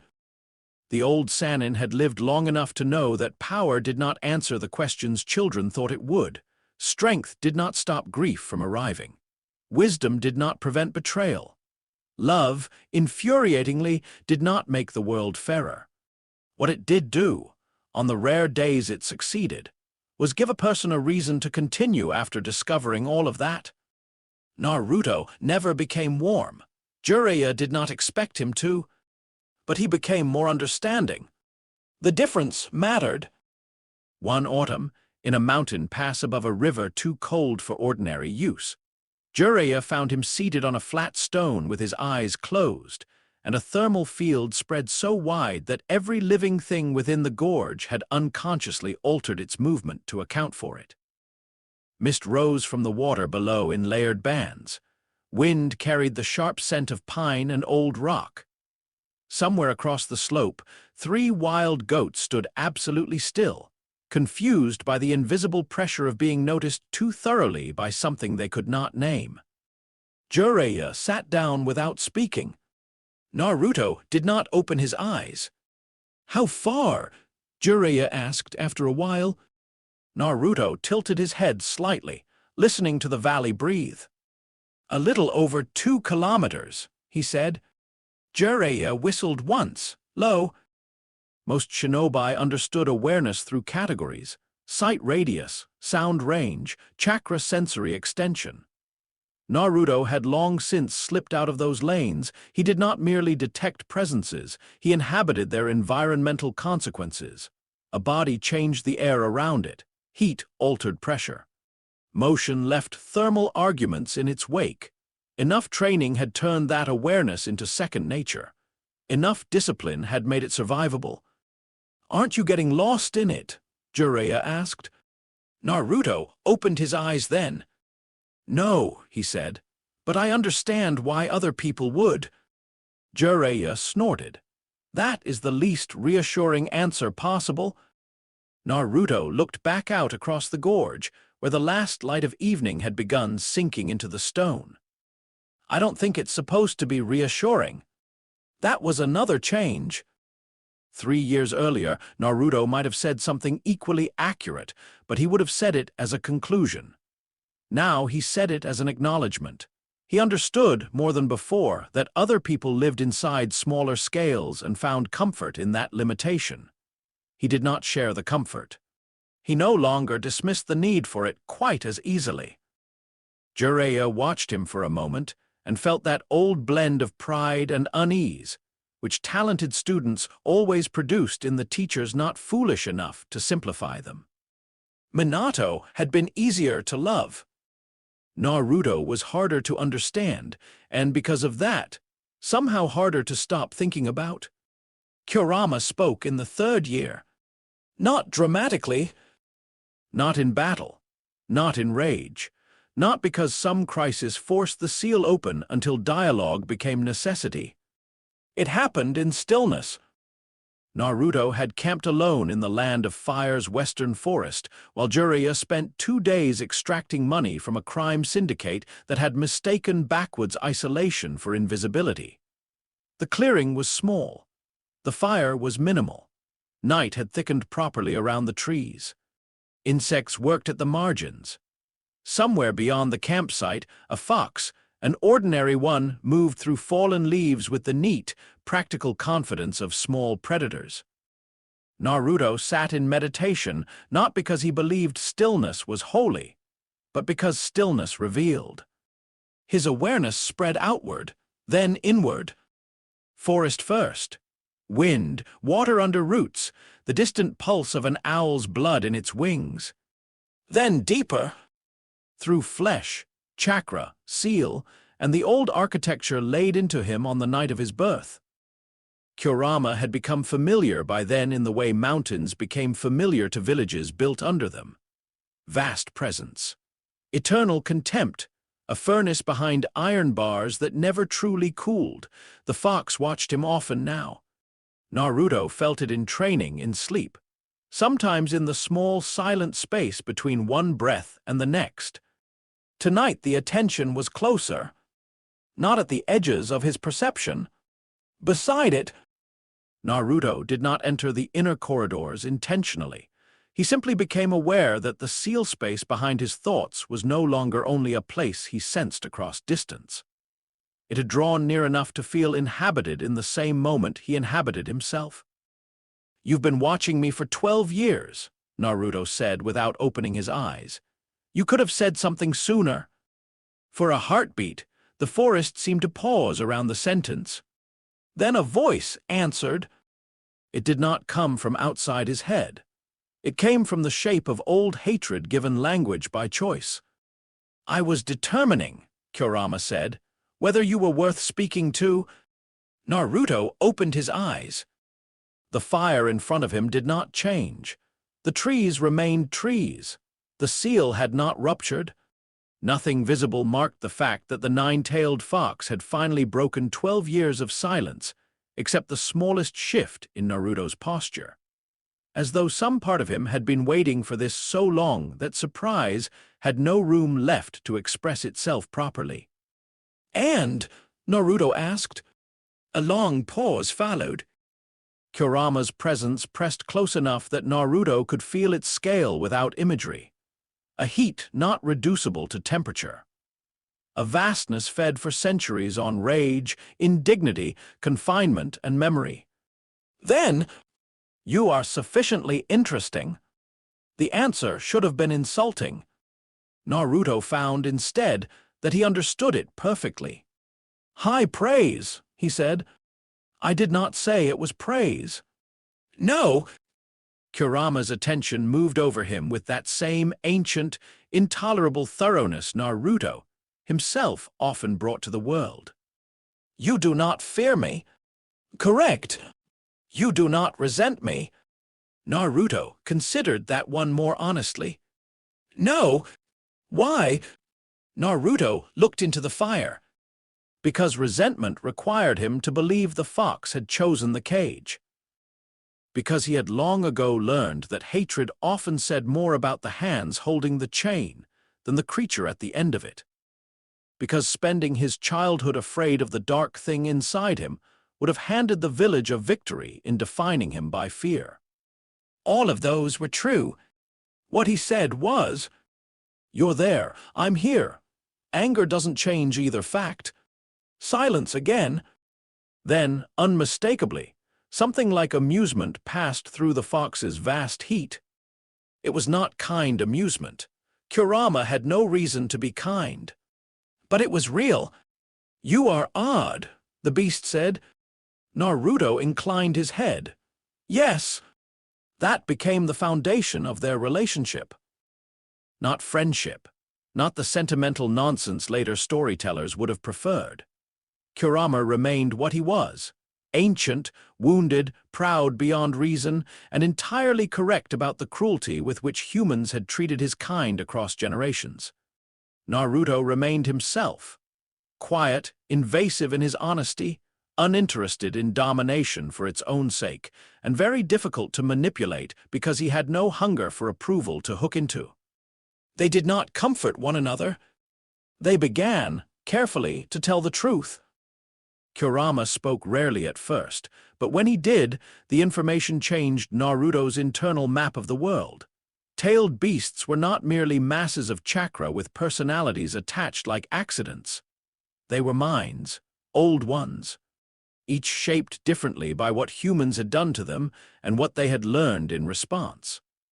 Kurama spoke of Hashirama with contempt and Madara with a hatred too layered to be simple. He spoke of being sealed into one vessel after another by people who wanted power but not conversation.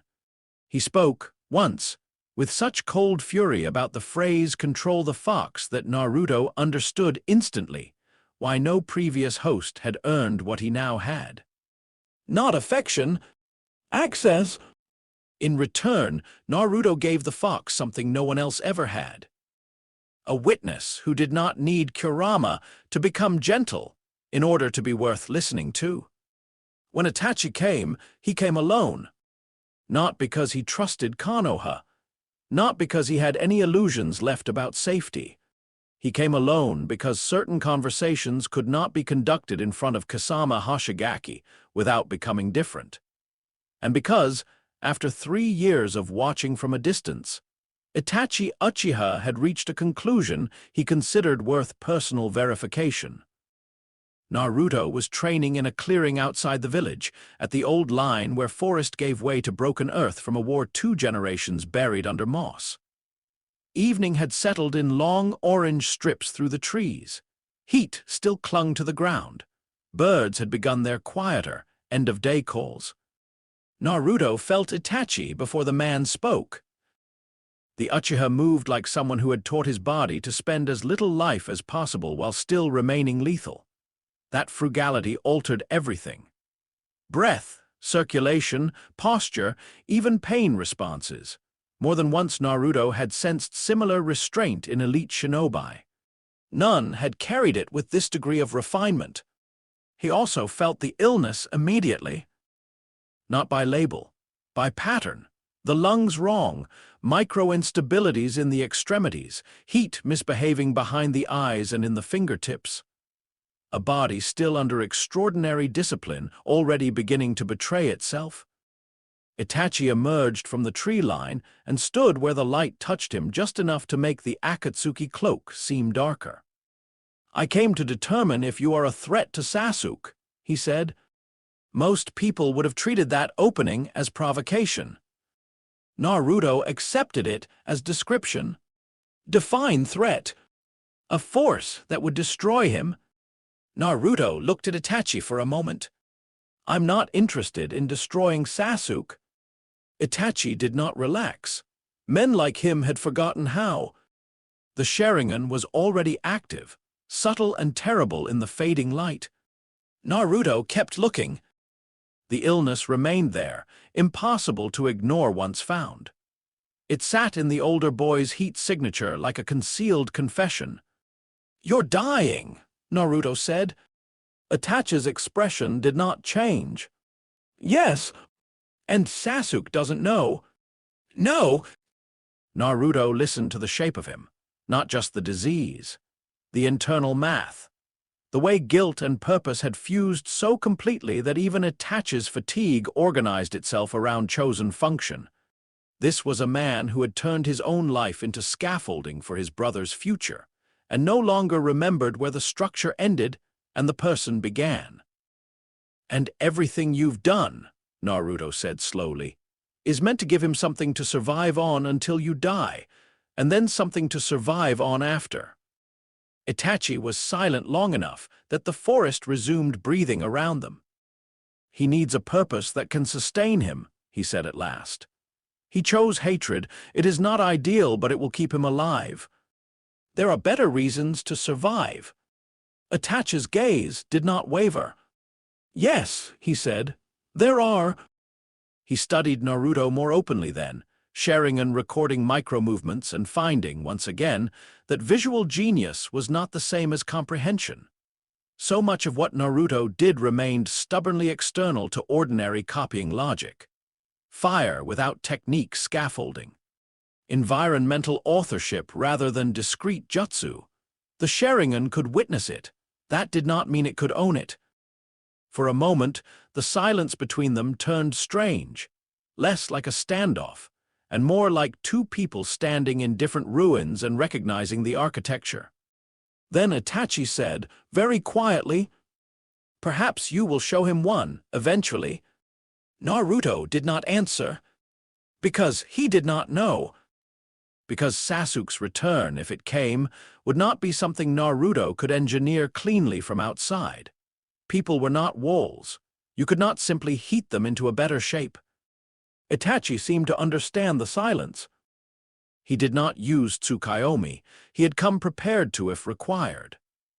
Naruto knew that the same way he knew Itachi had not reached for violence because he did not want to fight here, not unless the answer demanded it. The older Uchiha turned, then stopped once more. "There are others coming," he said. "They do not yet understand what you are." Naruto's expression remained level. "Do you?" Itachi considered that. "No," he said. Then he vanished into the trees. Naruto stood alone in the clearing for several seconds after the heat's signature had faded fully from range. Inside him, Kurama shifted. "That one reeks of duty," the fox said with evident contempt. "Yes." "He also reeks of blood." "Yes."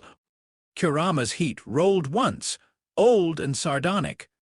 The two are often mistaken for one another by humans. Naruto could not argue. Pain did not like unknowns. This was one of the many reasons people mistook him for more godlike than he was. Gods, in the human imagination, were supposed to welcome mystery because mystery enlarged worship. Pain preferred systems. Suffering had taught him too thoroughly what happened when variables went unexamined. Empires, villages, ideologies. Most disasters began as people deciding not to look carefully enough at what they intended to use.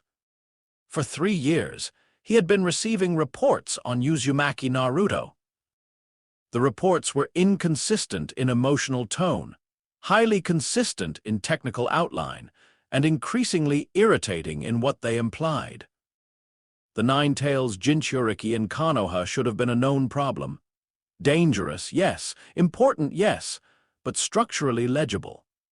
Akatsuki's plan had always accounted for tailed beasts through extraction, suppression, containment, sequencing. Their methods were brutal, because brutality functioned cleanly against categorized entities. Naruto Uzumaki was not remaining categorized. Pain sat high in a concealed roost overlooking a ravine while a captured hawk circled above Konoha's outer ranges miles away. Through the hawk's eyes, the village was distant, a geometry of roofs and walls and hidden motion. Through intelligence reports, it was worse. A node increasingly organized around one anomaly whose power did not seem to originate where a Jinchuriki's power was supposed to originate. Conan stood nearby, silent in the way only those who knew one another too long needed silence to be. Sheets of paper rested folded along her sleeve, ready to become wings, blades, or messages depending on the shape the world next required. "He stopped the invasion," she said. Pain's visible body did not move. "He altered the invasion," he corrected. Conan accepted that revision. She always did when it improved precision. "Do you think the Nine-Tails is no longer central?" "No," Pain's voice was calm enough to unsettle anyone who heard it for too long. "I think it is no longer singular." That mattered more than almost any other development. A standard Jinchuriki, however difficult, remained a host. Remove the beast, collapse the vessel, proceed with the greater design. But if Naruto's battlefield dominance derived from an additional or alternate structure, something fused to his own body, some method of power generation not separable by beast extraction alone, then Akatsuki's timeline had a flaw in it. Flaws demanded response. Later, when the wider Akatsuki convened in projection form beneath a cavern ceiling scored by old water and older violence, the conversation moved as it always did, through personalities sharpened into ideological habits. Kisame grinned at the prospect of a fight, worth remembering. Deidara found the reports aesthetically offensive in a way that made him more interested rather than less. "Fire treated like utility," he scoffed. "How crude. Art deserves better than that, Ichem." Sasori asked the only question that mattered to him. Can he be disassembled? Hidden was bored until pain could be inflicted on something. Kakuzu was interested once the value calculation crossed a threshold high enough to matter. Pain listened. Abaito, in the shadows behind the larger shadow, said almost nothing. That was its own intelligence. Men like him spoke most when they believed history remained under their authorship. Silence meant rearrangement. When the projections thinned and the cave returned to itself, Pain remained a while longer in thought. The Nine-Tails would still have to be taken, but the opening move would need testing.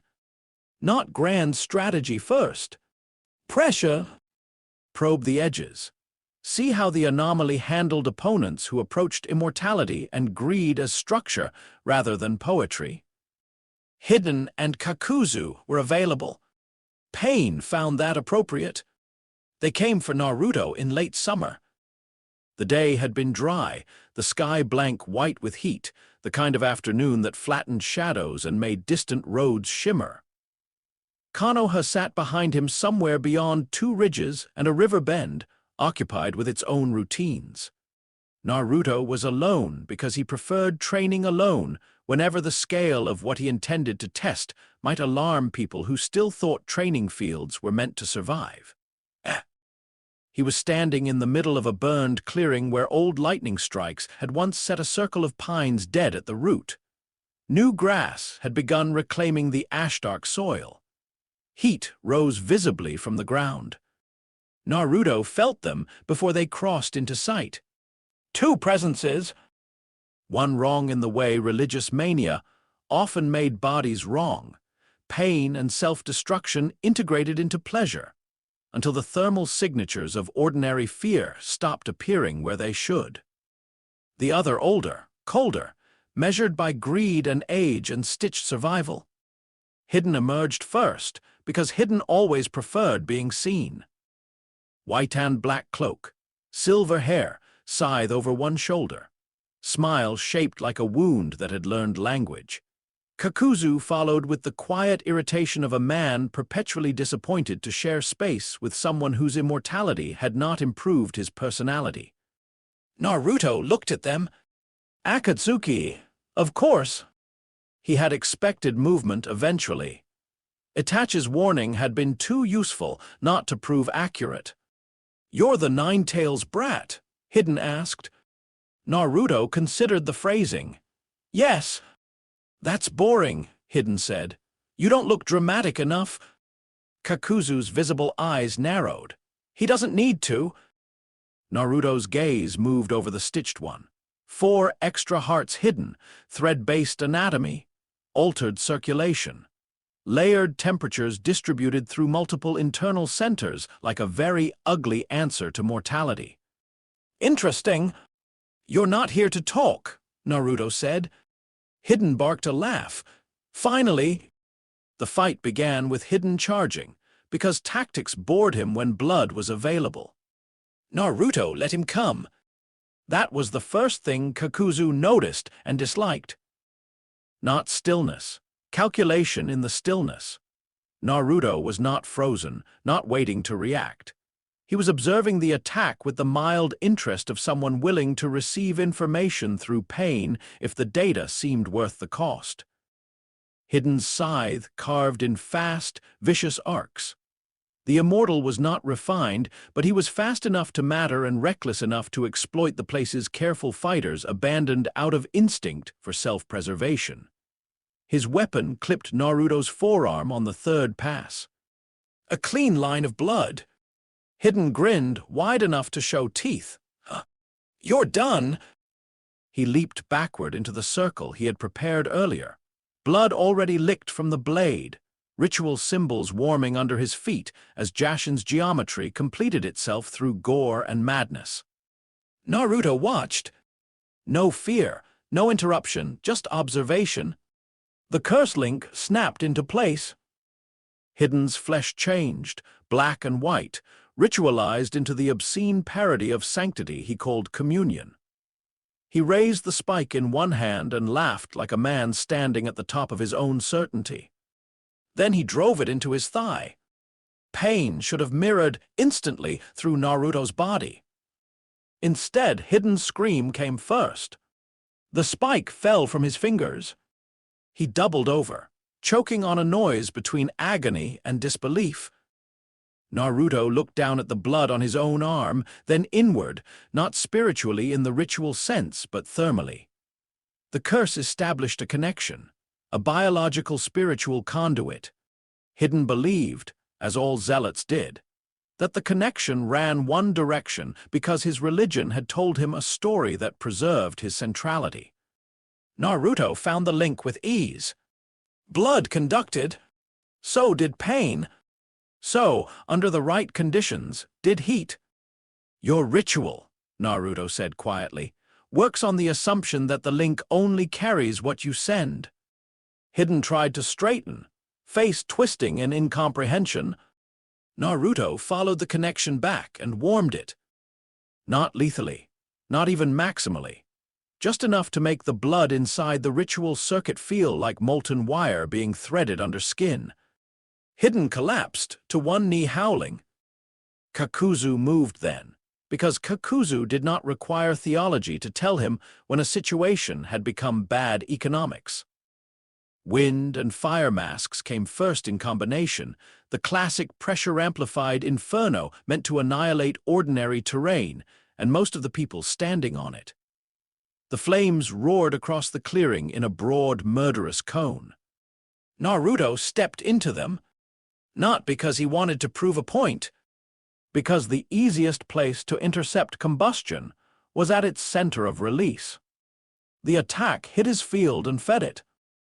Kakuzu saw that happen and understood 2 things immediately. The fire nature mask was now a liability, and Hidden's ritual had just become irrelevant at best and actively dangerous at worst. Naruto moved fast. Faster than Kakuzu expected from someone standing still inside an explosion a moment earlier. He reached the fire mask first. Not the heart body, the mask. He fed its own output back into it, amplified through stolen heat and pressurized air. The mask did not even have time to fail gracefully. 1 second it was venting flame, the next it burst apart from within in a spray of blackened fragments and a heartbeat's worth of released heart chakra. 1 heart down, Kakuzu cursed and split wider. Threads burst from his body in all directions. Earth hardening took his skin.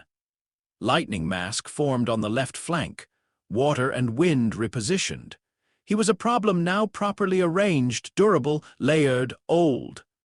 Naruto preferred him that way, because complicated opponents revealed more when they stopped pretending simplicity would be enough. The next exchange turned the clearing into a study in nature transformation under stress. Lightning arced. Naruto watched the heat signature of current travel through the air and altered local pressure to bend the most dangerous vectors away from vital lines. Wind blades came, too sharp and too fast for anyone but Naruto to map fully in real time. He met them by creating unstable hot columns that forced the cutting currents off clean trajectory. Earth fists hit ground and sent up stone shrapnel. Naruto turned impact zones into glassy patches that spoiled footing and reflected thermal bursts back into Kakuzu's own movement lanes. The older Akatsuki fighter was good. That mattered.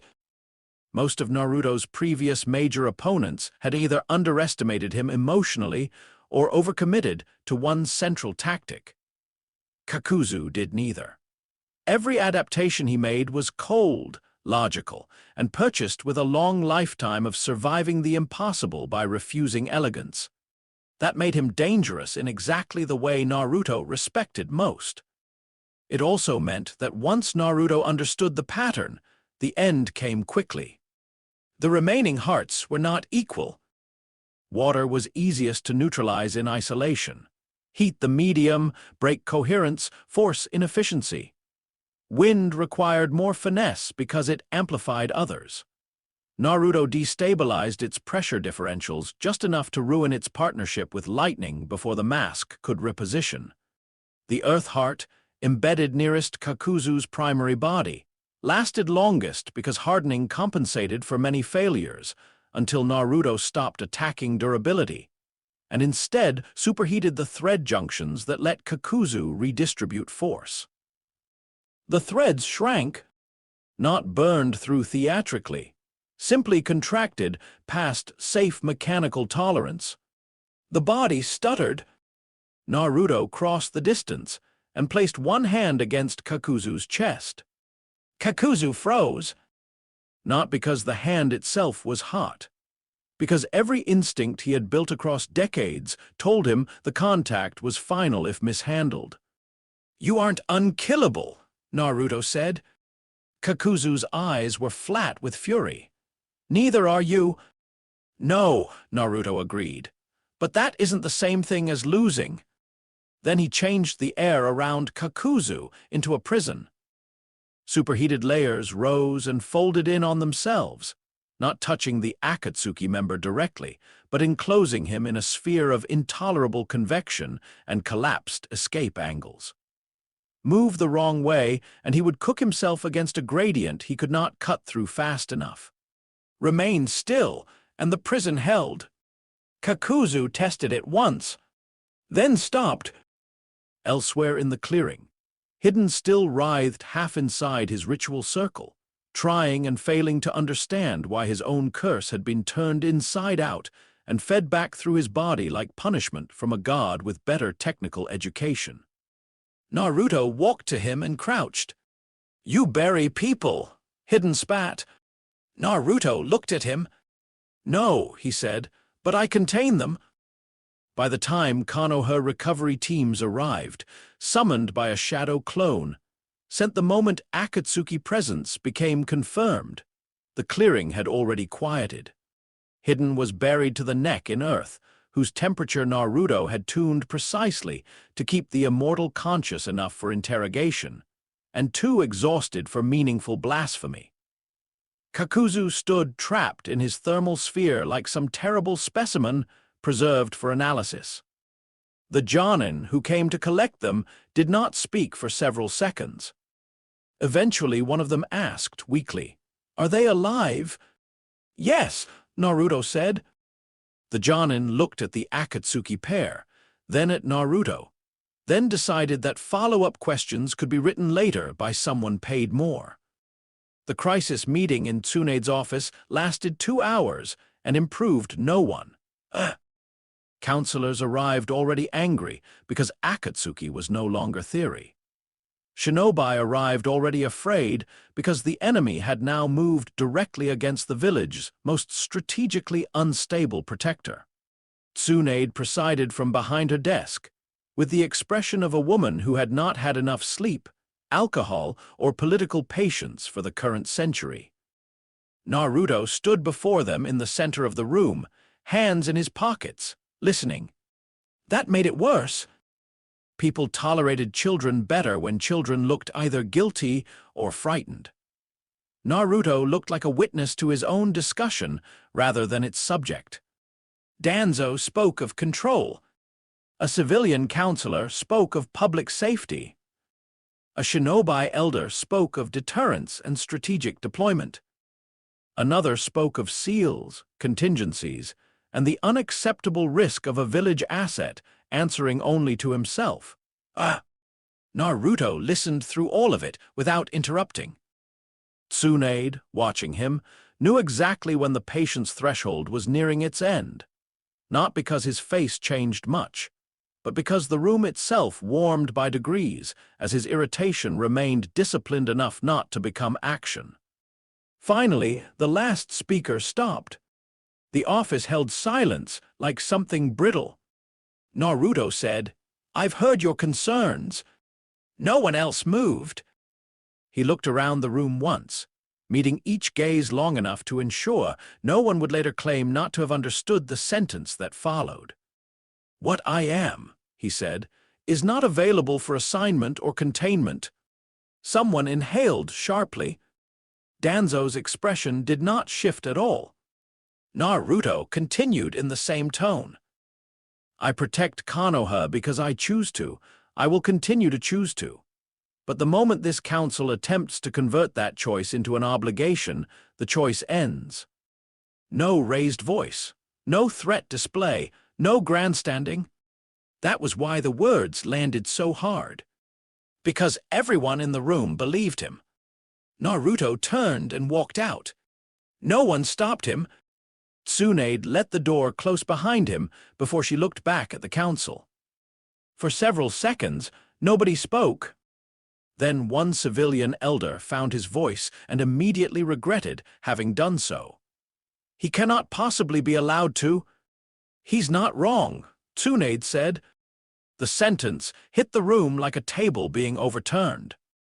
Danzo's one visible eye narrowed. "That is the most dangerous part." Tsunade leaned back in her chair and looked at the closed door. "No," she said quietly. "The most dangerous part is that you all keep thinking in terms of ownership, and he doesn't." That ended nothing, but it named the battlefield properly, which was more than most council meetings achieved. That night, Naruto sat on the roof of his apartment and looked out over Konoha. The village was warm in familiar patterns. Kitchen fires, bathhouses, street lamps, late paperwork in the Hawkage Tower. Patrol routes crossing and recrossing like nervous systems making sure the body still belonged to itself. Inside him, Kurama was awake. "You enjoyed that," the fox said eventually. Naruto considered the accusation. "No, you did not dislike it." "Correct." A pulse of ancient amusement rolled through the seal space. "You have a gift," Kurama said, "for speaking to humans in ways that make them understand they are smaller than they believed." Naruto looked at the village lights. "That usually upsets them." "Yes," Kurama said, utterly untroubled. "Which is why it is amusing." Naruto let the silence stretch. Then, after a while, "Akatsuki will come again." "They will," Kurama agreed. "With more understanding next time." "Some." The fox's voice took on the dry edge of old contempt. "Humans learn, just never as fast as they boast." Naruto almost smiled. Below, Konoha continued breathing in its 1,000 ordinary ways. Above, the night spread clear and wide enough to make all villages look temporary. And somewhere in the spaces between those two truths, between the warmth of home and the scale of the world pressing toward it. Uzumaki Naruto sat very still, carrying fire old enough to frighten armies, listening to a fox who hated humanity and had nevertheless begun, carefully, to trust one human in particular not to lie about what that meant. The next move was coming. For now, the roof held. The village burned on. And in the dark behind his ribs, something enormous and ancient no longer felt quite so alone. Say next chapter and I'll continue with Chapter 8, Hidden and Kakuzu, the first reckoning. Next! I'm taking Chapter 8 as the full fallout of Naruto's first direct Akatsuki clash. Less, another fight. More the moment Konoha, Akatsuki, and Naruto all fully understand what the other side really is. Thought for 42's Chapter 8, Hidden and Kakuzu, the first reckoning. Immortality had certain conditions.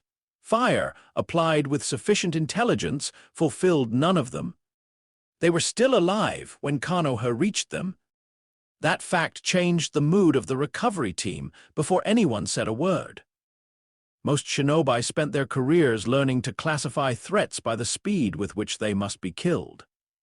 Capture was a luxury reserved for bandits, spies, missing nin with leverage value, or enemies weak enough that restraint cost less than execution. Akatsuki had long since passed beyond that category. They were not village-level criminals anymore. They were strategic diseases. The expectation in any honest briefing was simple.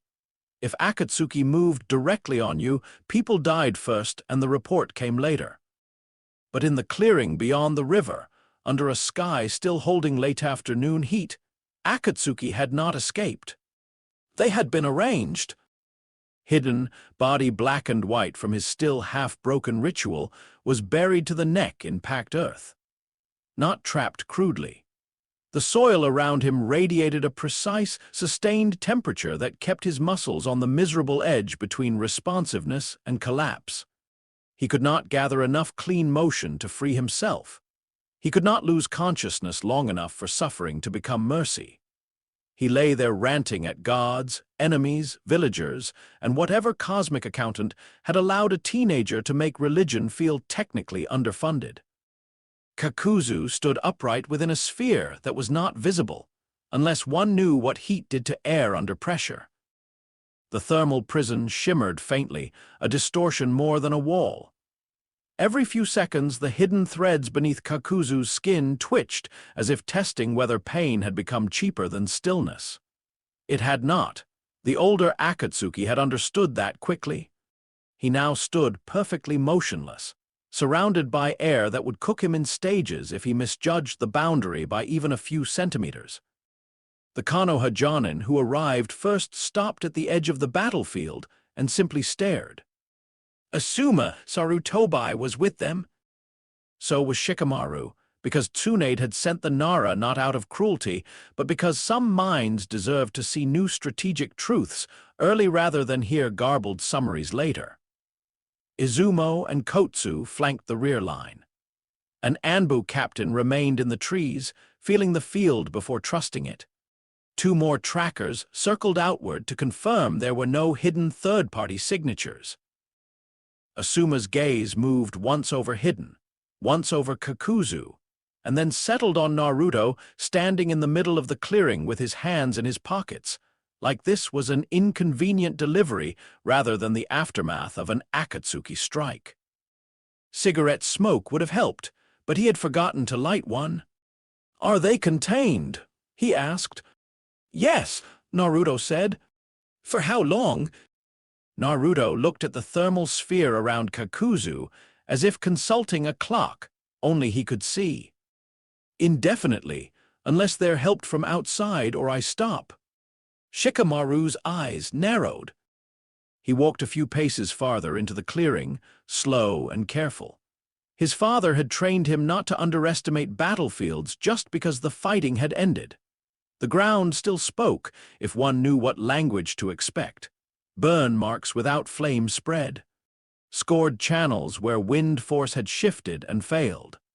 One area of fused glass near a shattered tree root, A ritual circle blackened into uselessness. The whole space felt less like a fight and more like two men had come to impose one set of assumptions and left having those assumptions quietly dismantled around them. He exhaled. That's... Shikamaru stopped, because even he needed a better word than troublesome for this one. Asuma found his voice first. What happened? Naruto answered directly. That was another thing adults found unsettling. He never padded combat truth with drama afterward. No self-justification, no rhetorical inflation, just sequence. Hidden established a blood-linked curse. I reversed the thermal flow through the connection. Kakuzu used compound nature transformations and multiple hearts. I took the fire heart first, then disrupted the others by function. Asuma stared at him. That sentence contained more insanity than a battlefield report should. Naruto considered that. Probably. The Anbu captain dropped from the trees then, landing in a crouch before rising. Mask blank. Voice flatter than paper. Lady Hawkage wants live transport.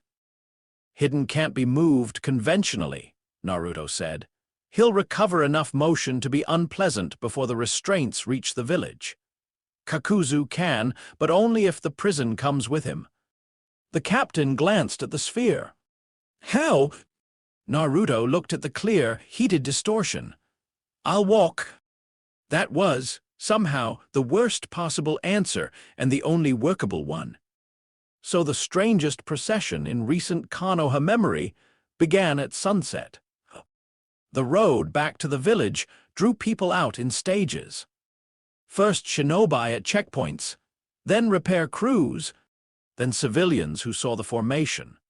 Anbu, Jonin, a buried cultist on a reinforced cart swearing inventive blasphemies at everything with ears. And Kakuzu being escorted inside a moving sphere of warped air with Uzumaki Naruto pacing beside it at the speed of a man taking an evening walk. Rumors outran them within minutes. By the time the procession reached Konoha's gate, people had already decided 5 mutually exclusive versions of what had occurred. Naruto had killed 2 Akatsuki members and resurrected them just to interrogate them. Naruto had invented a new prison jutsu. The Akatsuki had surrendered. The Nine-Tails had broken loose, and only Naruto could stop it. The Hawkage had unleashed a classified bloodline too dangerous to name. All of them were wrong. All of them, from a distance, looked more plausible than the truth. Tsunade met them at the interrogation annex with Shizune at her side and enough medic nin behind her to field a war tent. She did not waste time on greetings. Report! Asuma started. Naruto corrected twice for precision. The Anbu captain filled procedural gaps. Shikamaru remained silent, watching Tsunade process the information in real time. The 5th Hokage's face did not move much as she listened. That was how people knew she was furious. When the report ended, she looked first at Hidden being unloaded in reinforced restraints, then at Kakuzu inside his thermal prison, then at Naruto. You captured 2 S-rank Akatsuki operatives alive, she said. Yes. You did this alone. Yes. And you decided, without consulting anyone, to transport them directly into the village. Naruto looked at the prison sphere, then back at her. They were more useful alive. Tsunade rubbed once at the bridge of her nose. Shizune, with that tragic expression common to intelligent assistants forced to work beside history, murmured, He's not wrong. I know he's not wrong, Tsunade snapped. That is consistently the worst part. Hidden laughed from the restraint cart. You people sound terrified of your own kid. That's hilarious. Tsunade crossed the distance to him in 3 strides and hit the cart hard enough with one palm that the entire frame bounced. Hidden's teeth clicked shut. Speak again, she said pleasantly, and I'll have the Yamanaka map how much of your nervous system can be removed before your god notices. Hidden, to his credit, looked delighted rather than intimidated, which only made him more exhausting. Kakuzu watched the exchange in silence from inside the prison. His eyes, old and hard as coin edges, settled on Tsunade with cool recognition. He knew who she was. He also knew, from the way her attention kept returning to Naruto even while issuing orders, where the actual strategic anomaly remained. Tsunade pointed 2 fingers toward the lower secure block. Cells 7 and 8. Full ceiling support, 4-layer perimeter. Inoichi immediately. Torture and interrogation on standby. Medical oversight for Hidden because if he dies before I understand the edges of his immortality, I will become very unpleasant in ways everyone present will regret. Then she turned to Naruto. "You, with me?" Naruto followed. Of course he did. That obedience, again, somehow made the whole scene feel less manageable rather than more. Tsunade's office had become more hers over the years. Not cleaner, never that, but more alive in its disarray. Documents moved in systems only she and Shizune fully trusted, bottles hidden badly enough to count as symbolic honesty. Medical texts layered between military reports and budget requests, as if reminding the room that governance and triage were always one conversation in different clothing. She shut the door behind Naruto and let silence work for a few seconds. He stood near the center of the room, posture loose, not defensive. That irritated her too, not because she wanted fear, because fear would at least simplify her job. "You're going to start at the beginning," Tsunade said, "and this time you're going to include every point where you could have made a decision that did not end with me housing 2 Akatsuki members under my village." Naruto did. He spoke for nearly 20 minutes, and Tsunade interrupted often, not because his account was unclear, but because it was too clean. Hidden's ritual, Kakuzu's hearts, why he chose to reverse rather than sever the curse link, why he immobilized instead of killed, why he believed information from Pain's network mattered more than immediate battlefield closure, why he did not call for backup earlier, why he believed Hidden's immortality could be contained by regulating body temperature and motion rather than by dismemberment. At the word dismemberment, Tsunade's attention sharpened. "You considered it?" "Yes, and—" "It would work tactically," Naruto said, "but not necessarily strategically. He'd still be alive in pieces, which creates transport complications." Tsunade stared at him. There were moments with Naruto when she felt she was speaking not to a child or even a young shinobi, but to a crisis response protocol that had somehow achieved self-awareness, and then developed a private moral code on top of it.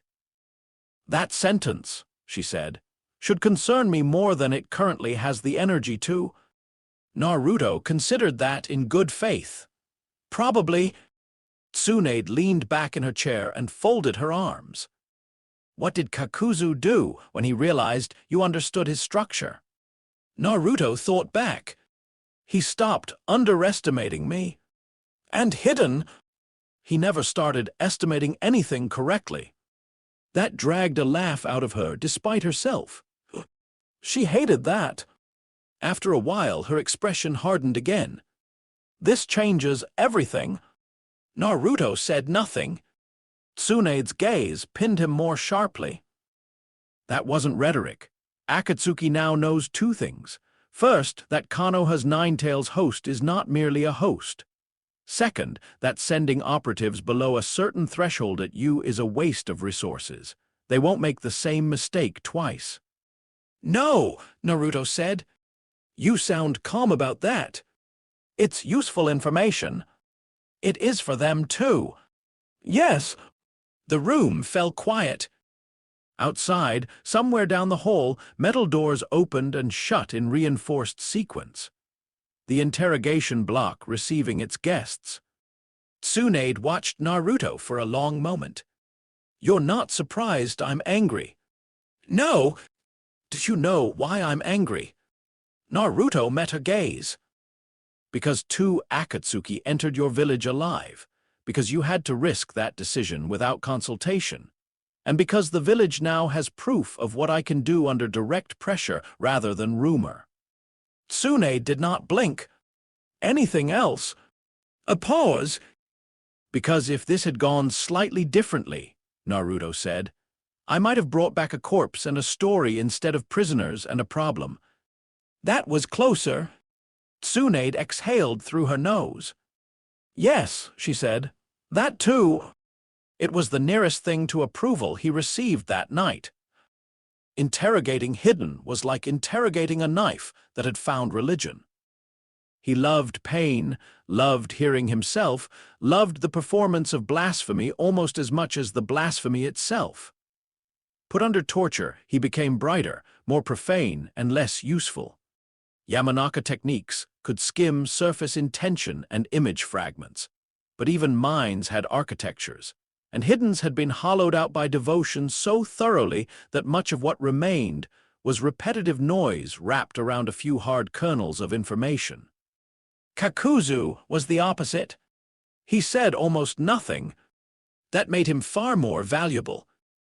The older Akatsuki sat in a reinforced room whose walls were layered with sealing formulas, cooling matrices, and enough hidden containment tags to start a border war. Naruto's thermal prison had finally been replaced by a hybrid barrier designed by Tsunade's medical staff, Konoha's Fuinjutsu specialists, and a very nervous team from T and I who had never before had to design a cell for a man with multiple hearts and detachable thread anatomy. Kakuzu tested every inch of it. He approved, privately, of several choices and despised the rest. Inoichi Yamanaka entered the first interview prepared for resistance. Kakashi attended because Tsunade trusted his judgment, and because Kakashi's ability to look lazy while actually collecting everything in the room remained irritatingly useful. Naruto stood behind the observation glass at Tsunade's insistence, not because she wanted him there, but because omission in matters like this had a way of making people more dangerous rather than less. Kakuzu sat under dim light and looked at none of them directly. Name? He did not answer. Organization? Silence. Objective regarding Uzumaki Naruto. That, at least, got a reaction. One eye shifted. Small. Economical. Impossible to miss if you knew what reactions cost careful people. Inoichi leaned forward fractionally. Kakuzu's voice, when it came, was dry as old paper. Assessment? Inoichi let that sit. Of? Kakuzu finally looked up, and his gaze found the observation glass, even without certainty of who stood beyond it. Of investment? Kakashi, outside the room, went very still. This was better than confession. Worse, too. Akatsuki had not attacked Naruto simply to seize the Nine Tails. They had attacked to price him, to determine whether he fit the old model or demanded a new one. Inoichi pressed. What did your leadership want to know? Kakuzu's face remained unreadable. Whether the beast was the asset, he said, or the boy. Naruto, behind the glass, did not move. Tsunade's hand tightened once on her sleeve. There were more questions after that. Pain structure, target priorities, extraction order, which tailed beasts had already been taken or approached or surveilled. Kakuzu answered almost none directly, but he was old, practical, and not especially ideological. He did not need to worship the organization to serve it. That made his silences different from Hidden's. They were chosen, not ecstatic. Every now and then, though, one useful thing slipped through. A name, a priority order, a suggestion that Pain had already begun revising the timetable. And, once, when Inoichi asked what had surprised him most in the fight, Kakuzu said, "He fights like a disaster performing surgery." No one in the room improved that description. As the nights passed, Konoha began adapting around the new reality. Not publicly. Publicly, the village announced only that a high-level enemy incursion had been contained, and the Hokage office was handling the matter. Civilians accepted this in the way civilians always accepted official half-truths, by improving them through rumor until the stories became more entertaining than the facts. Within the shinobi structure, though, adjustments rippled. Anbu patrols around Naruto's district doubled, and then subtly changed when it became clear he knew they were there before deployment orders finished being signed.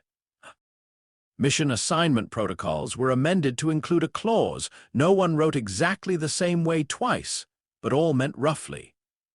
Do not place Uzumaki Naruto under tactical leadership incapable of understanding scale. The council held 3 separate sessions on whether Naruto should be classified under some new internal designation. None reached a stable answer. Danzo proposed contingencies. Tsunade rejected them with increasing volume. Kakashi avoided several meetings by leaving the village on paperwork-thin justifications, and returning only after tempers had exhausted themselves into worse policy drafts. Shikamaru, who heard more than most adults realized because adults consistently underestimated bored young geniuses, began building private models of future war that all had one uncomfortable constant. Whatever side understood Naruto first would shape the next era. That thought sat badly enough in him that he went to find Naruto one evening on the training field behind the academy. Children had finished using it hours earlier. Chalk marks still lingered on the wooden posts. One practice target had been half-charred by some instructor's enthusiasm. The air carried that familiar after-school blend of dust, sweat memory, and old sunlight sinking out of the ground. Naruto was standing in the center of the field with 3 shadow clones positioned at different ranges. Each one held a Rasengan. None looked strained. The real Naruto watched the spheres spin with that quiet dissatisfaction of a craftsman, still debating whether a very good tool had reached its highest use. Shikamaru put his hands in his pockets. Did you capture 2 Akatsuki members just to make the village impossible to manage? Naruto looked over. No. Okay, Shikamaru said. It's just working out that way. Naruto dispelled 1 clone. Information returned through the field of him without visible reaction. They were useful alive.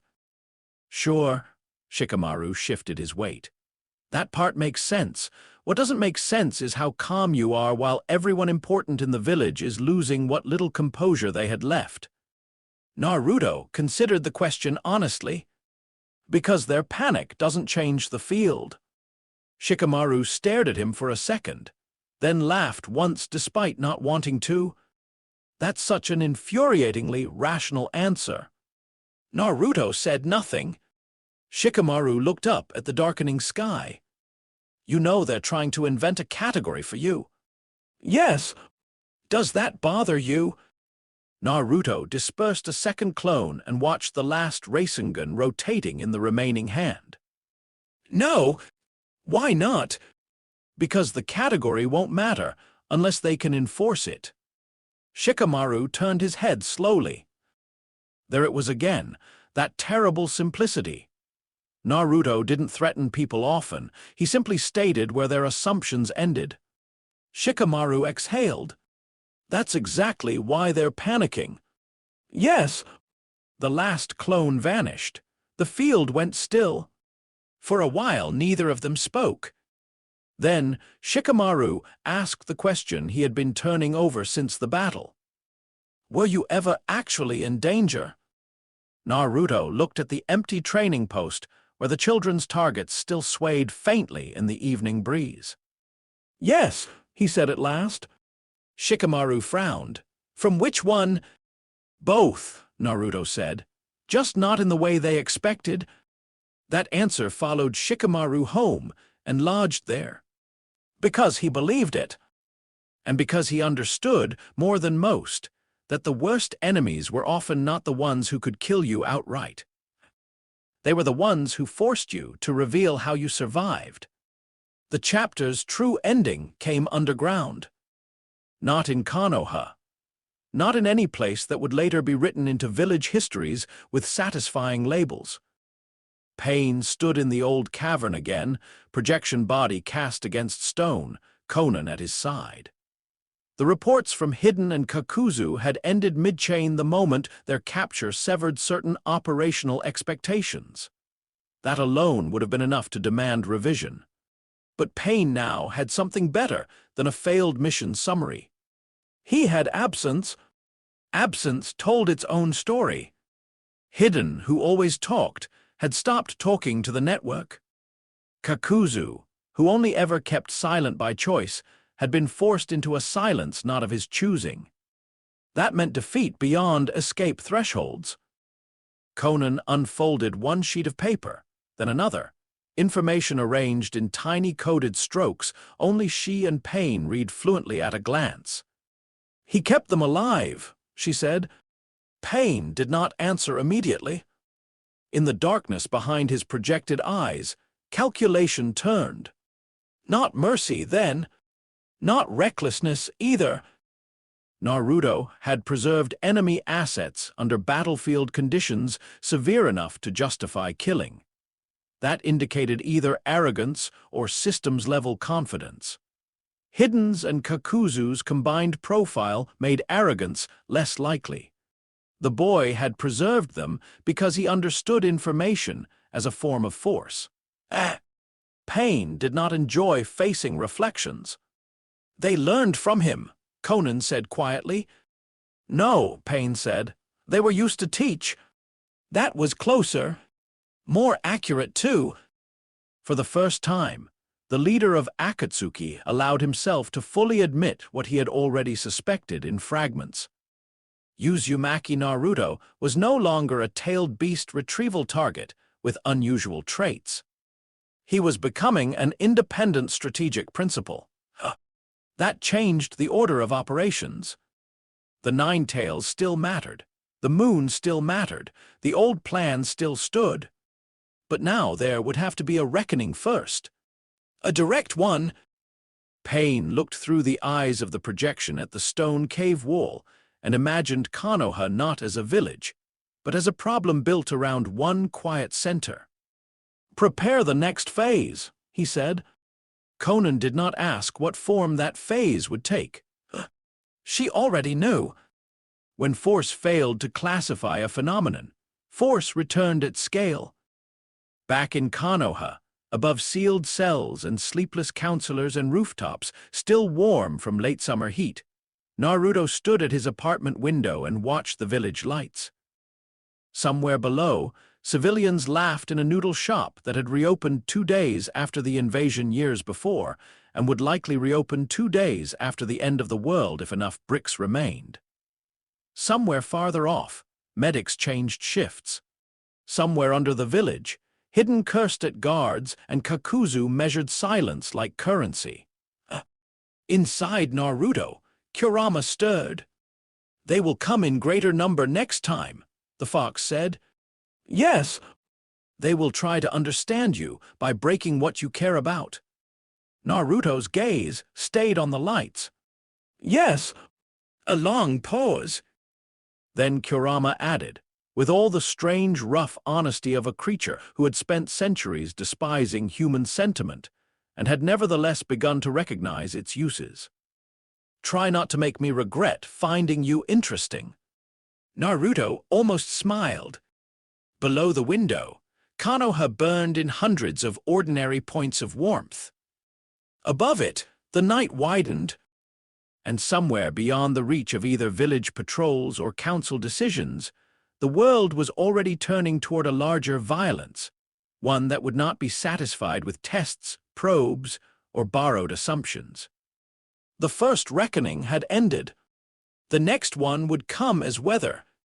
Say next chapter and I'll continue with Chapter 9, The Pain Invasion, Gravity and Atmosphere. An next thought for 12's Chapter 9, The Pain Invasion, Gravity and Atmosphere. Pain claimed to be a god of peace. He had not yet met a phenomenon. Jiraiya's absence changed Konoha before his death was confirmed.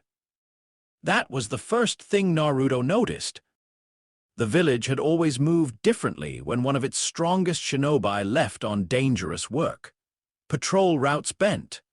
Anbu sat closer to roofs they pretended not to guard. Tsunade drank less publicly and worked later, which was a far more reliable sign of tension than any official announcement could ever be. But Jiraiya was not merely strong. He was familiar. He carried the strange privilege of men who survived long enough to become woven into a village's emotional weather.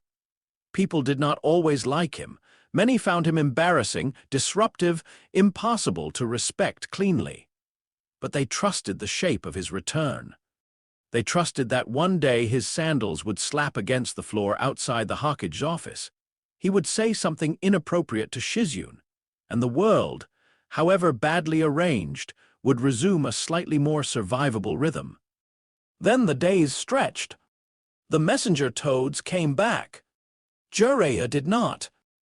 Naruto was on a roof above the eastern market when the confirmation reached the village. No announcement had yet been made. No bells had rung. No public mourning had begun. Tsunade had only just received the report and sent for the elders who would need to know before grief became administration. Naruto felt it anyway. Not by mystical bond. Not by the seal, by the village itself. People inside institutions often imagined emotion as personal and private, something that lived tidily in the chest and then ended at the skin. That had never been true. Grief altered movement. Hope altered breath. Panic changed the way whole districts carried noise. When news like this entered a place, the place itself bent around it.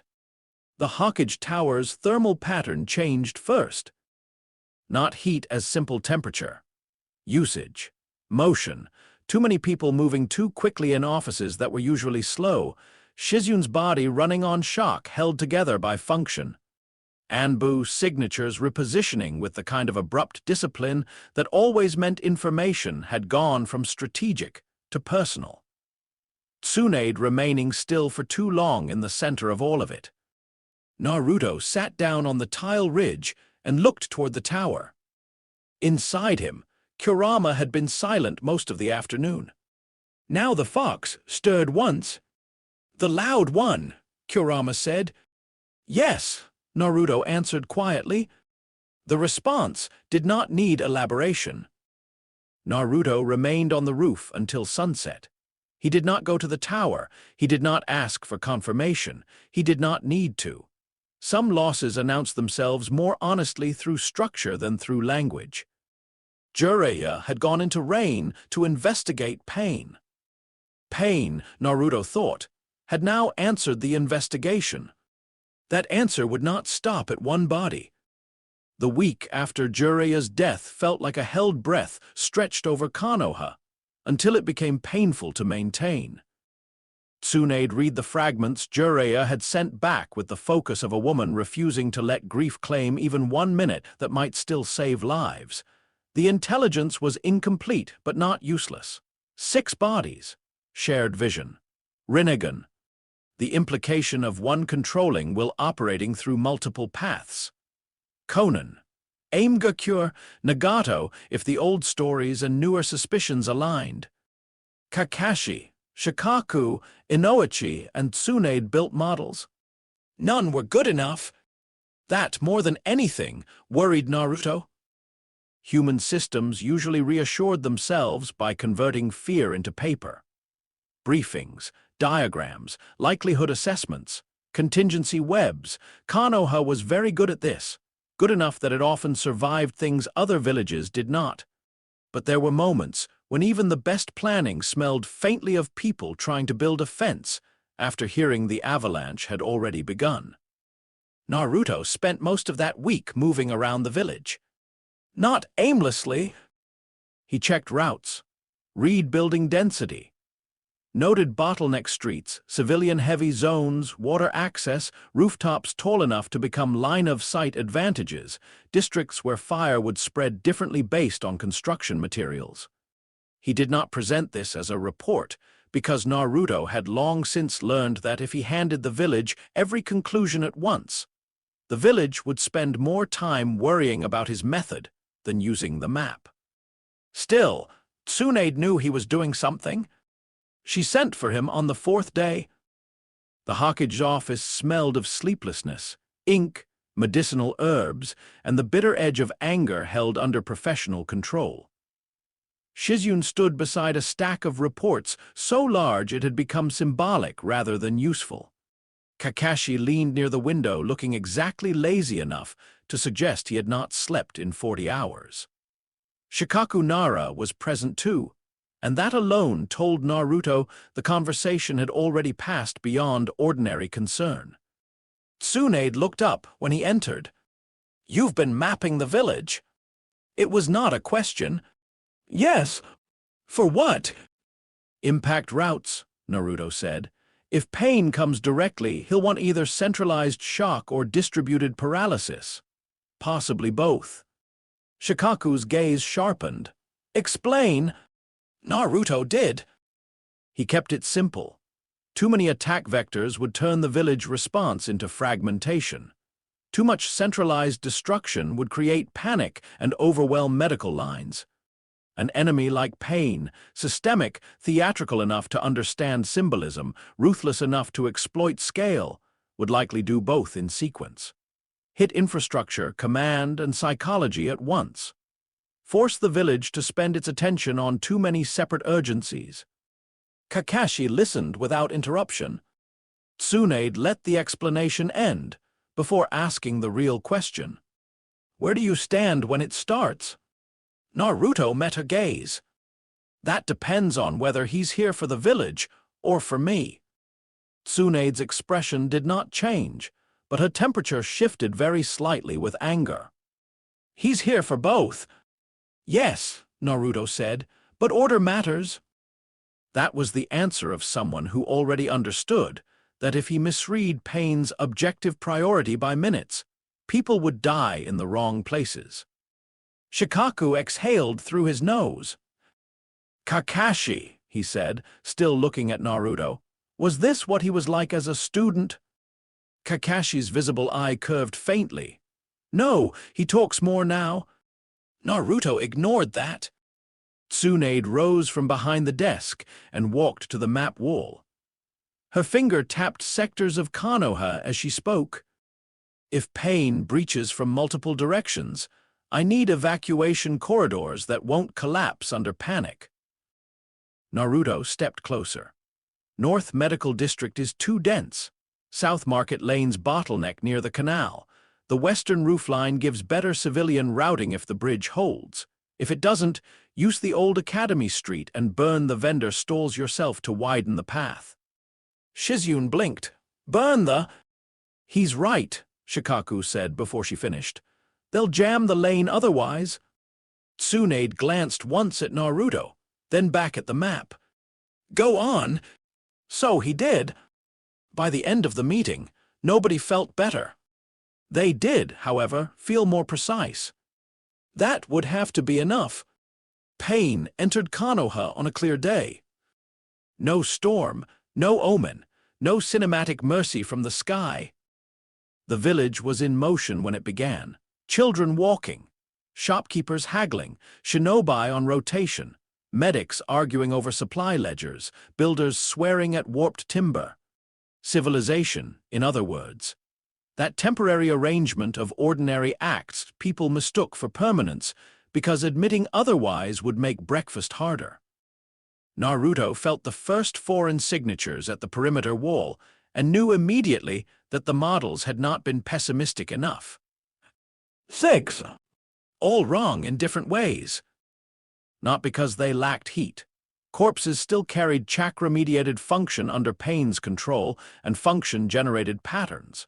But their human signatures were incomplete, too still in some systems, too absent in the ordinary unconscious variability of living bodies. The result felt like standing in a room where every person blinked half a second too rarely. The first wave hit before the alarm fully propagated. Animal summons tore through the eastern defense line in a crash of mass and impossible anatomy. A giant centipede shattered stone. Multi-headed dogs split and multiplied under impact. Birds large enough to blot rooftops dropped shadow and panic in equal measure. At the same time, the Asura path breached near the northern district. Naruto was already moving. He chose north, not because the summons were lesser, because explosions spread faster through dense housing than giant creatures did through open streets, and because the Asura path's weapon profile would create the kind of civilian kill box Tsunade had feared most. The first missile barrage hit 3 blocks ahead of him. Ordinary shinobi flinched from explosions because explosions were blunt. Too much heat, too much pressure, too much shrapnel, too fast. Naruto ran into them. The blast wave rolled toward him through a street already cracking under impact. Windows burst. Roof tiles became knives. A cart flipped and burst into splinters. Naruto met the center line of the explosion and absorbed. Not all of it. No one absorbed all of anything that large without consequence, but enough. The thermal core of the detonation collapsed into his field, turning what should have been lethal overpressure into manageable force by stripping the blast of its most efficient violence. He emerged from the smoke, with his jacket scorched at one sleeve and the air around him trembling. The Asura path turned its mechanical head toward him. Missile ports rotated open across its body.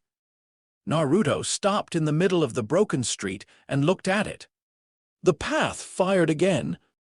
A city block vanished into flame. People later described what happened next in a dozen contradictory ways because human eyes had trouble with events too nonlinear for clean memory. Some said Naruto walked through fire without burning. Some said the explosions bent away from him. Some said the air itself opened and swallowed the heat. The truth was less dramatic and more frightening. He let the path show him its logic. Combustion channels, launch sequencing, metal tolerances under sustained internal heat, pressure release valves that assumed the surrounding atmosphere would behave normally. Naruto's awareness widened over the machine body and identified every place it relied on order. Then he made the order hostile. The Asura path launched a focused beam of destructive chakra from its arm. Naruto shifted left, raised one hand, and the beam passed through a zone of distorted air so violently heated that its coherence snapped. The attack cut a building in half behind him instead of his chest. The path recalibrated. Too late. Naruto drove a column of concentrated heat into the machine's shoulder array first, then down through the torso, not seeking an immediate dramatic kill but systemic failure. Metal warped, internal mechanisms fused, the left missile housing detonated inward. One leg locked. The Asura path still came at him, because pain did not care about elegance when function remained. Naruto reached it in 3 strides. "You're using controlled combustion," he said almost conversationally, one hand against the path's chest, "to generate kinetic force." Then he drove the heat through every loaded chamber at once. The Asura path burst apart in a violent bloom of its own stored capacity. Naruto turned before the debris hit the ground. He could already feel the rest of them. The animal path was turning the Eastern District into a lesson in scale. Summons did not need subtlety when terror itself could serve as battlefield control. Every giant creature forced evacuation reroutes, broke line of sight, and consumed attention that Konoha needed elsewhere. The human path, moving beneath the chaos with eerie calm, targeted shinobi who engaged too directly, touching once and tearing souls from bodies with clinical finality. Naruto reached the district by rooftop because the streets had become unreliable. Smoke and dust dragged low between buildings. Civilians ran in currents rather than lines now, panic turning ordinary roads into fluid dynamics problems. Tsunade's medical slugs had already begun deploying, their cool chakra signatures spreading across the village like mobile triage points. Good, Naruto thought distantly. The human path reached for a Chunin, whose shoulder had already been torn open by falling stone. Naruto crossed 2 rooftops and dropped between them. The path's hand stopped inches from the injured man's face. Not because Naruto had struck it, because the temperature at his own skin had climbed past the point where contact became self-destruction. The human path's fingers blackened at the tips before it withdrew. Naruto grabbed the wounded Chunin by the vest and threw him backward toward a medic route without looking. Then the summons came at him. The giant bird descended first, wind and shadow. Naruto bent the rising thermal currents above the shattered street and forced an instability so abrupt the creature's landing angle broke. It sheared sideways into a tower wall hard enough to crack stone and buy him 3 seconds. The dog split. Of course it split. Each impact made more mass, more mouths, more pursuit. Naruto did not waste time destroying what multiplied under force. He drove heat into the ground ahead of its charge, turning a long strip of broken street into unstable glass-slick ruin. The many-headed summon hit it at speed, lost purchase, and smashed through a bathhouse wall in a storm of hot tile and steam. The centipede came next. Naruto looked at its underbody, found the moisture channels where flesh met armor-plated segments, and superheated the air beneath it until the creature's movement reflexively curled away from the pain. Not a kill, a redirection. It turned exactly where he needed, away from an evacuation corridor and into an empty warehouse block Tsunade had already written off as expendable. Then the human path lunged again. This time, Naruto let it come closer. The path's entire technique depended on touch unbroken by ordinary defenses. It did not punch. It reached. That reach had made it horrifying against shinobi who expected combat to announce itself through more obvious violence. Naruto waited until the last possible instant, then altered the surface conditions of his own body temperature so radically that the human path's palm made contact, and the flesh of its hand failed before the technique could complete. The smell was awful. The path recoiled, fingers partly fused. Naruto stepped in and drove a thermal pulse through the chest cavity with enough precision to ruin the body's remaining function without blasting it apart. The human path dropped. Above him, the animal path watched through another body's eyes. For the first time since entering the village, Pain's network understood that Naruto was not merely surviving the invasion. He was deleting paths by category. That required escalation. The diva path entered the battlefield like a sentence, finally reaching its verb. Naruto felt it before he saw it. Gravity changes heat. Not poetically, mechanically. Pressure, compression, expansion, flow. The moment the diva path shifted vector into his sector, the atmosphere itself developed a different argument. Air masses pressed where they should not. Loose ash on the street began to drift against the expected wind. The village, already a wounded organism, acquired a new center of impossible order. When Naruto turned, the diva path was standing at the mouth of the avenue in black cloak and orange hair, face unreadable, Rinnegan calm in a way human eyes were never calm. Bodies lay around them, buildings burned in contained and uncontrolled ways alike. Somewhere 3 streets over, medics were screaming for water. Somewhere high above, Tsunade was still moving from crisis to crisis, holding the village together with chakra, fury, and the refusal to collapse while work remained. Pain looked at Naruto. Naruto looked back.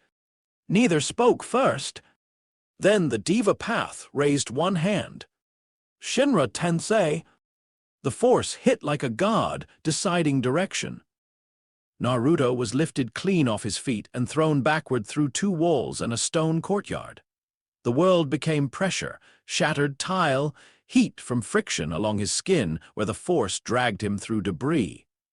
He hit ground 300 meters away hard enough to carve a trench. Most opponents ended there. Naruto stood up. Across the ruined avenue, the diva path did not react outwardly. But Pain, wherever his true body sat hidden in rain, paid closer attention. Naruto spat dust, rolled one shoulder once, and began walking back. Interesting, he thought. That more than courage was what Pain had underestimated. Naruto did not greet new forms of overwhelming force with despair or even primarily with resistance. He greeted them with curiosity first, because curiosity gave him leverage on panic. The force had shape. If it had shape, it had conditions. Gravity altered atmosphere. Atmosphere was his language. The diva path used Shinra Tensei again, narrower this time. Naruto read it as it formed, the pressure front compressing air ahead of it, the thermal shift at the wave boundary, the brief region of impossible neatness where everything in the street was being assigned one direction by an external will.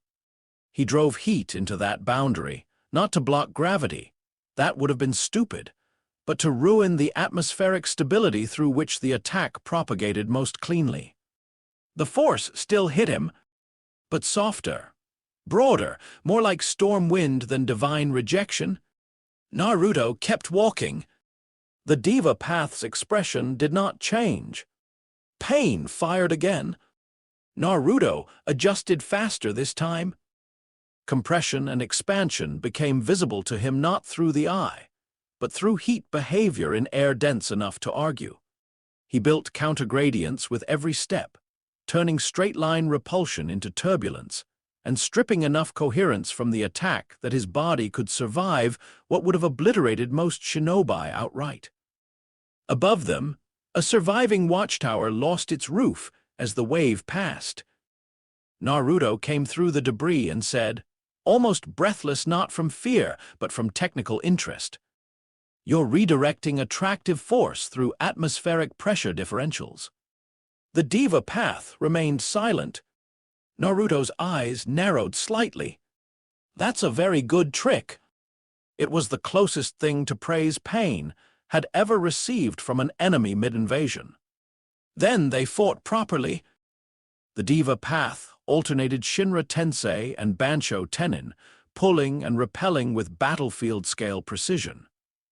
Naruto answered by weaponizing every thermal variable those shifts created. Pulled into range, he heated the air around the path's body until Pain had to release the vector early or risk his own vessel's integrity. Thrown back, Naruto carved anchor points of superheated pressure behind him to bleed off force into rising columns rather than flesh. Neither won cleanly. That mattered.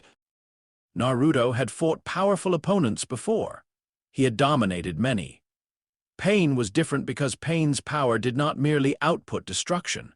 It rewrote assumptions about relation, distance, pull, movement rights, the expected loyalties of matter itself. Naruto respected that enough not to fake certainty. Pain respected, reluctantly, that the boy kept learning in real time. Eventually, the diva path changed objective. Not kill, laid. The path broke contact and moved toward the village center.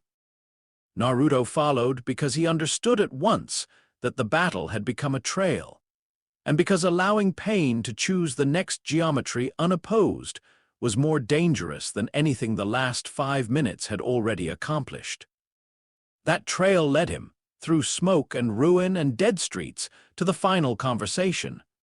Nagato was waiting in a hidden place, too full of metal and old pain. The chamber sat beyond what had once been an ordinary structure and was now a sanctuary for a body that had spent too long using 6 others as its vocabulary. Pipes ran like exposed veins. Conan stood nearby in stillness wound tight enough to cut. The diva path had fallen only moments earlier to the accumulated cost of the chase, and Naruto's refusal to grant easy spacing. Now there remained the original, Nagato looked smaller than the fear built around him. Naruto was unsurprised. Power this large often extracted its rent from the body wearing it. Nagato's skin clung too closely to bone. His hair fell around a face made ancient by suffering more than by time, but the eyes were real.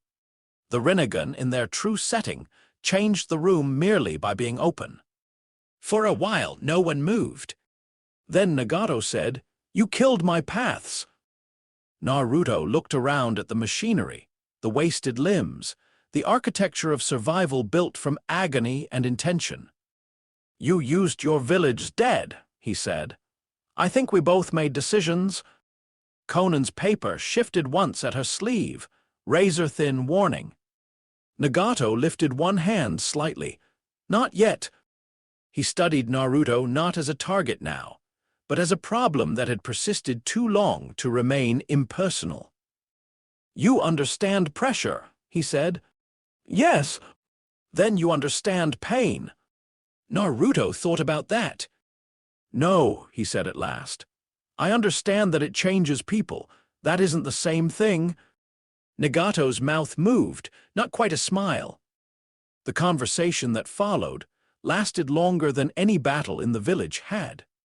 Nagato spoke of Yahiko, of war, of villages creating orphans by the thousand and then calling the outcome tragic rather than engineered, of ideals sharp enough to die for and too fragile to govern with, of peace discovered, lost, then rebuilt as deterrence through suffering because all softer models had failed under human weight.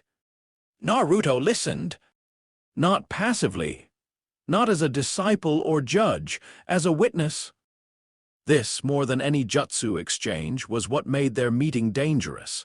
Nagato was not wrong about the origin of his philosophy. Pain had built him. Real pain. Structural pain. Not a bad day, not one heartbreak, not even one massacre. A world that kept proving compassion vulnerable and violence efficient. Naruto had no use for lying about that. When Nagato finished, the chamber settled into the silence of truths that did not cancel each other just because they hurt. Then Naruto sat down. That surprised Conan more than any answer could have. He sat on the floor in front of the man who had just broken his village and did not adopt a saint's posture or a conqueror's. He simply sat as though the conversation had earned the correct altitude. "I've already seen what your pain built," Naruto said. Nagato's eyes did not blink. "And I understand why you built it." Conan looked at him sharply. Naruto continued, "The question isn't whether your pain was real. It's whether what you built from it is what you intended." Nagato's breathing changed by 1 degree. Small, still real.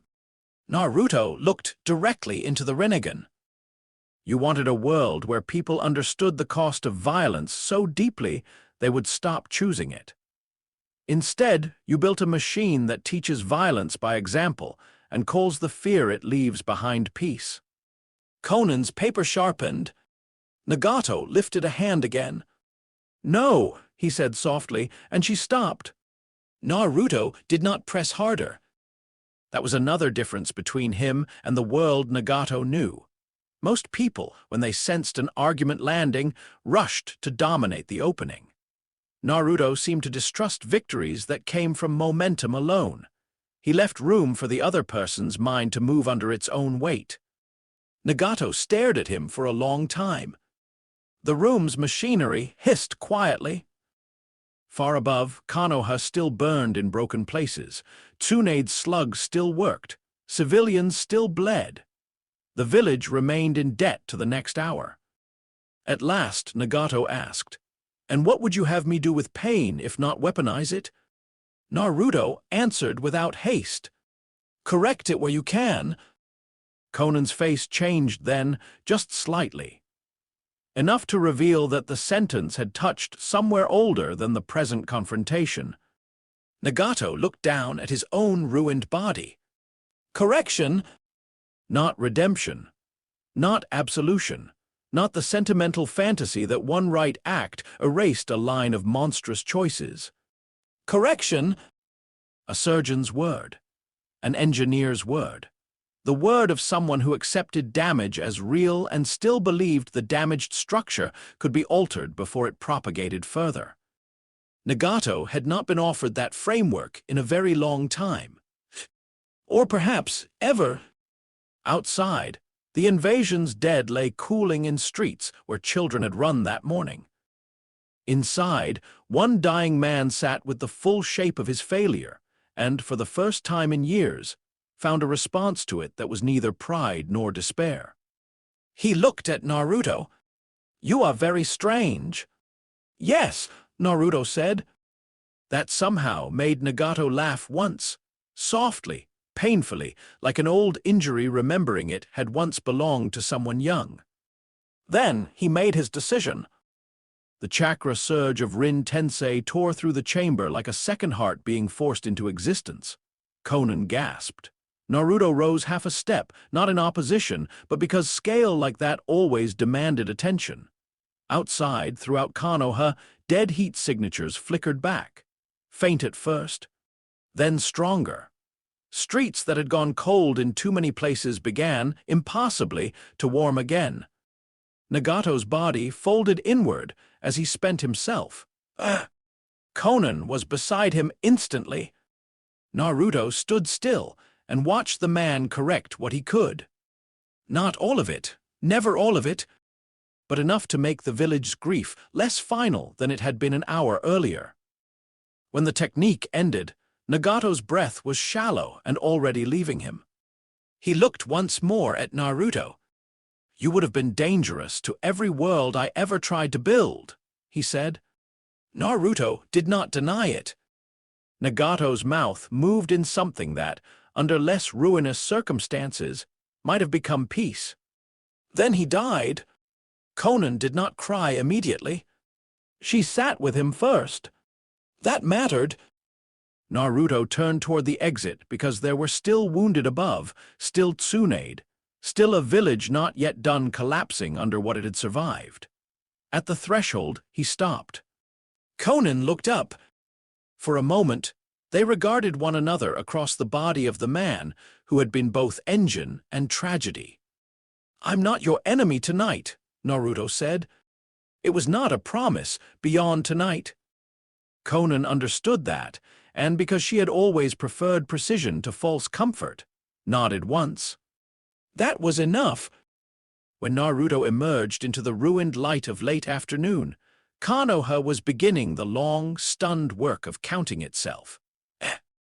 People moved through debris with that unreal steadiness survivors often wore before emotion returned with proper force. Tsunade still stood, though barely, sustained by will and medical discipline, and the knowledge that the village needed to see her standing.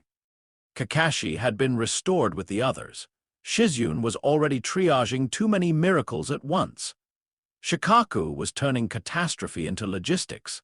Civilians were calling names into broken streets and hearing answers more often than grief had prepared them for. Naruto crossed the village slowly. Not because he was weak, because speed would have been disrespectful.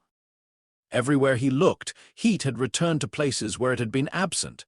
People who should have remained dead breathed again. Not everyone, not every injury, not every building. Correction, as Nagato had taught the chapter by dying, was not total, but it was real. On the avenue outside the central square, Tsunade found him. Her clothes were torn. Blood dried dark at one sleeve. Her eyes looked older than they had that morning. "You found him?" "Yes. And—" Naruto looked over the village once before answering. He corrected what he could. Tsunade held his gaze. There were 100 questions behind her eyes. Tactical, moral, medical, political, personal. She asked none of them first. Instead, she said, "Jiraiya would have hated how this ended." Naruto considered that. "Yes." Then, after a pause, "He still would have wanted it." That hit somewhere in her hard enough that she looked away.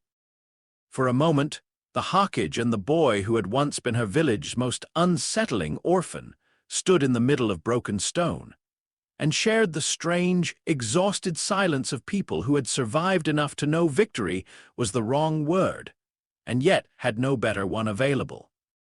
Around them, Konoha breathed, not cleanly, not forever, but again, and high above the village, where smoke still rose in thin gray lines against a clearing sky, the atmosphere settled by degrees into something almost ordinary. Gravity had come for them. Atmosphere had answered.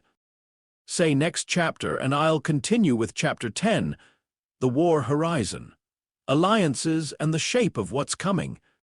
Next thought for 12's Chapter 10, The War Horizon. The 5 great nations had never agreed on anything. They agreed on this. The world had changed. After Pain, the village stopped pretending Naruto was merely one of its strongest young shinobi. That lie no longer fit the available evidence. Before, people had argued in fragments: asset, risk, jinchuriki, prodigy, anomaly, weapon, protector, child, threat. Every faction in Konoha preferred a different word because the choice of word implied a preferred future. But Pain's invasion had ruined the comfort of partial language. Too many people had seen too much. Too many civilians were alive because one boy had fought something shaped like a god and returned with the village dead trailing impossibly behind him back into breath. There were no tidy categories left. Konoha adapted the way villages always did, by making the extraordinary part of routine before anyone could think too long about what it meant. Streets were rebuilt, memorial stones gained names, shops reopened. Tsunade, after surviving her own collapse into medical overextension, resumed office work with the brittle, furious steadiness of a woman who knew the world had become more dangerous and resented that it had done so on her desk. Naruto returned to missions, training, rooftop silence, and the thousand small, ordinary motions of village life. But the world outside Konoha had been watching. Other villages had heard of Pain's assault and its failure. They had heard that the Hidden Rain's god had broken Konoha, and then, inexplicably, the dead had stood back up. They had heard whispers that the Ninetales Jinchuriki was not behaving like a normal host, that he had stopped gravity in the street, that he had turned an invasion into a discussion, that Akatsuki had begun revising its own methods around him. Rumors did what rumors always did. They inflated, distorted, dramatized. The truth remained more dangerous than all of them. And then came the summit. The 5-cage summit gathered under the public language of crisis and the private language of fear. Akatsuki had moved too far, too openly. One village after another had discovered that private reliance on criminal tools eventually became public catastrophe. The tailed beasts were no longer abstract geopolitical pressure points. They were active objectives in a game whose final rules nobody fully understood. Tsunade, still recovering from Pain's invasion and political debt, did not attend. Danzo tried to wear Hokage legitimacy like a stolen coat. Naruto heard about that and felt nothing resembling surprise. He did, however, dislike the implication. Danzo represented the old instinct of shinobi institutions at their ugliest: control first, ethics after, human beings reduced to leverage because leverage was easier to inventory than trust. If a war was coming. And by then, Naruto felt that war was less a possibility than an approaching climate. Men like Danzo would try to survive it by tightening their grip on whatever could still be named. Naruto made no move against him. That was not mercy. It was scale. Danzo was a symptom with a body attached. The world was building something larger than one old man's obsession with ownership. When news from the summit filtered back in layers, Sasuke's attack, the fracture between Kage, Madara's declaration of war, the demand for Naruto and Konoha did not need a council session to understand what had happened. The era of partial conflict was over. It had become a world war with shinobi vocabulary. Tsunade read the final reports in silence. Kakashi leaned against the wall with one eye closed and all his attention active. Shikaku Nara stood at the strategy table already thinking 3 years ahead and hating every answer. Naruto looked at the map of the 5 great nations pinned under weights and markers and saw, not nations, but heat concentrations, populations, supply lines, narrow mountain passes where massed shinobi would cook themselves under armor, coastlines where mist and salt would complicate vision-based warfare, forests dense enough to hide armies until movement gave them away. Madara wanted the tailed beasts. That much was obvious. But for the first time, the Akatsuki's true endgame had to account for an inconvenience it had not originally planned around. Naruto was not a standard container. Kurama was inside him, yes. Sealed, real, ancient, indispensable to Madara's old arithmetic. But Naruto's strength no longer derived from Kurama alone, nor even primarily in the operational sense. His pyrokinesis, his thermal field, the strange welded architecture of Benimaru's spiritual residue fused with his own growth. None of that sat in the neat category of extractable beast power. You could not simply tear Kurama from him and assume the remainder collapsed into ordinary flesh. Madara, if he understood this fully, would adapt. Madara, if he only half understood it, would become dangerous in even less predictable ways. Shikaku finally said aloud what the room had all been circling. He can't be hidden the way a normal Jinchuriki might be hidden. Tsunade's jaw tightened. Naruto stood with his hands in his pockets and said nothing. Kakashi looked at the map. And he can't be deployed normally either. That was true. Every war produced positions for exceptional assets. Commanders, mobile strike units, sensory corps, sealing teams, battlefield medics. None of those categories fit Naruto comfortably anymore. Put him in a standard unit and the unit would spend its time adapting to him instead of the enemy. Put him alone, and he became either irresistible bait or a variable too large for coordination. Shikaku's fingers tapped once on the table. We need someone who understands what being a Jinchuriki actually means. Naruto glanced at him. Shikaku met the look. And someone, the strategist added, who can recognize when the beast and the person have stopped being separate problems. Tsunade exhaled slowly. Killer Bey, she said. The room settled around the name. That was the correct next move. The island where Bee waited felt different before Naruto ever set foot on it. The sea itself announced the place first. Salt-heavy air. Rock warmed in hard bands under relentless sun. Jungle humidity climbing through the shoreline in slow thermal curtains. And beneath all of it, deeper and stranger, an enormous chakra signature carrying itself not like a prison, not like a wound, but like a partnership that had learned its own rhythm. Naruto stood at the bow of the transport boat and closed his eyes. The 8 Tails was there. Not close enough for detailed interior reading, but close enough that the shape of it sat on the island like a second ecosystem. Vast, dense, integrated.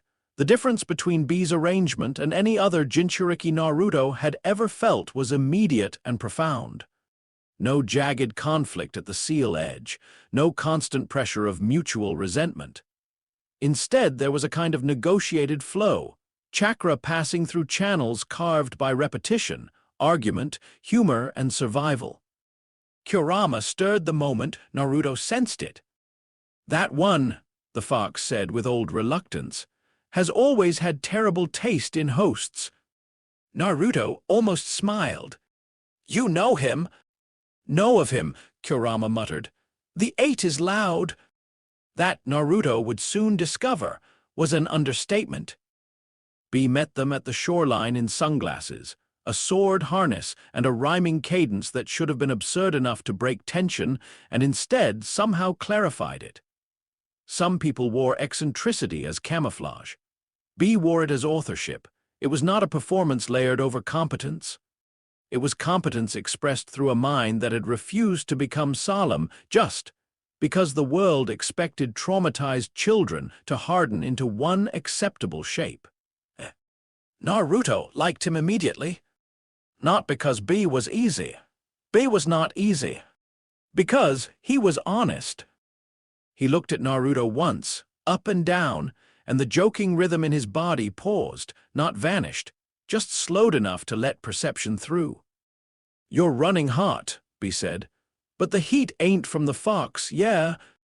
Naruto stopped 3 paces away and regarded him properly. "No." B's grin softened at the edges. Not less amused, more attentive. "The fox still in there?" "Yes." "And it's not fighting you?" A pause. "Not anymore." That made B very quiet. It did not happen often. His silence had weight when it arrived. Naruto felt the 8-tails stirring behind him too, a great deep-water thing lifting one eye toward the conversation. B scratched at the back of his head and gave a little hum, part beat, part thought. "You went past it," he said. Naruto's head tilted slightly. "Past what?" "Past the usual fight," B said. "Most Jinchuriki either wrestle the beast all their life or get swallowed by it in pieces. But you," he frowned, seeking a shape for the intuition. "You went through the fight into something else." Kurama growled low in the seal. Naruto listened to that, and then looked back at B. "Something was already there," he said. B nodded slowly. That answer, more than any technical explanation, made the introduction real. Because B understood immediately that Naruto was not bragging. He was naming an internal geography. The same way B himself had once had to move from prison to coexistence with Juki, except Naruto's route had taken him through stranger country first. They trained together after that, though training barely covered what it became. B taught Naruto less about raw chakra output than about relationship, about not treating the tailed beast as a sealed battery, about allowing conversation without surrendering self, about how trust between host and beast did not appear through moral speeches, but through repeated proof that betrayal would not be rewarded. At the island's waterfall chamber, where Jinchuriki traditionally confronted their own darkness, Naruto's experience diverged almost immediately. B expected a visible struggle. The dark self, the resentment, the buried hatred that all hosts carried like a second scar under the skin. Naruto's darkness came differently. It was not loud. It did not accuse him in the crude, theatrical ways most inner tests preferred. It stood before him with his own face and said, "You are becoming more useful than human." Naruto looked at it. The waterfall chamber hummed with old chakra and stone-cold patience. B waited outside, sensing enough to know that something unusual was happening. Kurama listened from behind the seal with an alertness the fox would never have admitted to if asked directly. The shadow self continued.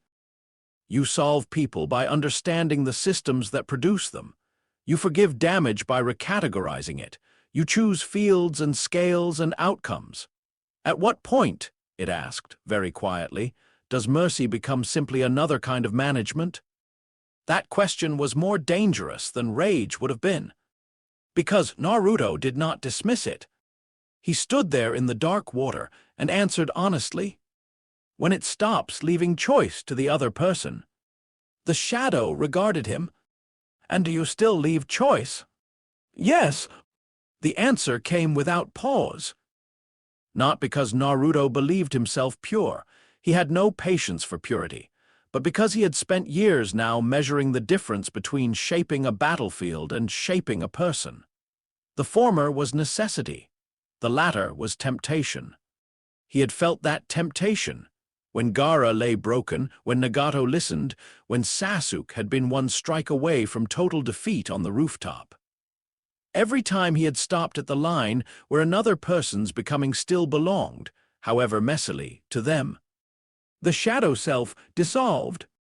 Outside, B watched Naruto emerge from the chamber and let out a breath he would later disguise inside a rhyme because certain moments deserved style, even when they also deserved respect. "How'd it go, bro?" Naruto stepped into the island sunlight. "I'm still myself."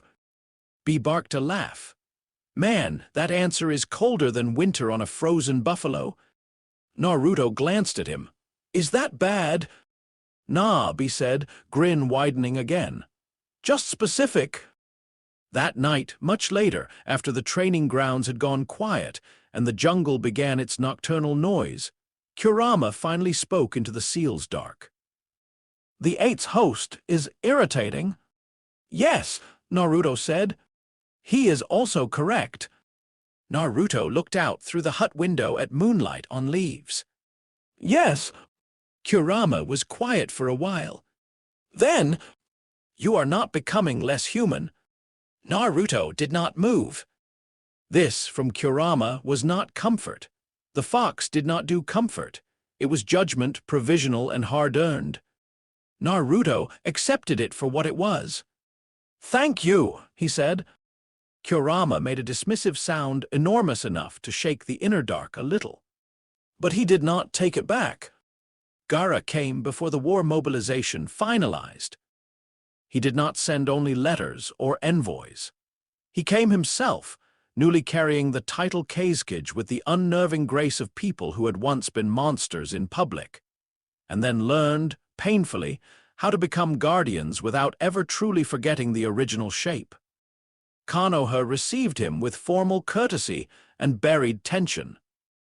Suna and Konoha had alliance history heavy enough to matter, but scarred enough to stay honest. The invasion under Orochimaru's manipulation had not disappeared from memory simply because politics later found it useful to reconcile. Some wounds became treaties, not trust. Gaara moved through the village as a person very aware that he had once entered it wrapped in killing intent and sand. Naruto found him at dusk on the Hokage monument. Not by chance. Gaara had chosen the place because he understood by now what high vantage points meant to Naruto. Suna's Kazekage stood with his hands folded inside his sleeves, the last light of evening turning the red in his hair to ember color. Below them, Konoha breathed in soft layers of lampfire and movement. Gaara did not turn immediately when Naruto arrived. "The sand is quiet tonight," he said. Naruto stopped beside him. "That's good." Gaara was silent for several seconds. "I thought I owed you thanks," he said at last. "For years." Naruto looked out across the village. "You don't." Gaara's mouth shifted almost imperceptibly. On another person, it might have been amusement. On him, it was simply the absence of old hardness. That answer would have irritated the person I was before. "I know." Gaara finally turned his head. His eyes were steadier now, less fevered. The loneliness had not left them. It had been toward a different posture. "You gave me a word," he said. Naruto glanced at him. "For what?" "For fear." Gaara's voice remained calm, but Naruto could hear the deeper current beneath it, the memory of his younger self buried under years of sand and blood and sleeplessness. No one had ever named it correctly, not in me, only in what I did because of it. Naruto said nothing. Gaara looked back toward the village. "You said the sand attacked because I was afraid." A pause. "It sounded insulting at the time." "It probably was." That got something closer to a real smile out of Gaara. "Yes," he said, "and also true." The Kazekage folded his arms loosely and let the evening wind move around them. "The alliance will happen," he said. "The other villages no longer have the luxury of pretending they can survive separately." "Yes." "And when it does, there will be people who want to use you as a battlefield answer." Naruto's voice remained even. "There already are." Gaara nodded. Then hear this clearly. Suna will not support anyone treating you as a resource to be moved without consent.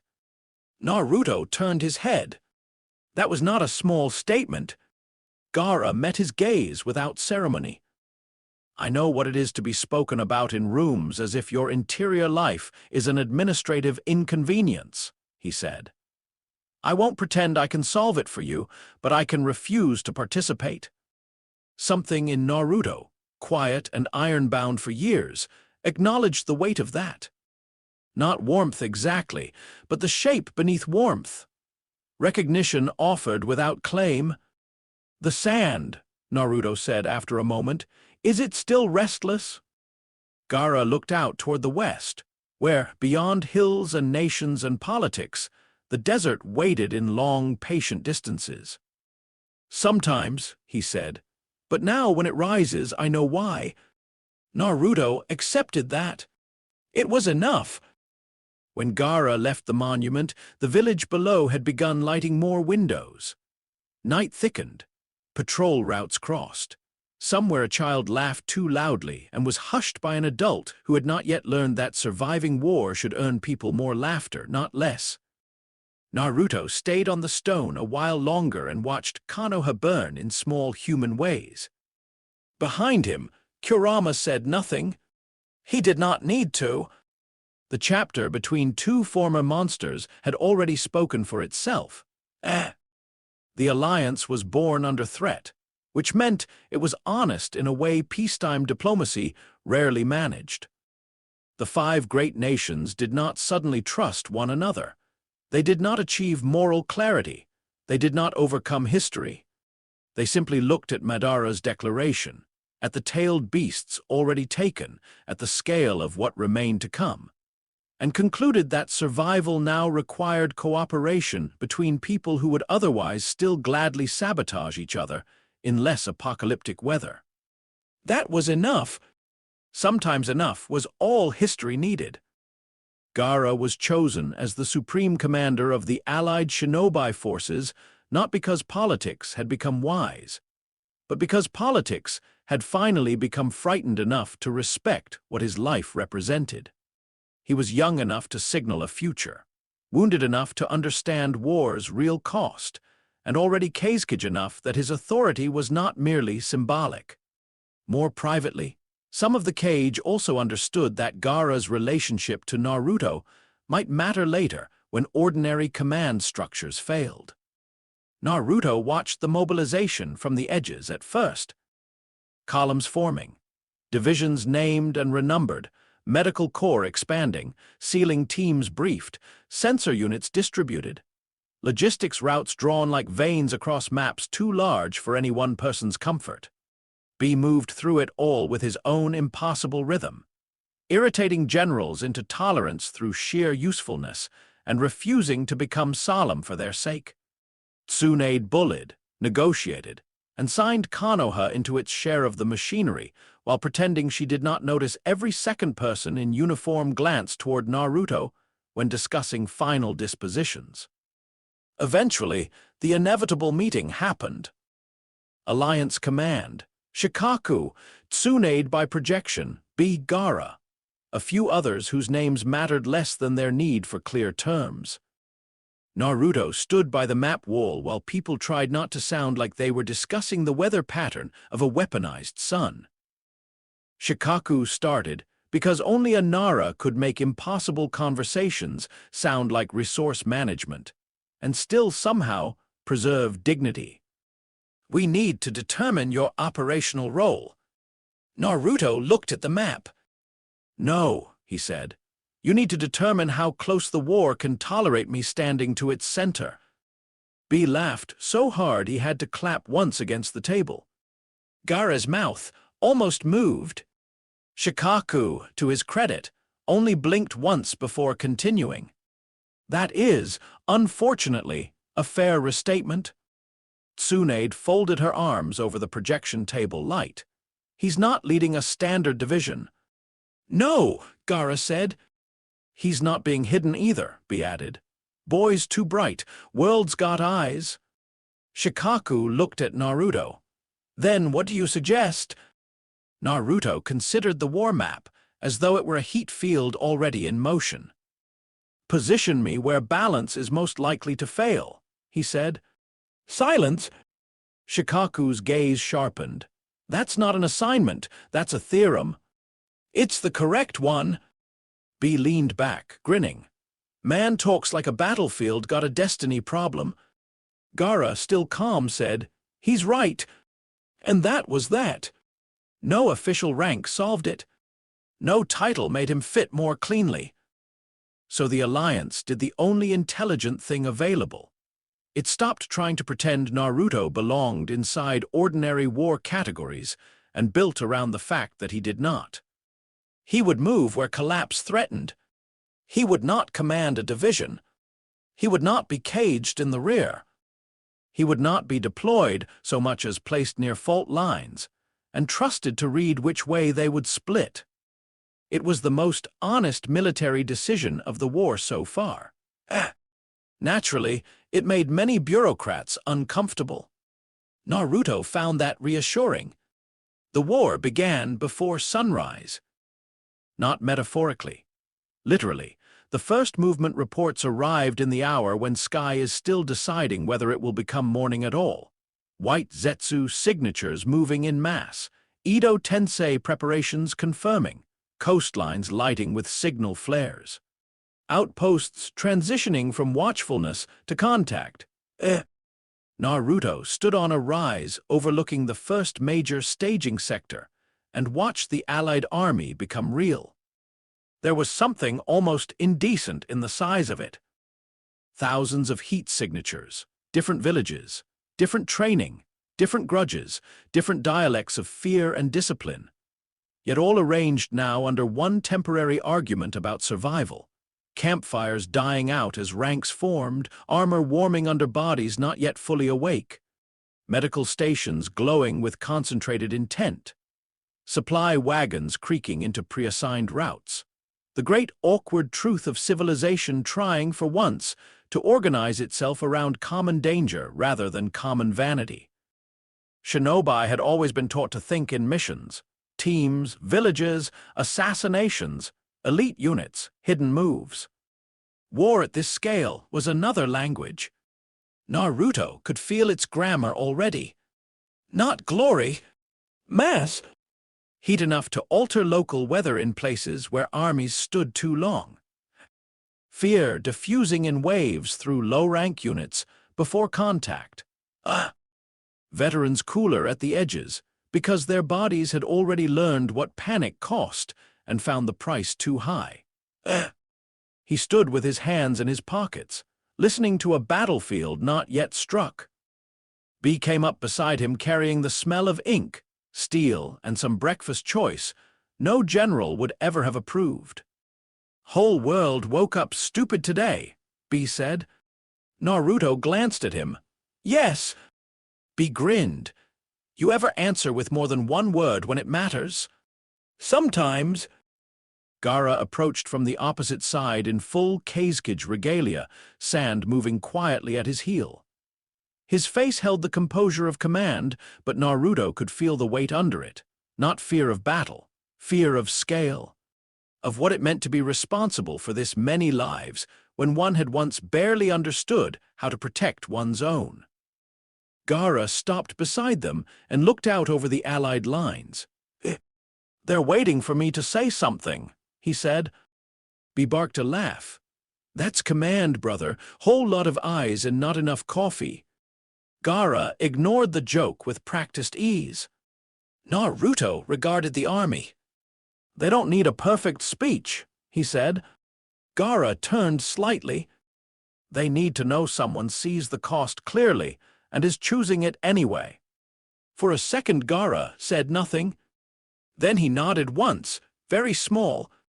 That was enough.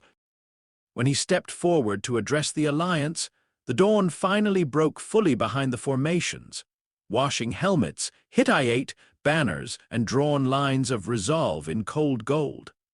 Naruto listened while Gaara spoke of former loneliness, of finding worth through connection, of becoming the kind of person others trusted rather than feared.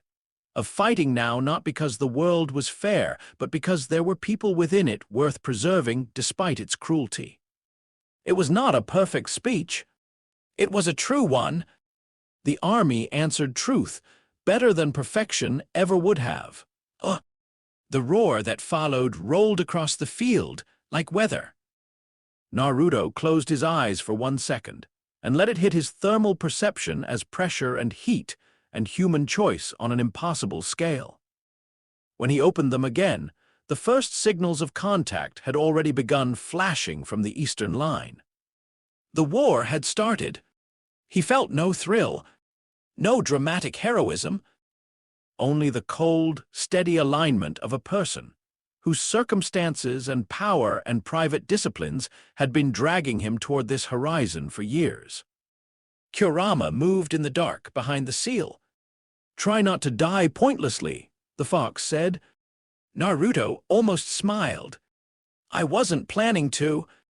Below the rise, divisions began moving. Above them, the sky widened into morning. And between those two vastnesses, the human one of armies, grief, and fragile alliance, and the older one of wind, light, and the indifferent world that would outlast all their monuments, Naruto stepped forward into war not as a soldier in the ordinary sense, not as a hero, not even quite as a shinobi anymore. He stepped forward as a balance point, a fire the world had not yet finished understanding. And somewhere far ahead, beyond lines and summits and all the final mistakes history was still preparing to make, Madara Uchiha waited in a war he believed he already comprehended. He was wrong.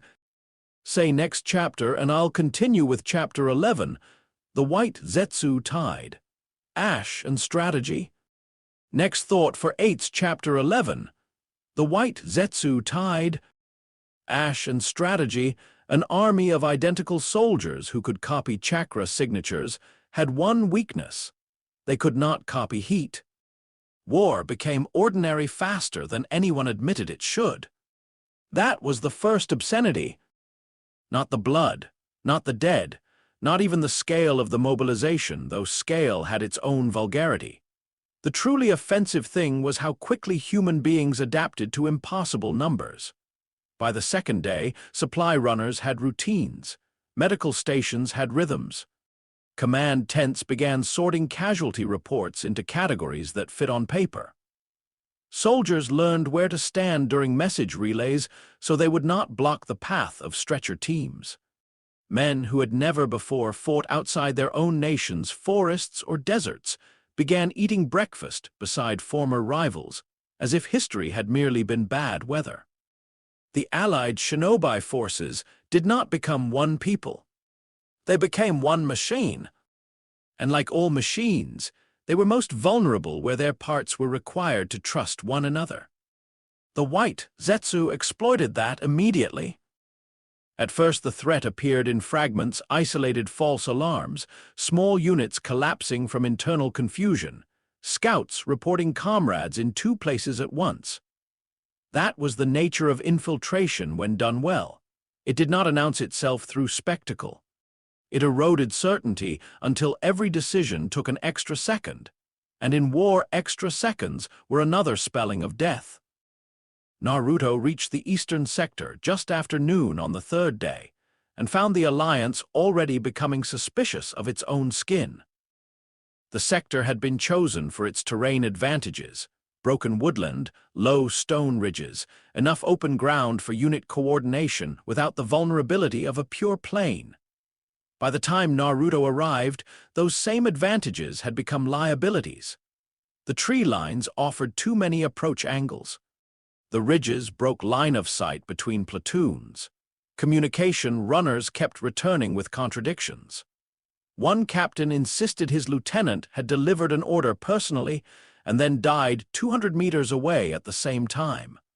A medic swore she had treated the same wounded man twice in 2 different triage tents. A sensor type from Kumo had started shaking because every chakra signature in the sector looked right, and at least some of them were definitely wrong. Shikaku met Naruto at the forward command shelf, cut into the stone ridge above the main line. He looked worse than he had the day before, which in Shikaku's case meant more awake rather than less. Fatigue sharpened him. It was one of the many reasons his wife probably found him intolerable to live with during crises. "The Zetsu are inside the units already," he said by way of greeting. Naruto looked down over the field. He could feel the confusion like heat in wires running too close to overload. Nervous men breathed differently around people they no longer trusted. Officers started repeating themselves. Movements lost the fluid confidence of drilled operations and became segmented by verification. Every pause, every double-check, every backward glance fed the enemy's true weapon. "Distrust." "How many?" Naruto asked. "We don't know." Shikaku's mouth tightened. "That's the problem." Naruto listened. Below them, thousands of bodies moved through the sector in layered, overlapping currents. Most human thermal signatures carried the familiar complexity of living systems.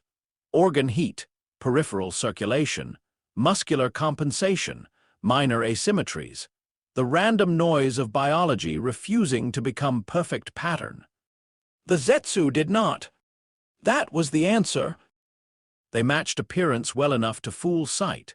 They matched chakra well enough to fool ordinary sensors, but they were plant-derived organisms grown around imitation rather than life. Their heat did not behave like human heat. It held too uniformly in some regions and too sparsely in others. Their basal temperature ran fractionally wrong, especially at the joints and throat. Worse for them, Zetsu copied the outline of personhood better than the metabolism of it. Naruto closed his eyes. The battlefield widened. Not visually. In him, he let the entire sector unfold as temperature and motion. Every living thing speaking in gradients, human squads, horses, field medics, scattered dead cooling under blankets, hidden enemy groups holding still under leaf cover, and among them the wrongness, small, numerous, repeated. When he opened his eyes, the answer was already complete. "There are 47 in this sector," he said. Shikaku turned sharply. Naruto pointed without looking at his own hand. 3 in the southern trench line disguised as Kiri support shinobi. 2 near the western ration post. 7 in the cedar stand east of your second relay station. 1 inside your command perimeter in a Suna vest, pretending to limp. Shikaku did not speak for a second. Then he said, very calmly, "How sure are you?" Naruto looked at him. Shikaku hated that look, not because it was disrespectful, because it always made the question sound unnecessary in retrospect. "Enough," Naruto said. The Nara strategist exhaled once through his nose and started issuing orders. He did not waste time on disbelief. That was why he mattered. Within moments, messages ran to unit leaders under coded pretext. Trusted squads repositioned quietly. Sensor teams were told not to announce their scans aloud. Capture teams were assigned where possible and kill teams where speed mattered more than answers. Then Naruto stepped off the ridge. He did not sprint. He descended like weather changing. The first Zetsu died because it smiled wrong. Not in the human sense. Smiles were too imprecise to matter, but the copy wearing a Kiri vest in the southern trench had been answering questions half a beat too early, eager to preserve legitimacy through participation. Human exhaustion did not do eagerness well. Naruto had noted it while crossing the mudworks. The disguised creature saw him approach and began a salute. Naruto pointed once. The air beside the Zetsu's neck sharpened into heat so specific that the outer disguise blistered and peeled before the body fully understood it had been identified. The false skin split into pale biomass. The thing shrieked and lurched backward into the trench wall, half transforming. The allied shinobi around it froze. "Kill that one," Naruto said. For a heartbeat, No one moved because war often trained soldiers to wait for confirmation, even after the truth had already started screaming in front of them. Then a stone jonin drove a kunai through the exposed throat, and the rest of the trench came alive in a storm of steel and startled curses. That was all it took.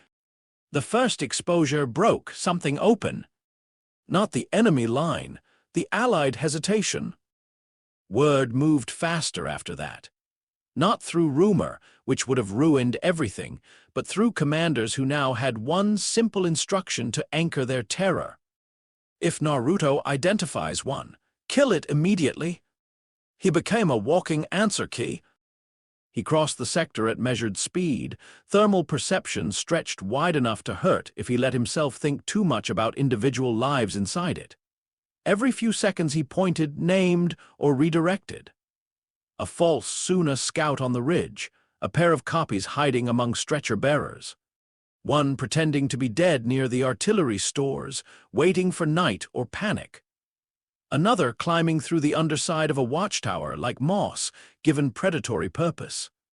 Each revelation altered the battlefield. Trust, once broken, did not repair cleanly. Naruto understood that. He was not restoring trust. He was replacing uncertainty with a more functional paranoia. That was enough. Enough to let soldiers move again. Enough to turn fear outward rather than inward. By mid-afternoon, the white Zetsu infiltration pattern in his sector had collapsed. Not entirely. There were too many. The war was too large. But here, on this ridgeline and in these trenches and among these wet forests full of men trying not to die stupidly, the enemy's greatest advantage had been translated into a biological flaw. Shikaku found him near a field station, where medics were already adjusting their triage procedures around thermal verification. "How far can you do this?" the Nara asked. Naruto looked across the valley, where the day's heat had started bleeding out of the rocks. "Farther than this." "That's not what I mean." Naruto understood anyway. Shikaku was not asking about range. He was asking about duration. About whether one person could sustain this degree of battlefield awareness without eventually losing precision or self. About whether the Alliance had just acquired a strategic miracle, or merely borrowed one at catastrophic future cost. Naruto considered honestly. "For now," he said. "All day." Shikaku stared at him for a moment. Then he did something he almost never did in front of subordinates. He smiled, not warmly, strategically. "That," he said, "is the least comforting excellent news I've heard this week." Naruto accepted that. Within the hour, Command revised its Eastern Front doctrine around him. The white Zetsu tide had not ended. It had become a problem with one known solution. That alone changed the shape of war. Scale made people cruel in ways they later described as necessity. Naruto learned that fully over the next several days. Once his ability to identify white Zetsu infiltrators became known at the command level, the requests multiplied. Sectors wanted him. Division leaders quietly competed for his presence in their zones. Sensor Corps began building relay procedures around where he might next stand. Intelligence teams asked for thermal sketches of enemy densities. Medical Corps requested corridor clearing when disguised Zetsu tried to enter treatment lines. Sealing units wanted advance warning on compromised allies. Even logistics officers, who normally thought in wagons and routes rather than combat, learned quickly that a single hour of Naruto moving through a supply column could save days of sabotage. He did not object, but he noticed. Every institution, when frightened enough, began speaking the language of allocation. Where do we place him? How long can we keep him there? What is the most efficient use of his field? Naruto had warned Konoha's council already that he was not available for assignment in the way they hoped. The Alliance was learning the same lesson more slowly and more politely, which only meant the underlying instinct took longer to identify. Still, for the first phase of the war, the arrangement held because his goals and theirs aligned. The White Zetsu army was vast. Its real terror did not lie in the clones as individual fighters. Most Alliance Jonin could kill a Zetsu head-on. The terror lay in cumulative contamination. Make every squad distrust every friendly silhouette, and eventually command itself rotted from within. Naruto denied them that rot wherever he stood. So he moved constantly. A canyon sector where fog and dense brush made visual checks meaningless. A marshland encampment where Zetsu had begun surfacing from the waterline at night, wearing familiar faces. A mountain pass where 3 platoons nearly butchered one another after false signal relays. Everywhere he went, the pattern repeated. He would arrive, he would stop, he would listen. Then, with unnerving calm, he would start naming which bodies around the line were not what they pretended to be. The first few times soldiers recoiled from him. By the 10th, they cleared space instinctively. Not out of fear exactly. Out of the half-superstitious respect armies developed for things that kept them alive without ever explaining themselves, in terms ordinary people could carry around comfortably. He also began shaping terrain at scale. That part of the war changed him more than the Zetsu detection did. To move through thousands of allied shinobi and tens of thousands of enemy masses without simply becoming a larger weapon, Naruto had to think less like a duelist and more like weather engineering. He created thermal barriers that redirected lines of contact rather than annihilated them outright. Ground too hot to stand on became an emergency wall where none had existed. Columns of unstable, heated air broke archery and projectile angles. Choke points were widened or denied according to which side needed time more urgently. Forest corridors were dried and rendered dangerous to Zetsu, but safe enough for allied scouts who knew the timing windows. Once, in a ruined riverside town, Naruto turned an entire avenue into an invisible funnel by heating the flanks and leaving one central strip survivable, forcing a Zetsu push exactly where Alliance trap teams had prepared seals. People started telling stories. That always happened in war. The stories were faster than reports and less accurate than maps, but they carried their own truth. Some said Naruto fought like a moving sun. Others said he saw through falsehood because the Nine-Tails licked lies off the air. A Kumo platoon swore he had walked through a formation, and each enemy he glanced at simply turned pale and died. A medic from Suna insisted he could tell the wounded from the pretending by hearing their blood. The least imaginative rumor, ironically, was closest to reality. That Naruto understood heat better than other shinobi understood sight. We heard some of these stories in camp and laughed, until tears came. Then he grew serious and said, "Good. Let the enemy get confused about the wrong part." Naruto glanced at him across a fire line where Alliance shinobi from 4 nations were eating in mutually suspicious peace. "What's the wrong part?" B's grin flashed white in the firelight. "That you're strong, bro. Everybody sees strength. The scary part is that you're organized." Kurama, deep in the seal, made an approving sound much too close to agreement. The Edo Tensei wave arrived like a correction to the war's current logic. Up to that point, the White Zetsu had forced the Alliance into one kind of cruelty, suspicion. Now Kabuto, with all the obscene ingenuity of someone who treated the dead as available infrastructure, added a second. Memory. The first reanimated shinobi Naruto encountered was not legendary. That mattered. War liked to tell itself stories around famous dead, Kage, swordsmen, Jinchuriki, prodigies whose return gave the battlefield easy drama. But the horror of Edo Tensei was not only in resurrecting the famous. It was in taking the ordinary dead too, Jonin who had once held borders, Chunin who had once died buying seconds for comrades. nameless specialists whose only reward for good service had been burial before someone dug them back up and turned them into tools. The first one came through a broken tree line at dusk, wearing a Konoha flak vest too old for current issue and the expressionless face of a man whose soul had not chosen to return. Naruto knew immediately he was not White Zetsu.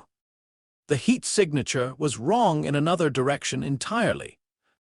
Not plant false, not fully living. A body animated through external chakra and sealed command, with regeneration cycling beneath damage tolerance and the strange coldness of the dead made functional. More than that, Naruto felt the anchoring point, the Edo Tensei tag hidden in the body's architecture like a pin holding a stolen truth in place. The reanimated Jonin attacked without hesitation, because hesitation belonged to the person, not the technique. Naruto sidestepped the opening slash, let the man pass, and did not burn him. That was the first thing nearby allied shinobi found difficult to process. Fire should have been the easy answer. Against a walking corpse, what else did one do? Naruto had already evaluated the problem. Edo bodies regenerated. Destruction was delay, not solution.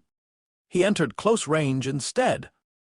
The reanimated man pivoted with frightening competence and drove a kunai toward Naruto's throat. Naruto caught the wrist, twisted past the line, and drove his thermal perception inward through the body's false life pattern until he found the tag. Not with his hands, with attention. There, behind the left shoulder blade, set beneath altered flesh, warmed fractionally by the seal's own strain. Naruto struck with 2 fingers.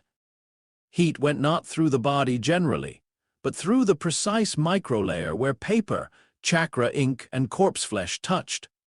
The tag released. The reanimated shinobi stopped. Not dropped, stopped, like a sentence interrupted before its grammar finished deciding itself. Then the soul, no longer bound, withdrew with a sensation Naruto could not have described even to himself except as relief shaped like absence. The body collapsed. The allied soldiers around him stared. One whispered, "What did you just do?" Naruto looked down at the fallen corpse. "Freed him," he said. That changed the war again. The Alliance already had sealing teams for Edo Tensei. Specialized squads, prepared formulas, good people with hard jobs. Naruto did not replace them. He became something worse for the enemy and more useful for everyone else. A mobile release mechanism. He could move through sectors where reanimated shinobi had locked the line into attrition, find the tags under battle conditions, and dismantle the control directly. The cost, however, was range. To free an Edo body reliably, Naruto had to get close. That made the work dangerous in a new way. White Zetsu could be found at scale. Terrain could be rewritten from distance. But Edo Tensei demanded intimacy with the dead, and the dead were often excellent at killing people before sentiment or philosophy could interfere. Naruto did not resent that. He respected it. If Kabuto had chosen obscenity as his art, then the least Naruto could do was answer with precision. The reanimated swordsman from Kiri took his left sleeve, and half the stone wall behind him before Naruto could close. The attack came in mist thick enough to ruin normal sight, and with the weird, relentless commitment only the dead managed once freed from fear. Naruto had been moving with an allied detachment through a flooded village whose streets had become canals between collapsing homes. The Edo shinobi had waited beneath the waterline, rose with the blade already moving, and nearly cut a platoon sergeant in half before Naruto intercepted the second stroke. The swordsman smiled. That was wrong in a different way than Zetsu wrong or corpse wrong. Some Edo Tensei retained just enough of themselves to make battle feel like conversation. That smile said the original owner had enjoyed his work. Naruto let the mist wrap them both and widened his field. Water held heat, poorly once disturbed. The swordsman's movement traced itself through local cooling and pressure change. Naruto followed the line, bent away from the next cut by a margin too small for comfort, and drove a thermal flash through the flooded ground so suddenly that the water around the swordsman's ankles became steam. The dead man's movement stuttered. Good! Naruto stepped inside the next attack and reached for the tag. The swordsman jammed a shoulder into him like a battering ram and drove them both through a rotted doorframe. The room inside had once been a family kitchen. Pottery shards crunched underfoot. A child's stool lay overturned against the wall. War always made the dead fight through someone's former breakfast space. That indecency never improved. The sword came again. Naruto let the edge cut shallow across his side to buy position. Outside, allied shinobi shouted but could not enter without risking the angle. The swordsman drew back for a beheading line. Naruto found the tag. Upper spine, better hidden than the Jonin before.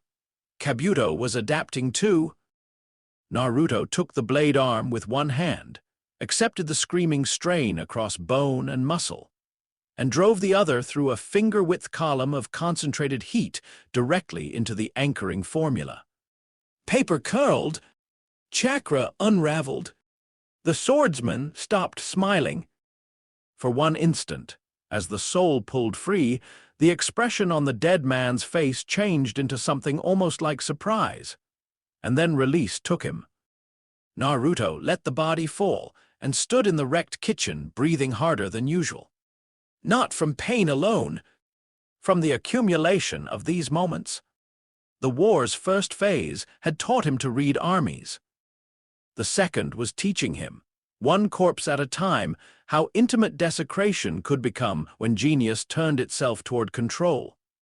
He stepped back into the street with blood on his side and steam around his shoulders.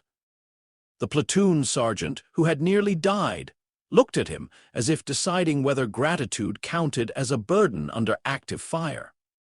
"You could have burned him," the man said. "Yes, would have been faster." "No." The sergeant frowned. Naruto looked at the body floating half-submerged in the canal and said quietly, "Faster isn't always cleaner." Then he moved on. By the end of the week, the Alliance had changed shape around him the way water changed shape around submerged stone. No one officially called him commander. No one dared call him ordinary support. He had become what Shikaku's first instinct had named and then quietly feared, a balance point. When Zetsu infiltration threatened to rot trust, Naruto was sent. When Edo Tensei units locked sectors into endless regenerative slaughter, Naruto was sent. When terrain needed to stop being terrain and start being decision, Naruto was sent. The danger in that was obvious. Every solution the Alliance found in him risked becoming dependence. Tsunade saw it clearly. So did B. So did Gaara, perhaps more deeply than any of them, because Gaara understood what happened when institutions began confusing a person's willing protection with structural entitlement. That was why Gaara sought Naruto out one evening in the command corridor between sectors 3 and 4. Where the camps had settled into that brittle half-rest armies called night. Cooking fires glowed low under ration discipline. Medics moved quietly under lantern screens. Somewhere a squad from Iwa and a squad from Kumo were arguing about card rules with enough mutual irritation to count as progress. Farther out, burial teams worked under seal light because war did not stop burying its mathematics just because commanders wished it would. Naruto stood at the edge of a ridge where the earth was still warm from a thermal barrier he had collapsed an hour earlier. Gaara approached without escort. "The command staff is beginning to build schedules around you," he said. Naruto did not look surprised. "Yes, that will become dangerous." "Yes." Gaara stopped beside him, sand moving in slow loops at his feet. I can stop some of it, the Kazekage said. Not all. Naruto glanced at him. Why? Gaara's answer came without delay. Because I know the difference between reliance and hunger. Below them, the camp breathed. Naruto looked back out toward the dark land where white Zetsu still moved in pale tides, and the dead still waited in stolen bodies for someone to free them. It doesn't matter yet, he said. Gaara's eyes remained on the horizon. That isn't the same as saying it won't. No! A long silence followed. Then Gaara asked, in the same quiet tone he used for real things, "How many have you released?" Naruto understood the question immediately. Not killed. Released. He thought about it. 43 confirmed, he said. Probably more. Gaara absorbed that number without visible reaction. Only after several seconds did he say, "Does it get easier?" Naruto listened to the question rather than answering it quickly. "No," he said at last. "It gets more precise." Gaara nodded once. That answer would have sounded cold from almost anyone else. From Naruto, it sounded like respect. When Gaara left, the sand at his feet moved more quietly than before. Naruto remained on the ridge until the moon rose. Inside him, Kurama kept his silence. But it was not the old silence of the cage anymore. It was the silence of something vast watching a human do difficult work, without turning difficulty into self-worship. The fox approved of that more than he would ever admit. The chapter's ending came not in the Allied camp, but in Kabuto's observation chamber. He sat in the dark with maps and tagged corpses and a smile too thoughtful to be healthy. Reports came to him through white Zetsu murmurs, through battlefield fragments, through the stuttering collapse of assumptions his Edo Tensei strategy had relied on. He had expected resistance. He had even expected adaptation. He had not expected Naruto to become a release vector. Kabuto ran his fingers across a schematic of a human body marked with likely Edo seal positions, and considered the problem as a scientist might consider a mold growing in the wrong culture dish. "A fascinating monster," he murmured. One of the reanimated shinobi nearby, a former elite sensor now used as infrastructure rather than person, said nothing, because Kabuto had not asked for conversation and had long since ceased requiring listeners for most of his better lines. Naruto's pyrokinesis was one problem, Naruto's scale another. But Naruto's capacity to read tags, find anchor formulas in motion, and free the dead under live combat conditions, that was intolerable. It turned Kabuto's beautiful obscenity into something vulnerable to compassion sharpened by technical intelligence. Kabuto disliked that on aesthetic grounds.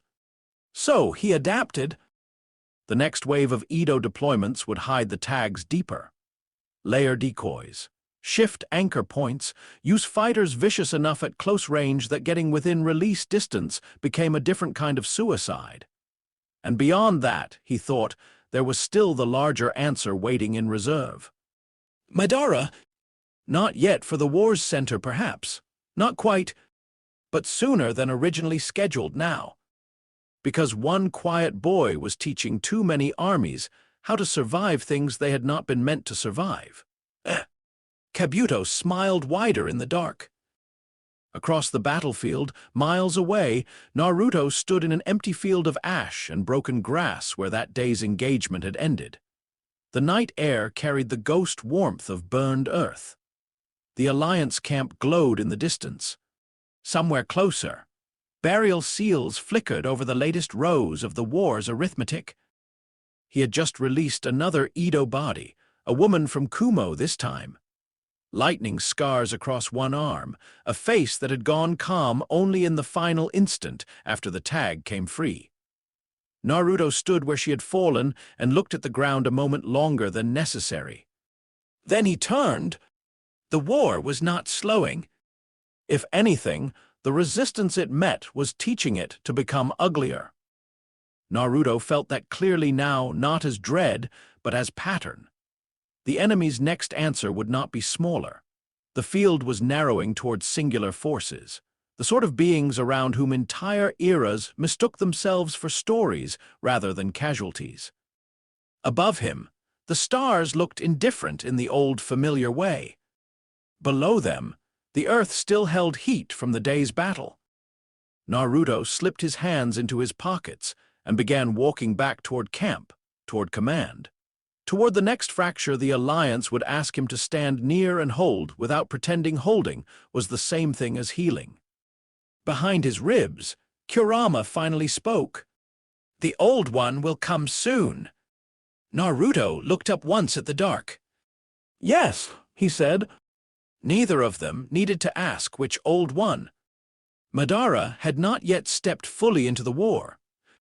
That fact was already becoming temporary. And all across the battlefield, through ash, strategy, released souls, and the tired courage of people too small for the scale they nevertheless stood against, the world was preparing itself for the arrival of a man who believed he still had a category for everything. He didn't. Say next chapter and I'll continue with chapter 12. Madara, the world burning true. Next thought for 6 is chapter 12. Madara, the world burning true. In his long life, Madara Uchiha had faced gods and monsters. He had always had a category for what stood before him. He did not have one now. Madara's arrival did not feel like reinforcements. It felt like correction.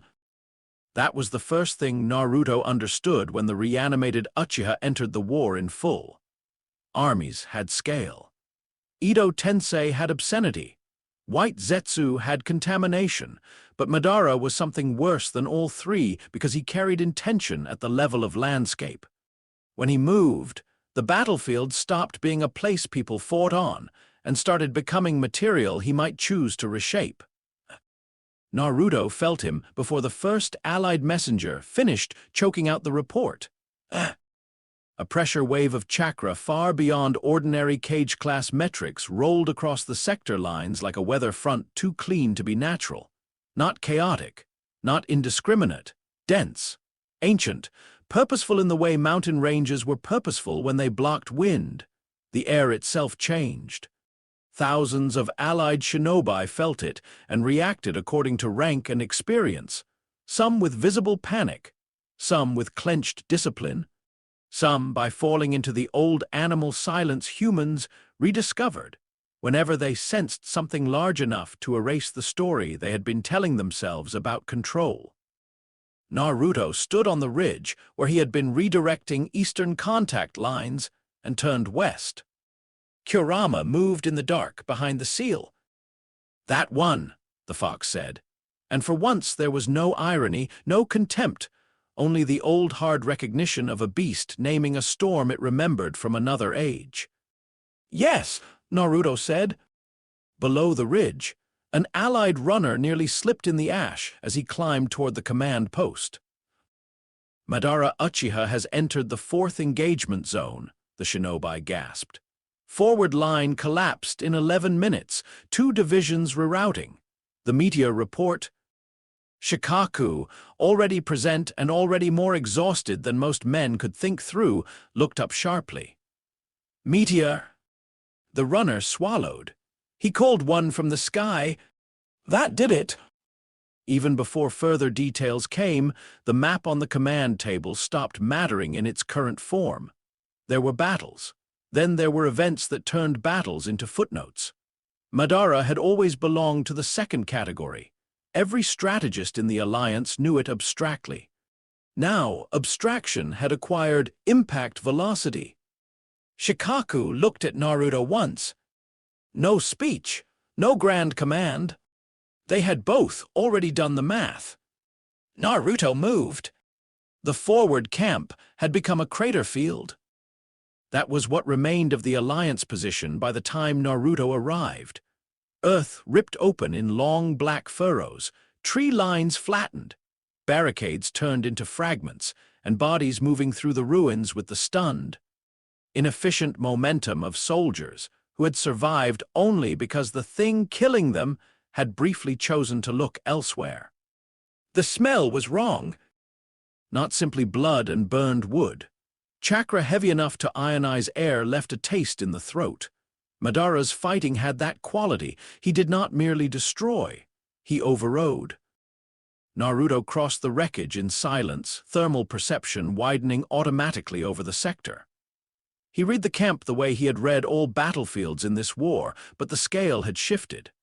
The normal layers, living, wounded, dying, hidden, enemy, ally, were there. Over them now sat another pattern, vast and organized, like the residual heat map of a mind that had treated the entire landscape as a draft rather than a fact. He found Madara standing in the middle of what had once been a field hospital. The reanimated Uchiha had not chosen the location because he cared about symbolism. That was what made it worse. To men like him, symbol and practicality often converged naturally because their assumptions about history were large enough that individual cruelties barely counted as choices anymore. Madara stood with his back half-turned, war fan at rest, long black hair moving in the heat-stripped breeze. Around him, the battlefield looked misremembered. Trees uprooted, earth split, entire ranks gone in clean, impossible arcs. A few alliance, shinobi still attacked from the perimeter, because courage often survived long after hope had become administratively ridiculous. Madara noticed Naruto before he turned. That too mattered. Not because Naruto was stealthy, because Madara had learned across decades of war and one long death that the world always changed a fraction around genuine threats. Air answered them, pressure altered. A battlefield grew a second center. He turned fully then. The Sharingan in those dead eyes rested on Naruto only a second before understanding gave way to something rarer. Interest. Not mockery, not dismissal. Interest clean enough to be almost respectful. Finally, Madara said, something interesting.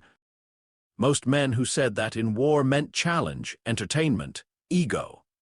Madara meant taxonomy. He had been swatting armies aside, measuring them against memory, and finding them all smaller than the age that produced him.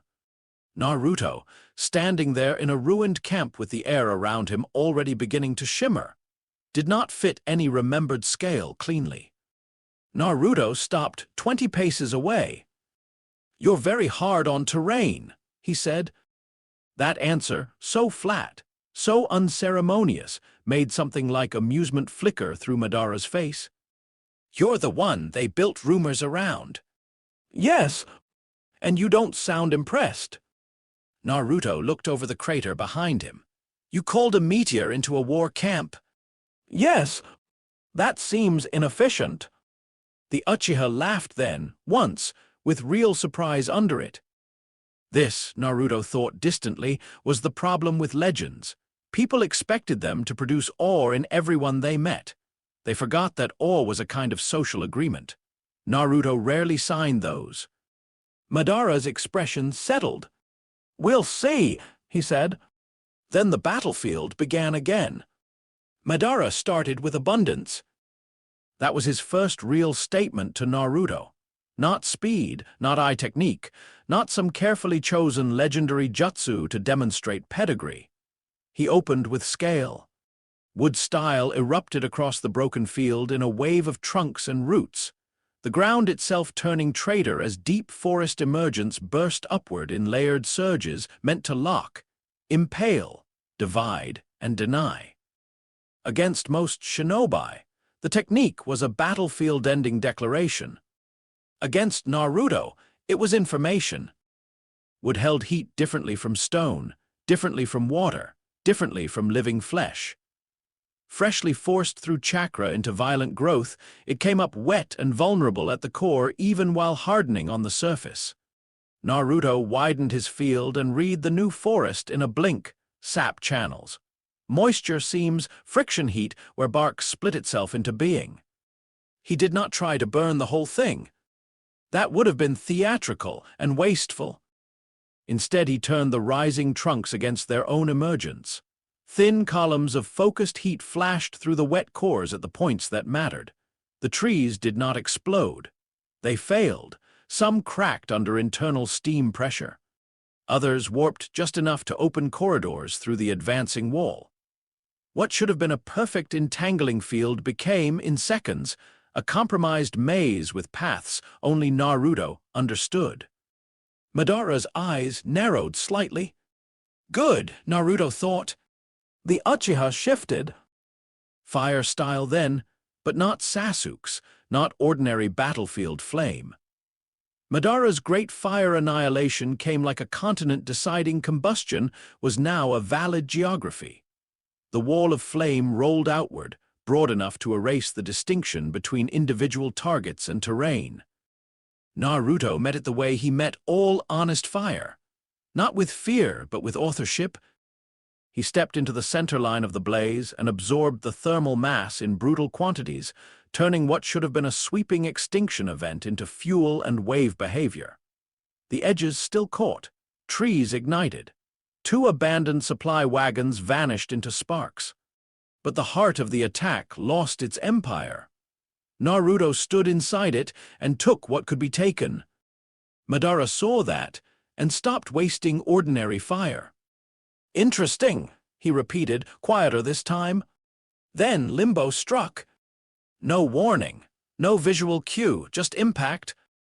Naruto was hit in the ribs from an angle where no body stood and driven sideways hard enough to crack stone. The force came with chakra, but not in the usual arrangement. It belonged half elsewhere, enough to register in his thermal field as displacement without source. Like something had briefly crossed from a neighboring room of reality and decided violence was its introduction. Naruto rolled once and stood. Madara watched him closely. The invisible clone attacked again. This time, Naruto felt the boundary before the strike landed. Not the body itself. Limbo remained too displaced for that, but the place where its dimensional interface cut local space. That cut generated minute disturbances, pressure and heat behaving fractionally wrong. Tiny, ugly tears in ordinary atmospheric continuity. Naruto turned into the second blow and let the clone's arm pass through a zone of superheated interface disruption. The hit still landed, but lighter. Madara's interest sharpened into full attention. You can sense them. Naruto exhaled once through his nose. Not well. Better than anyone alive should. That was probably true. The next phase of the fight became less a duel and more a technical conversation conducted through destruction. Madara drove Limbo from alternating vectors while layering elemental pressure beneath it.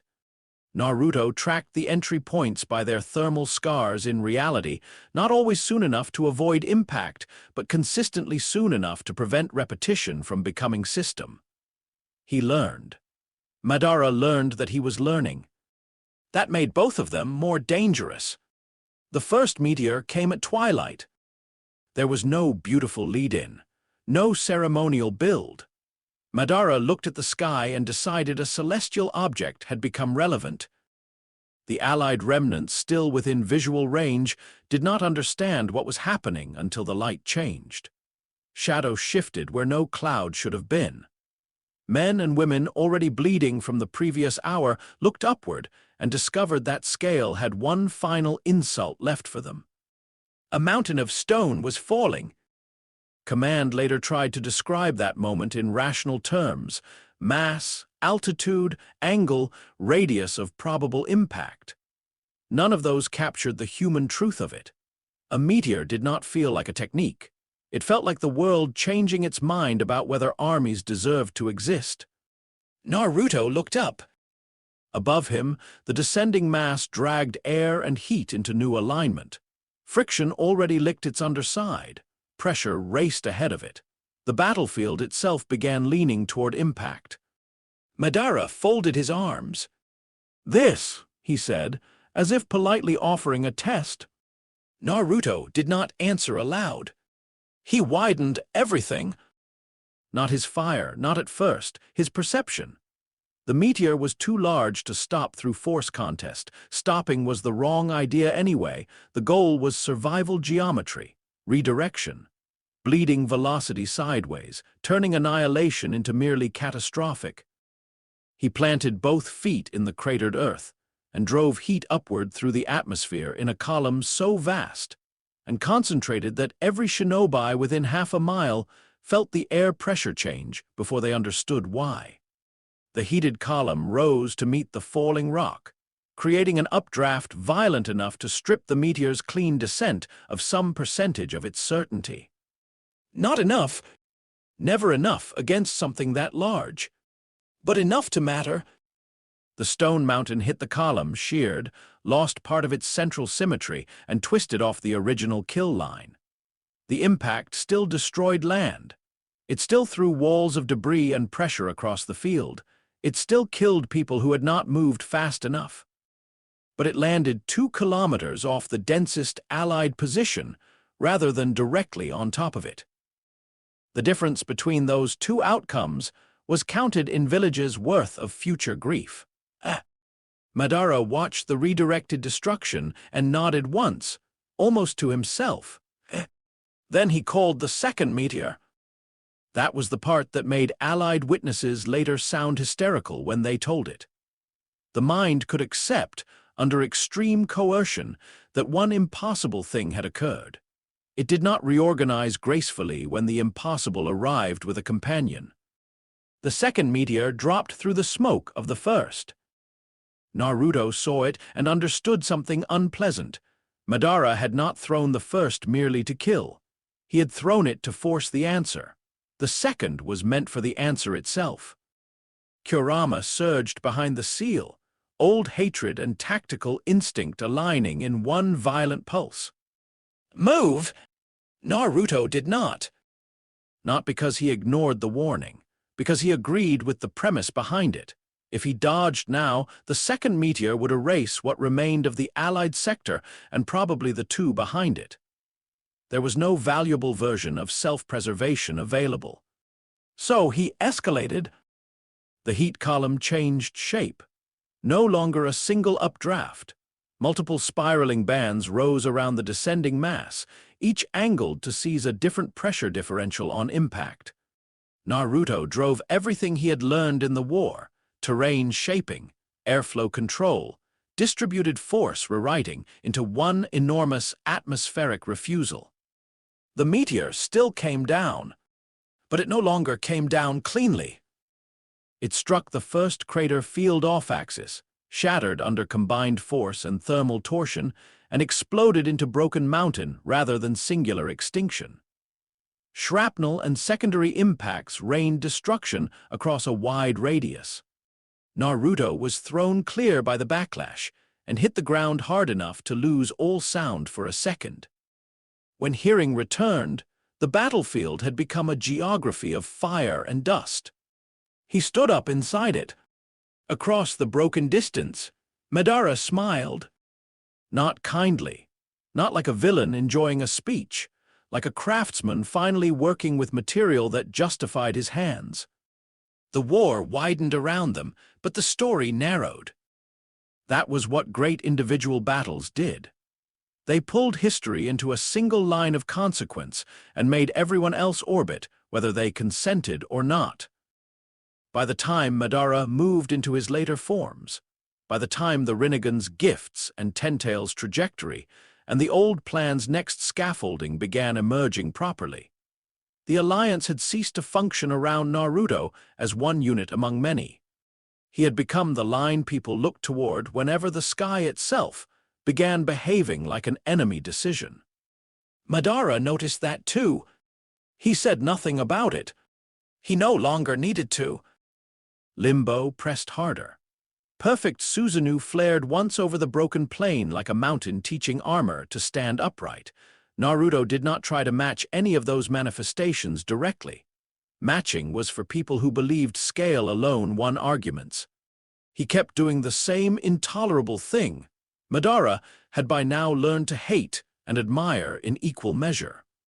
He targeted conditions. Where the Suzanu's swing broke air, Naruto heated the pressure front so the blade's clean destruction diffused. Where Limbo's entry points tore through dimensional boundary layers, Naruto scorched the interface to make the invisible clones less comfortable crossing. Where Madara used gravity and momentum as inherited privileges, Naruto answered by reinterpreting atmosphere until privilege had to negotiate. No one had ever fought Madara like this. Hashirama had opposed him as equal. Others had resisted, fled, worshipped, or died. Naruto annoyed him. That was not a small achievement. Eventually, inevitably, the larger sequence unfolded. Madara reached the power he had been dragging history toward for decades.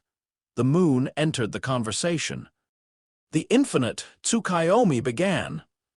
Light changed first. That was how the world knew. The moon's reflection became more than reflected light. It became intent carried through the oldest, simplest human vulnerability: sight. Across the battlefield, across nations, across every place where living eyes lifted even once toward the wrong brightness, illusion spread with the certainty of a law finally announced. Shinobi stopped, then folded, one by one, then in masses. Armies, medics, commanders, ordinary soldiers who had survived meteors and gods and betrayal. Each of them became still beneath the false grace of the genjutsu. Chakra trees reached for them. White roots, endless dream, old moonlight weaponized into mercy and slavery at once. Naruto felt the wave hit him. It was not immunity.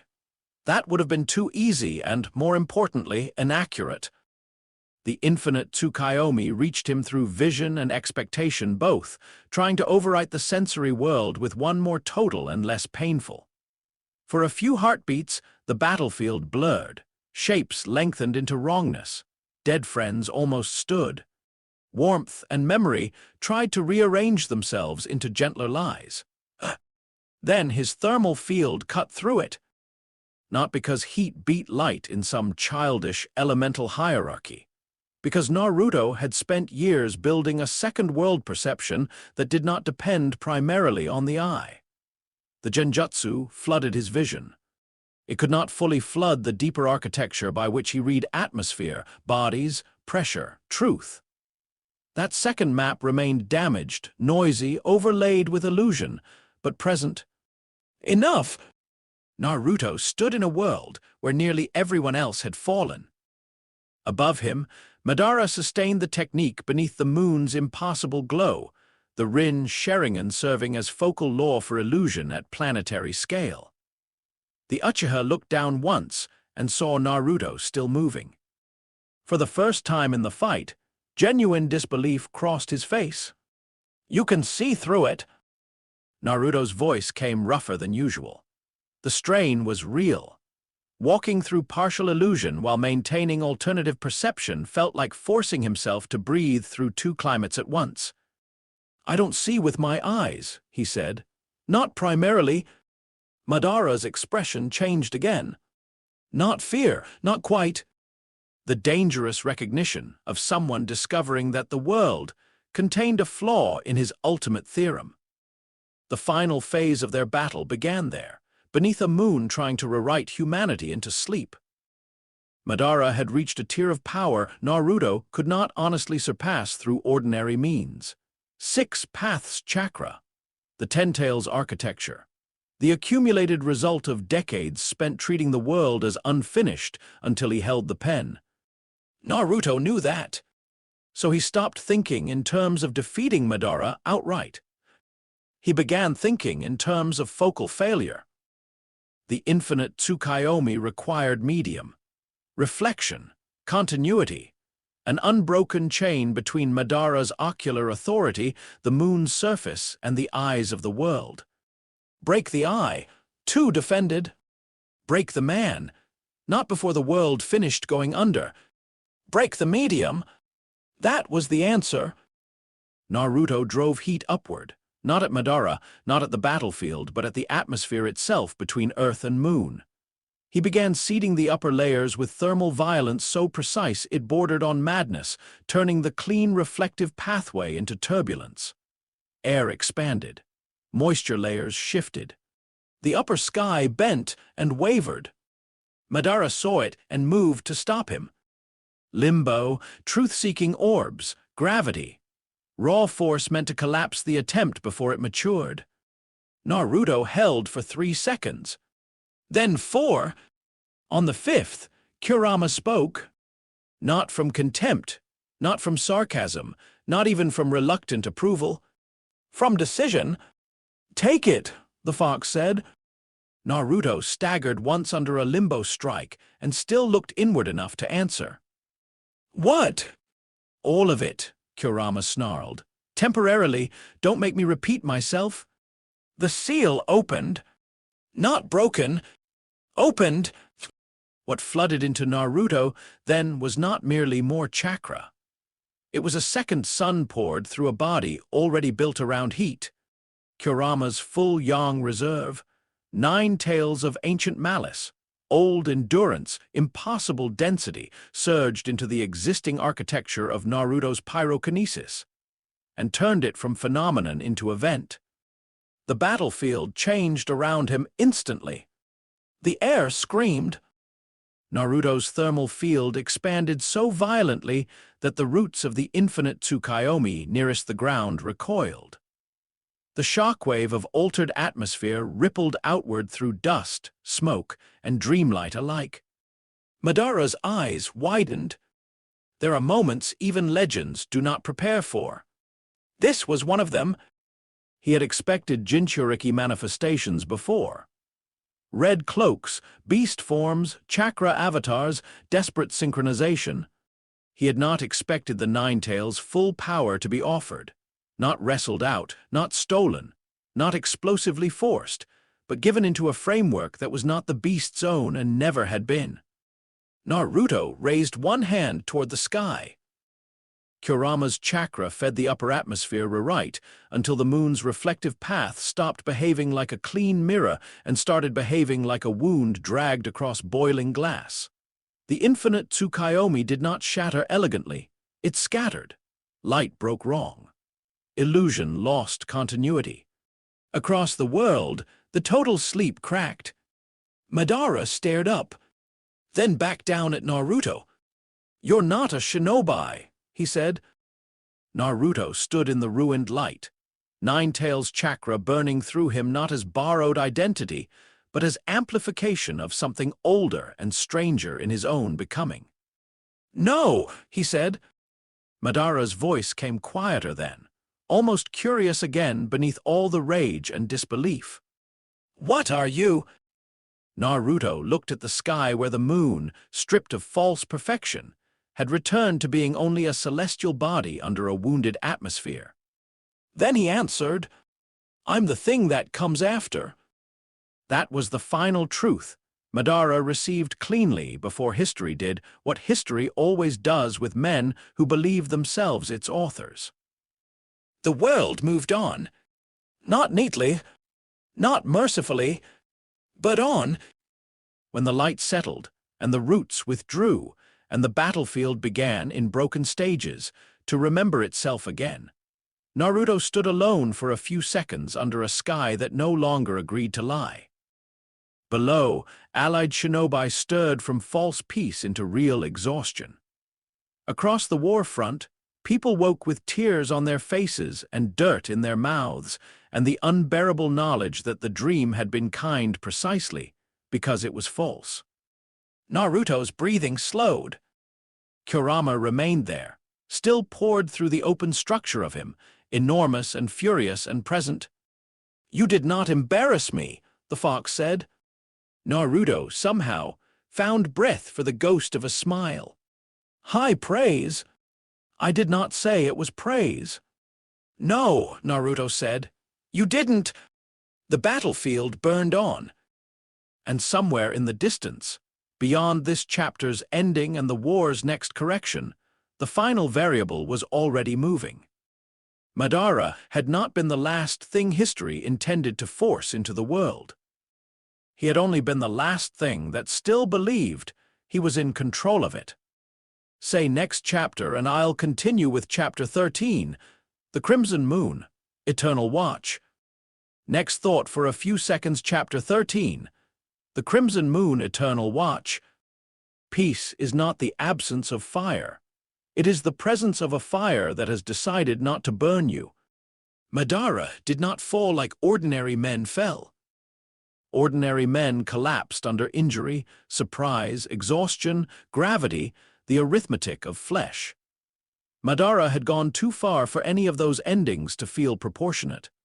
By the time Naruto stripped the infinite Tsukuyomi of its clean hold over the world, the old Uchiha had already become less a person than a concentration point for stolen ages, inherited plans, and chakra so overaccumulated that it had begun to behave like a political theory written directly into reality. So when his control broke, what followed was not death.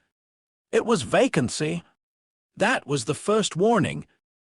Naruto felt it before the battlefield did. The shape that had been Madara, a coherent will forcing the world to answer him in one direction, developed a gap at its center, a wrongness subtler and therefore more dangerous than any attack. Pressure remained. Power remained. The body remained. The ownership changed. Kurama's chakra still roared through Naruto's system in great hot tides, temporarily amplifying everything he was to an almost impossible threshold. That made the next sensation unmistakable. Something inside Madara's vast field had stopped belonging to Madara at all. Naruto's head turned sharply. On the battlefield below, half-awakened shinobi were still rising from the debris of broken illusion. Generals were trying to reassemble command structures through shock. Medics were already moving because medics always moved first. The war, stunned by having the sky return to it, had not yet realized another skybreak was already in progress. Madara stiffened, not in pain, in interruption. The earth around him darkened. Chakra shifted inward and upward simultaneously, like a wound pulling itself closed around a hand still inside it. His face changed, not expression first, but authorship.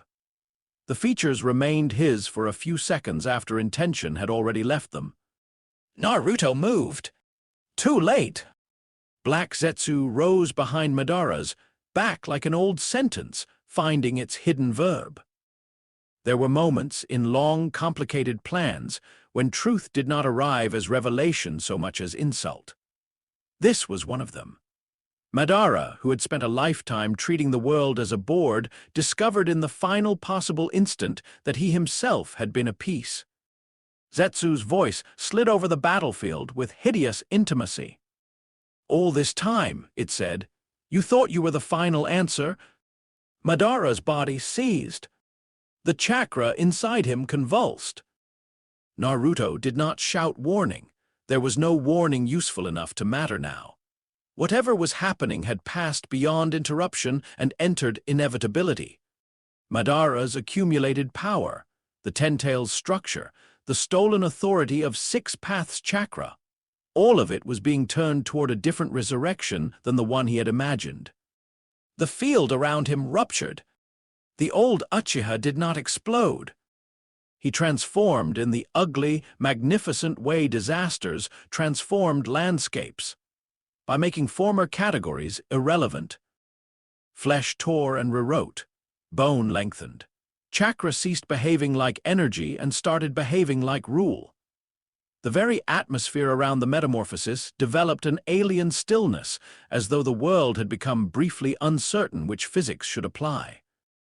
Naruto held his ground and watched, because he had learned by then that some horrors punished movement more than stillness. When the change ended, Kaguya Otsutsuki stood where Madara had believed history would end with him. No metaphor made her smaller. That was the first impossible thing about her. Every great enemy before her had remained, in some fundamental way, interpretable through human scale. Even Madara, especially Madara. He was a man who had enlarged his will until armies and nations seemed like materials, but he was still a man. His hatred made sense in the grammar of human injury. His ambition was monstrous, yes, but recognizable. One could imagine the younger version of him who had once wanted something simple and watched the world kill it. Kaguya had no such readability. She did not feel like a culmination of human war. She felt prior to it. A thing from the architectural layer before shinobi had mistaken themselves for the center of Chakra's story. Her presence did not radiate killing intent the way Gaara's once had, or the way Zabuza's had in the mist, or even the way Madara's had in his terrible joy for worthy opposition. Kaguya's presence radiated ownership. Not "I will kill you. This was mine before you learned the word live." Around the battlefield, people who had survived every impossible stage of the war so far went silent in the old animal way. Not many still had the strength to stand.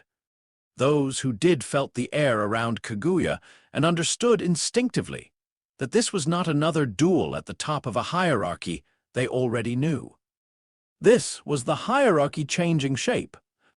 Naruto looked at her. Kaguya looked back, pale and still and impossibly calm, Byakugan drinking the battlefield in without interest.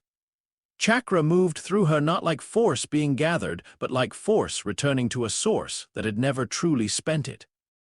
Kurama's voice in Naruto's seal space became harsher than at any point since the fox had begun speaking openly.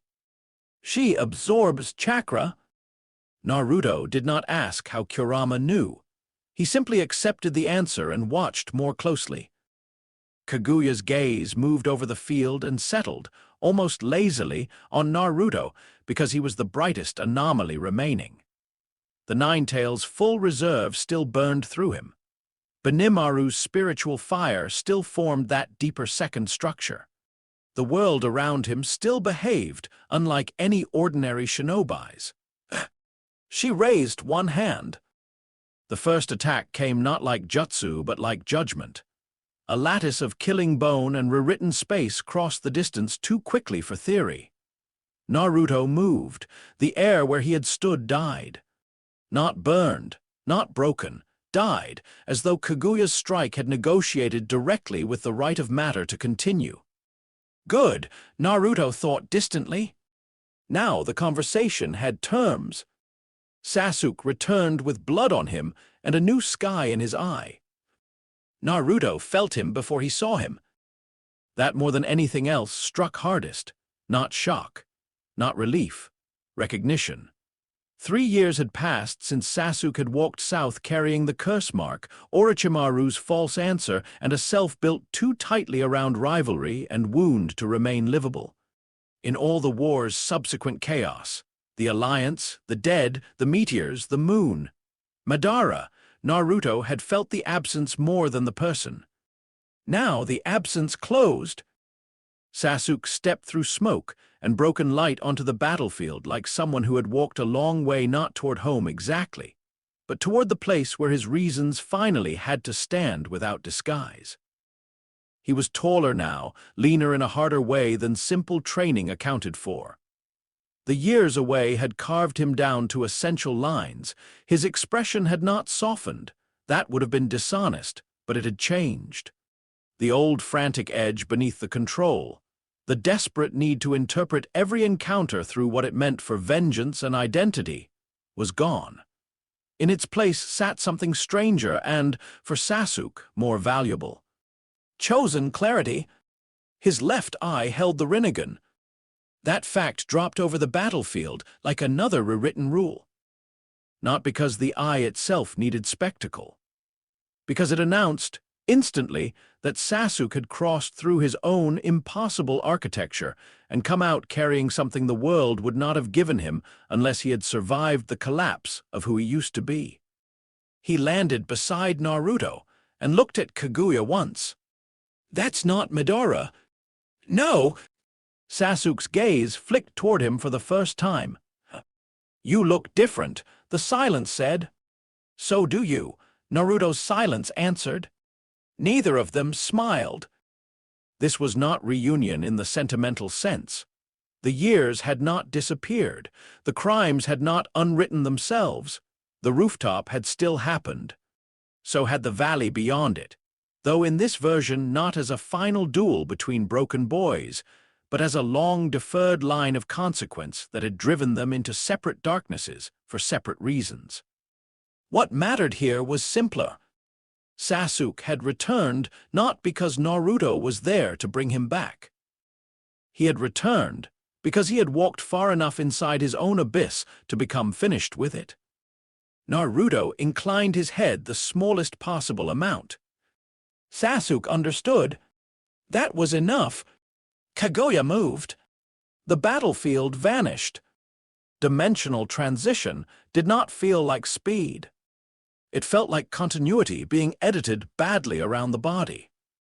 1 second, Naruto stood on the ruined war field under a moon still recovering from having been used as a weapon. The next, he was standing on a plain of blinding ice under a colorless sky with gravity behaving just differently enough to make ordinary instincts lie. The temperature dropped so fast that the air cracked in the lungs of anyone still human enough to be bothered by lungs. Kaguya's dimensions were not places in the ordinary sense. They were dominions, environments curated to preference and function rather than ecology. Ice here, acid there, sand in another. A lava sea elsewhere, not worlds with history, rooms large enough to pretend to be worlds. Naruto steadied immediately. Heat read differently here. The ice dimension was hostile to most shinobi because it stripped thermal comfort from the body faster than ordinary chakra expenditure could restore it. Good. That meant it was honest. A place built around cold was still a thermodynamic system. Hostile systems were often easier to work with than neutral ones, because they stopped pretending not to be part of the fight. Sasuke landed 2 paces away, already scanning. The Rinnegan in his left eye widened not in surprise but in active mapping. Naruto could see the difference at once. Sasuke was not simply seeing the dimension, he was parsing its seams, spatial discontinuities, pressure points, junctions where one dominion touched another. Where Kaguya moved between rooms of reality, Sasuke could see the hinges. That was the first proof that their collaboration might actually work. Not because they were suddenly friends, because they had finally become different enough from one another that cooperation was no longer threatened by resemblance. Kaguya attacked through ash bones and vacuum-fast displacement. Sasuke answered with space-swap precision, pulling Naruto out of kill lines a heartbeat before contact and stepping himself where the dimensional math gave him slivers of leverage. Naruto answered by changing the environment. The ice plane did not love Kaguya. That was the secret. She ruled it, yes, moved through it like a hand through owned water, but ownership was not the same thing as invulnerability. The dimension still had conditions. Ice needed cold balance. Air still transferred heat. Surfaces still responded when enough energy was poured through the wrong seams. Naruto drove heat down into the ice under Kaguya's landing vectors, not enough to melt the whole plane, that would have been childish and too broad, but enough to create invisible failure patches where her footing assumptions became untrue. Sasuke saw the altered zones with the Rinnegan and herded their engagements toward them with brutal, efficient feints. For the first time, Kaguya's expression changed. Not fear, annoyance. That was useful. A being that old could ignore opposition. It could not ignore inconvenience indefinitely. Especially not the specific kind of inconvenience produced by 2 combatants whose methods were no longer traditional chakra contest, but structural interference. She shifted dimensions again. Ice became lava. The sky turned red-black. The ground broke into floating stone islands over a sea of slow-moving, incandescent death. Heat rolled upward not as friendly element, but as constant pressure, a place where the body sweated before it could think, and the air itself seemed to resent being breathed. Naruto almost laughed. It would have sounded insane if anyone besides Sasuke had heard it. What?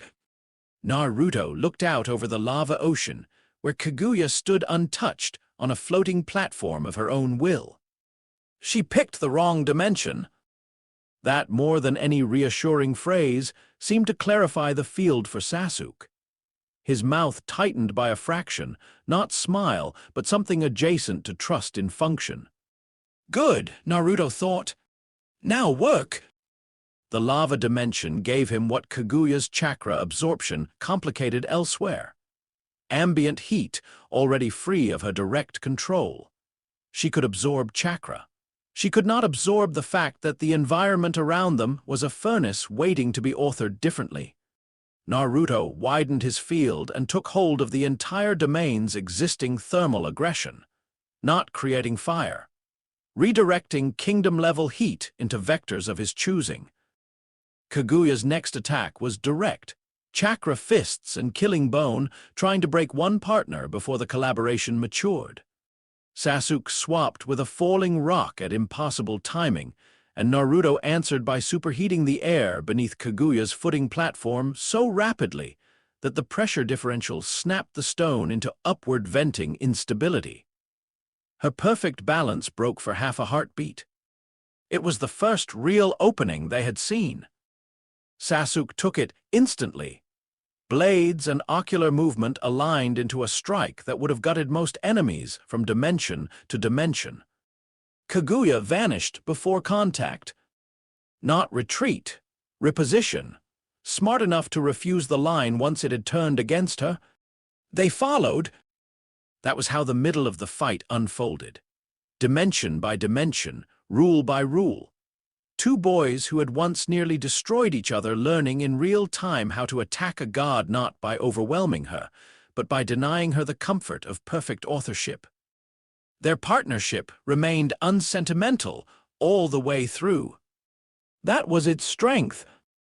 Naruto did not ask Sasuke for emotional accounting in the middle of war. Sasuke did not offer it.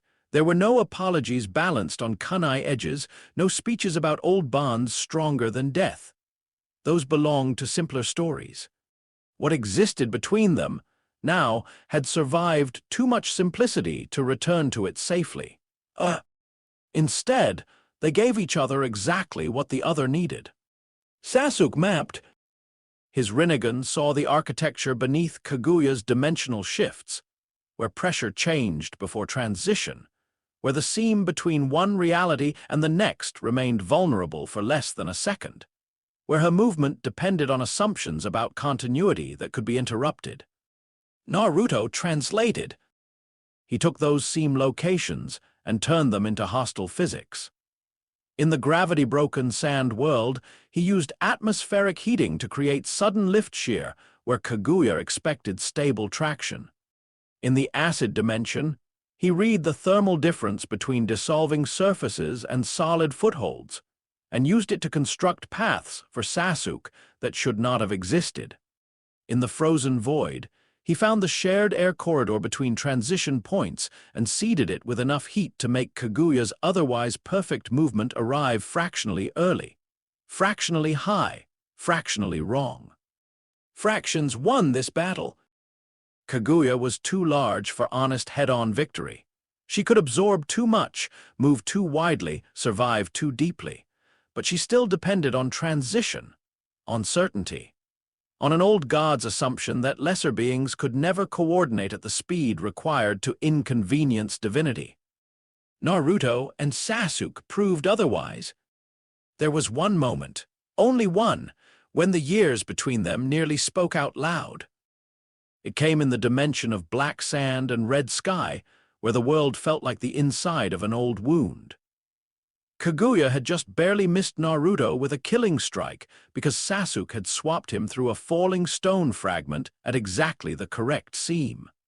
They landed back-to-back for 1 second on a tilted slab over the abyss. Sasuke said, without looking at him, "You were right." Naruto understood immediately. "About what?" "I did leave for the wrong reason." The words would have meant less if they were dramatic. Sasuke said them flatly, The way people say truths they have already paid for privately and no longer need to embellish for anyone else. Naruto watched Kaguya across the dimensions' roaring distance. "Yes," he said. On another battlefield, in another life, that answer might have started a second argument. Here it was only acknowledgement. Sasuke exhaled once. Then, quieter, "I came back for a different one." Naruto turned his head enough to catch the edge of his profile. "Yes," he said again. That was all. Then the dimension shifted, and the war resumed. It was enough. The final trap was built across realities. That was the only scale Kaguya had left them. By the time the fight entered its last sequence, both Naruto and Sasuke were bleeding in the quiet, efficient ways of people too trained to dramatize pain. Their chakra reserves remained vast, but no longer abstractly so. Even Kurama's offered power, braided through Naruto's own structure, could not make endless combat against a progenitor costless. Sasuke's left eye ached visibly when the Rinnegan overextended. The world around them had become a cycling argument between impossible terrains and the stubborn refusal of two very tired human beings to surrender authorship entirely. Kaguya still held the advantage in almost every direct metric. So they stopped fighting metrics. Sasuke saw the dimensional skeleton. That was the breakthrough. Not a sudden revelation from prophecy. Not a gift from a dead sage whispering through bloodline convenience. The Rinnegan, evolved through suffering and surviving, finally gave him a full enough view to understand that Kaguya's dimensions were not isolated. They were connected through fixed stress points, junctions where transition always cost her something and always required continuity, however brief. He explained it in pieces because combat does not tolerate lectures. 3 recurring hinges, he said, eyes tracking what no ordinary person could have seen. She uses the same shared bridge points no matter which world she rotates in from. Naruto understood in motion. If we heat the bridges, she arrives unstable. Naruto's field widened. Heat across multiple dimensions simultaneously should have been impossible. That was exactly why it worked. Kaguya had never bothered designing against the idea that 2 children from a later age would use one god eye and one atmospheric genius to make the seams between her private worlds behave like a single furnace network. Sasuke jumped first, Rinnegan tearing him from dimension to dimension in brutal sequence. Every appearance gave him 1 second, sometimes less, to mark and maintain the junction points before vanishing again. Naruto remained in the shared atmospheric pathways. Those jumps kept momentarily coherent and drove heat through them not as fire, but as system. One seam glowed, then another, then all 3. Kaguya felt it and turned too late. For the first time in the entire battle, genuine alarm touched her face. Not because the heat itself threatened her absolutely, because her worlds, her private guarantees, were no longer perfectly separate. Naruto took the entire network of shared thermal pathways and cinched it inward. The effect was not flashy. To outside eyes, if outside eyes had existed anywhere cleanly near that final exchange, it would have looked like air becoming impossibly bright, and then impossibly still. To Kaguya, it was a cage. To Sasuke, it was the window he had spent the entire fight trying to create. He moved through the final seam just as Kaguya's dimensional control faltered under the networked pressure. Naruto met the opposite side. Their hands, their jutsu, their terrible incompatible lives, and the seal logic now available to them all arrived at the same moment. Kaguya struck once more, furious and frightened and ancient enough not to accept that history could do this to her. It didn't matter. The seal took, not with holy light, with finality. The dimension shook, then folded. Kaguya's form distorted, compressed, became memory, became prison, became absence. A god turned back into a solved problem. Then the world spat Naruto and Sasuke back out into ordinary sky. The war ended without beauty. That was right. No single speech fixed it. No anthem rose over the field. No universal recognition spread instantly through the surviving nations that this had all been worth the price. Worth was too clean a word for wars.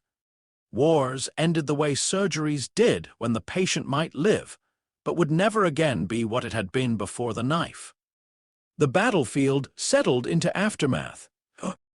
People woke properly this time. The illusions were gone.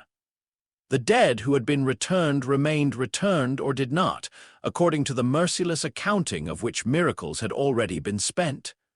The 5 great nations discovered, in the blank exhausted hour after survival, that alliances forged under apocalypse still had to figure out how to become mornings. Madara was gone. Kaguya was sealed. Kabuto's obscenity had been dismantled in enough places that the rest could finally be cleaned rather than merely resisted. The war, in the official sense, was over. Naruto stood in its ending and felt no triumph. Only distance. Not emotional distance from the cost, something else. The awareness that the war had dragged him to the far edge of what he currently was and shown him the horizon beyond it. Too much had changed inside him for simple celebration. Kurama remained present, different now, not tamed, never that. But no longer a creature across bars, so much as a vast old intelligence inhabiting the same storm and choosing, repeatedly, not to make that arrangement worse. Sasuke stood 10 paces away. Neither had spoken for several minutes. Eventually, Sasuke looked up at the restored moon. Ordinary now, as ordinary as the moon could ever again feel to anyone who had watched it become the focal point of a planetary lie. "It's done," he said. "For now," Naruto answered. Sasuke's mouth shifted in something that might have been irritation or agreement. With him, the line had always been thin. He looked out over the battlefield, where allied shinobi were beginning, in separate clusters, to become people again rather than functions. "I'm leaving." Naruto had expected that. Not because Sasuke still belonged to darkness. That version had ended before the final battle even began.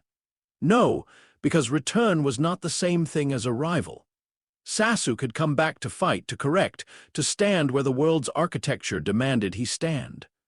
That did not mean Konoha could yet contain whatever understanding he had built in exile. "Yes," Naruto said.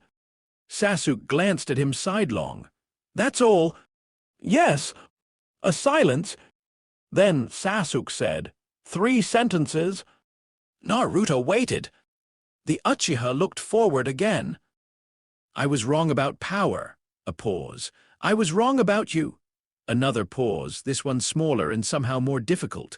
"I'm not finished understanding either." Naruto listened. Then he nodded once. That was enough for Sasuke too. He turned and began walking. Not running, not defecting, not fleeing, simply moving toward the next necessary distance under his own will. Naruto watched him go, until smoke and bodies and recovery teams began reclaiming the view. He did not call him back. He did not need to. Some returns were not to a place. They were to the possibility of becoming someone no longer ruled by the oldest wound in the room. Sasuke had made it that far. The rest would take roads. Letters came in the weeks after. Gaara wrote first. His handwriting was controlled, sparse, and somehow still carried the shape of awkwardness. He informed Naruto that Suna remained standing, that the rebuilding had begun, that the council was already arguing with him in ways he found educationally disappointing, and that if Naruto ever wished to see the desert when it was not trying to kill anyone, there was a room in the Kazekage residence that could be considered his without formal discussion. Naruto read the letter twice, then folded it carefully and kept it. Haku did not write. That too fit. Some people rebuilt themselves in language, others needed proximity before speech. Naruto sensed him before sunrise one morning as a familiar heat signature hovering uncertainly beyond the threshold of his apartment building. Not hidden, simply not yet inside. A person learning how to arrive without the identity of weapon or servant telling him how. Naruto did not go to the door. He left it unlocked. In the morning, there was someone asleep on his couch under a blanket they clearly had not asked permission to use, but had folded neatly around themselves out of old habits of respect. Naruto made tea. Haku woke to the smell and did not look embarrassed enough for the situation to become strange. That was enough too. Kurama settled differently in those weeks. The fox still spoke rarely, still rolled old contempt through most human institutions with excellent reason.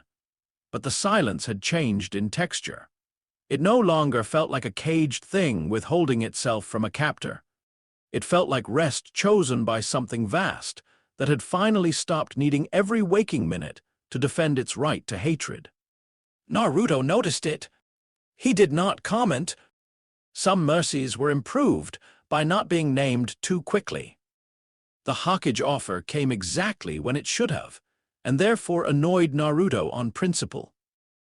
It arrived not as a dramatic ceremony, but as Tsunade sitting behind her desk with more paperwork than any surviving war should have left one woman to handle and saying, with that direct bruising honesty she reserved for people she respected too much to flatter.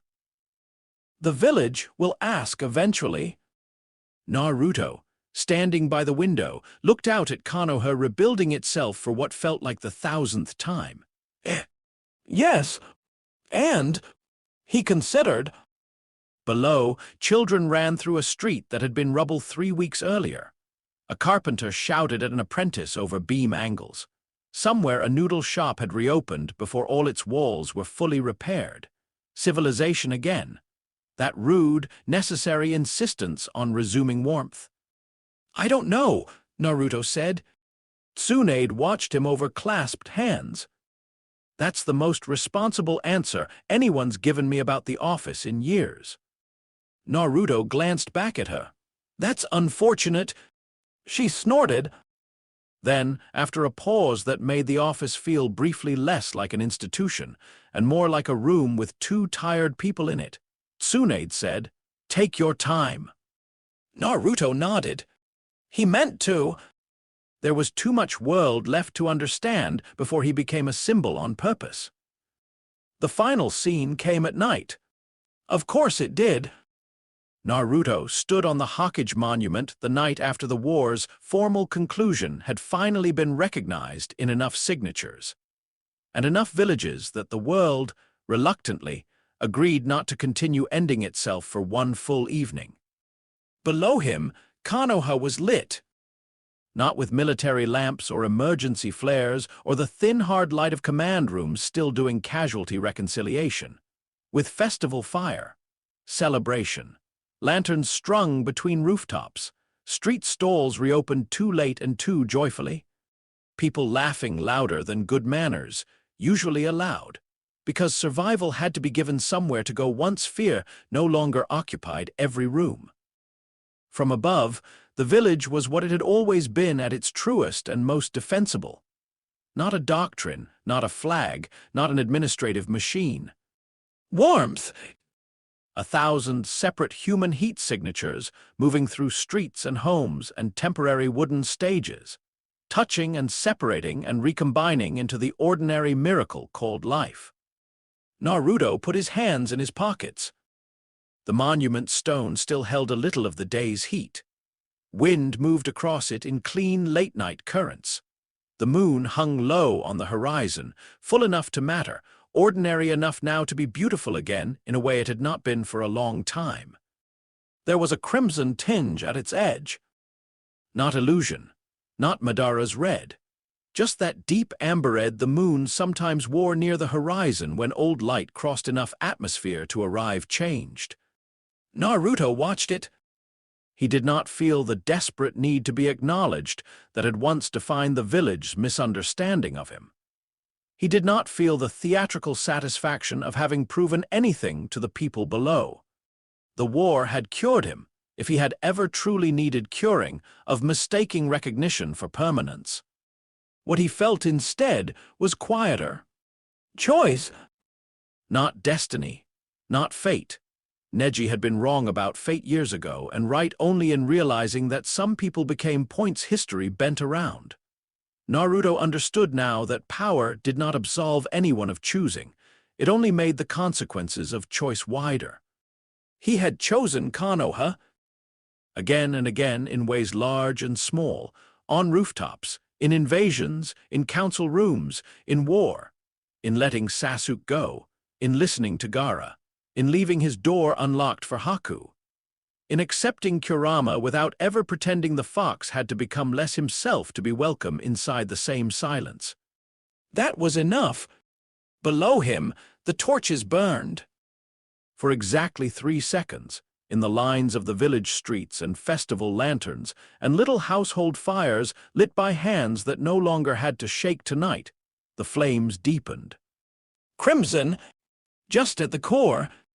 Then they returned to ordinary orange gold. Naruto watched them without surprise. Behind his ribs, Kurama was awake and quiet. Above him, the moon carried old light across a healed atmosphere. Below him, Konoha lived. Peace, he thought, was not softness. It was not forgetfulness. It was not even safety, not really. Safety could end in an hour if the wrong ambition climbed high enough. Peace was something stricter than that. A fire with power enough to burn a world, deciding, continually, not to. Naruto breathed in the night air and let it out slowly. He stayed on the monument long after the festival noise blurred into distance, long after the torches lost some of their height, long after the moon rose clear of the horizon, and its red edge faded into silver. He stayed because there was nowhere else he needed to be. Not tonight. Not while the village below him remained warm and ordinary and alive. The war was over. The choice remained. And for now, under the full and patient sky, that was enough.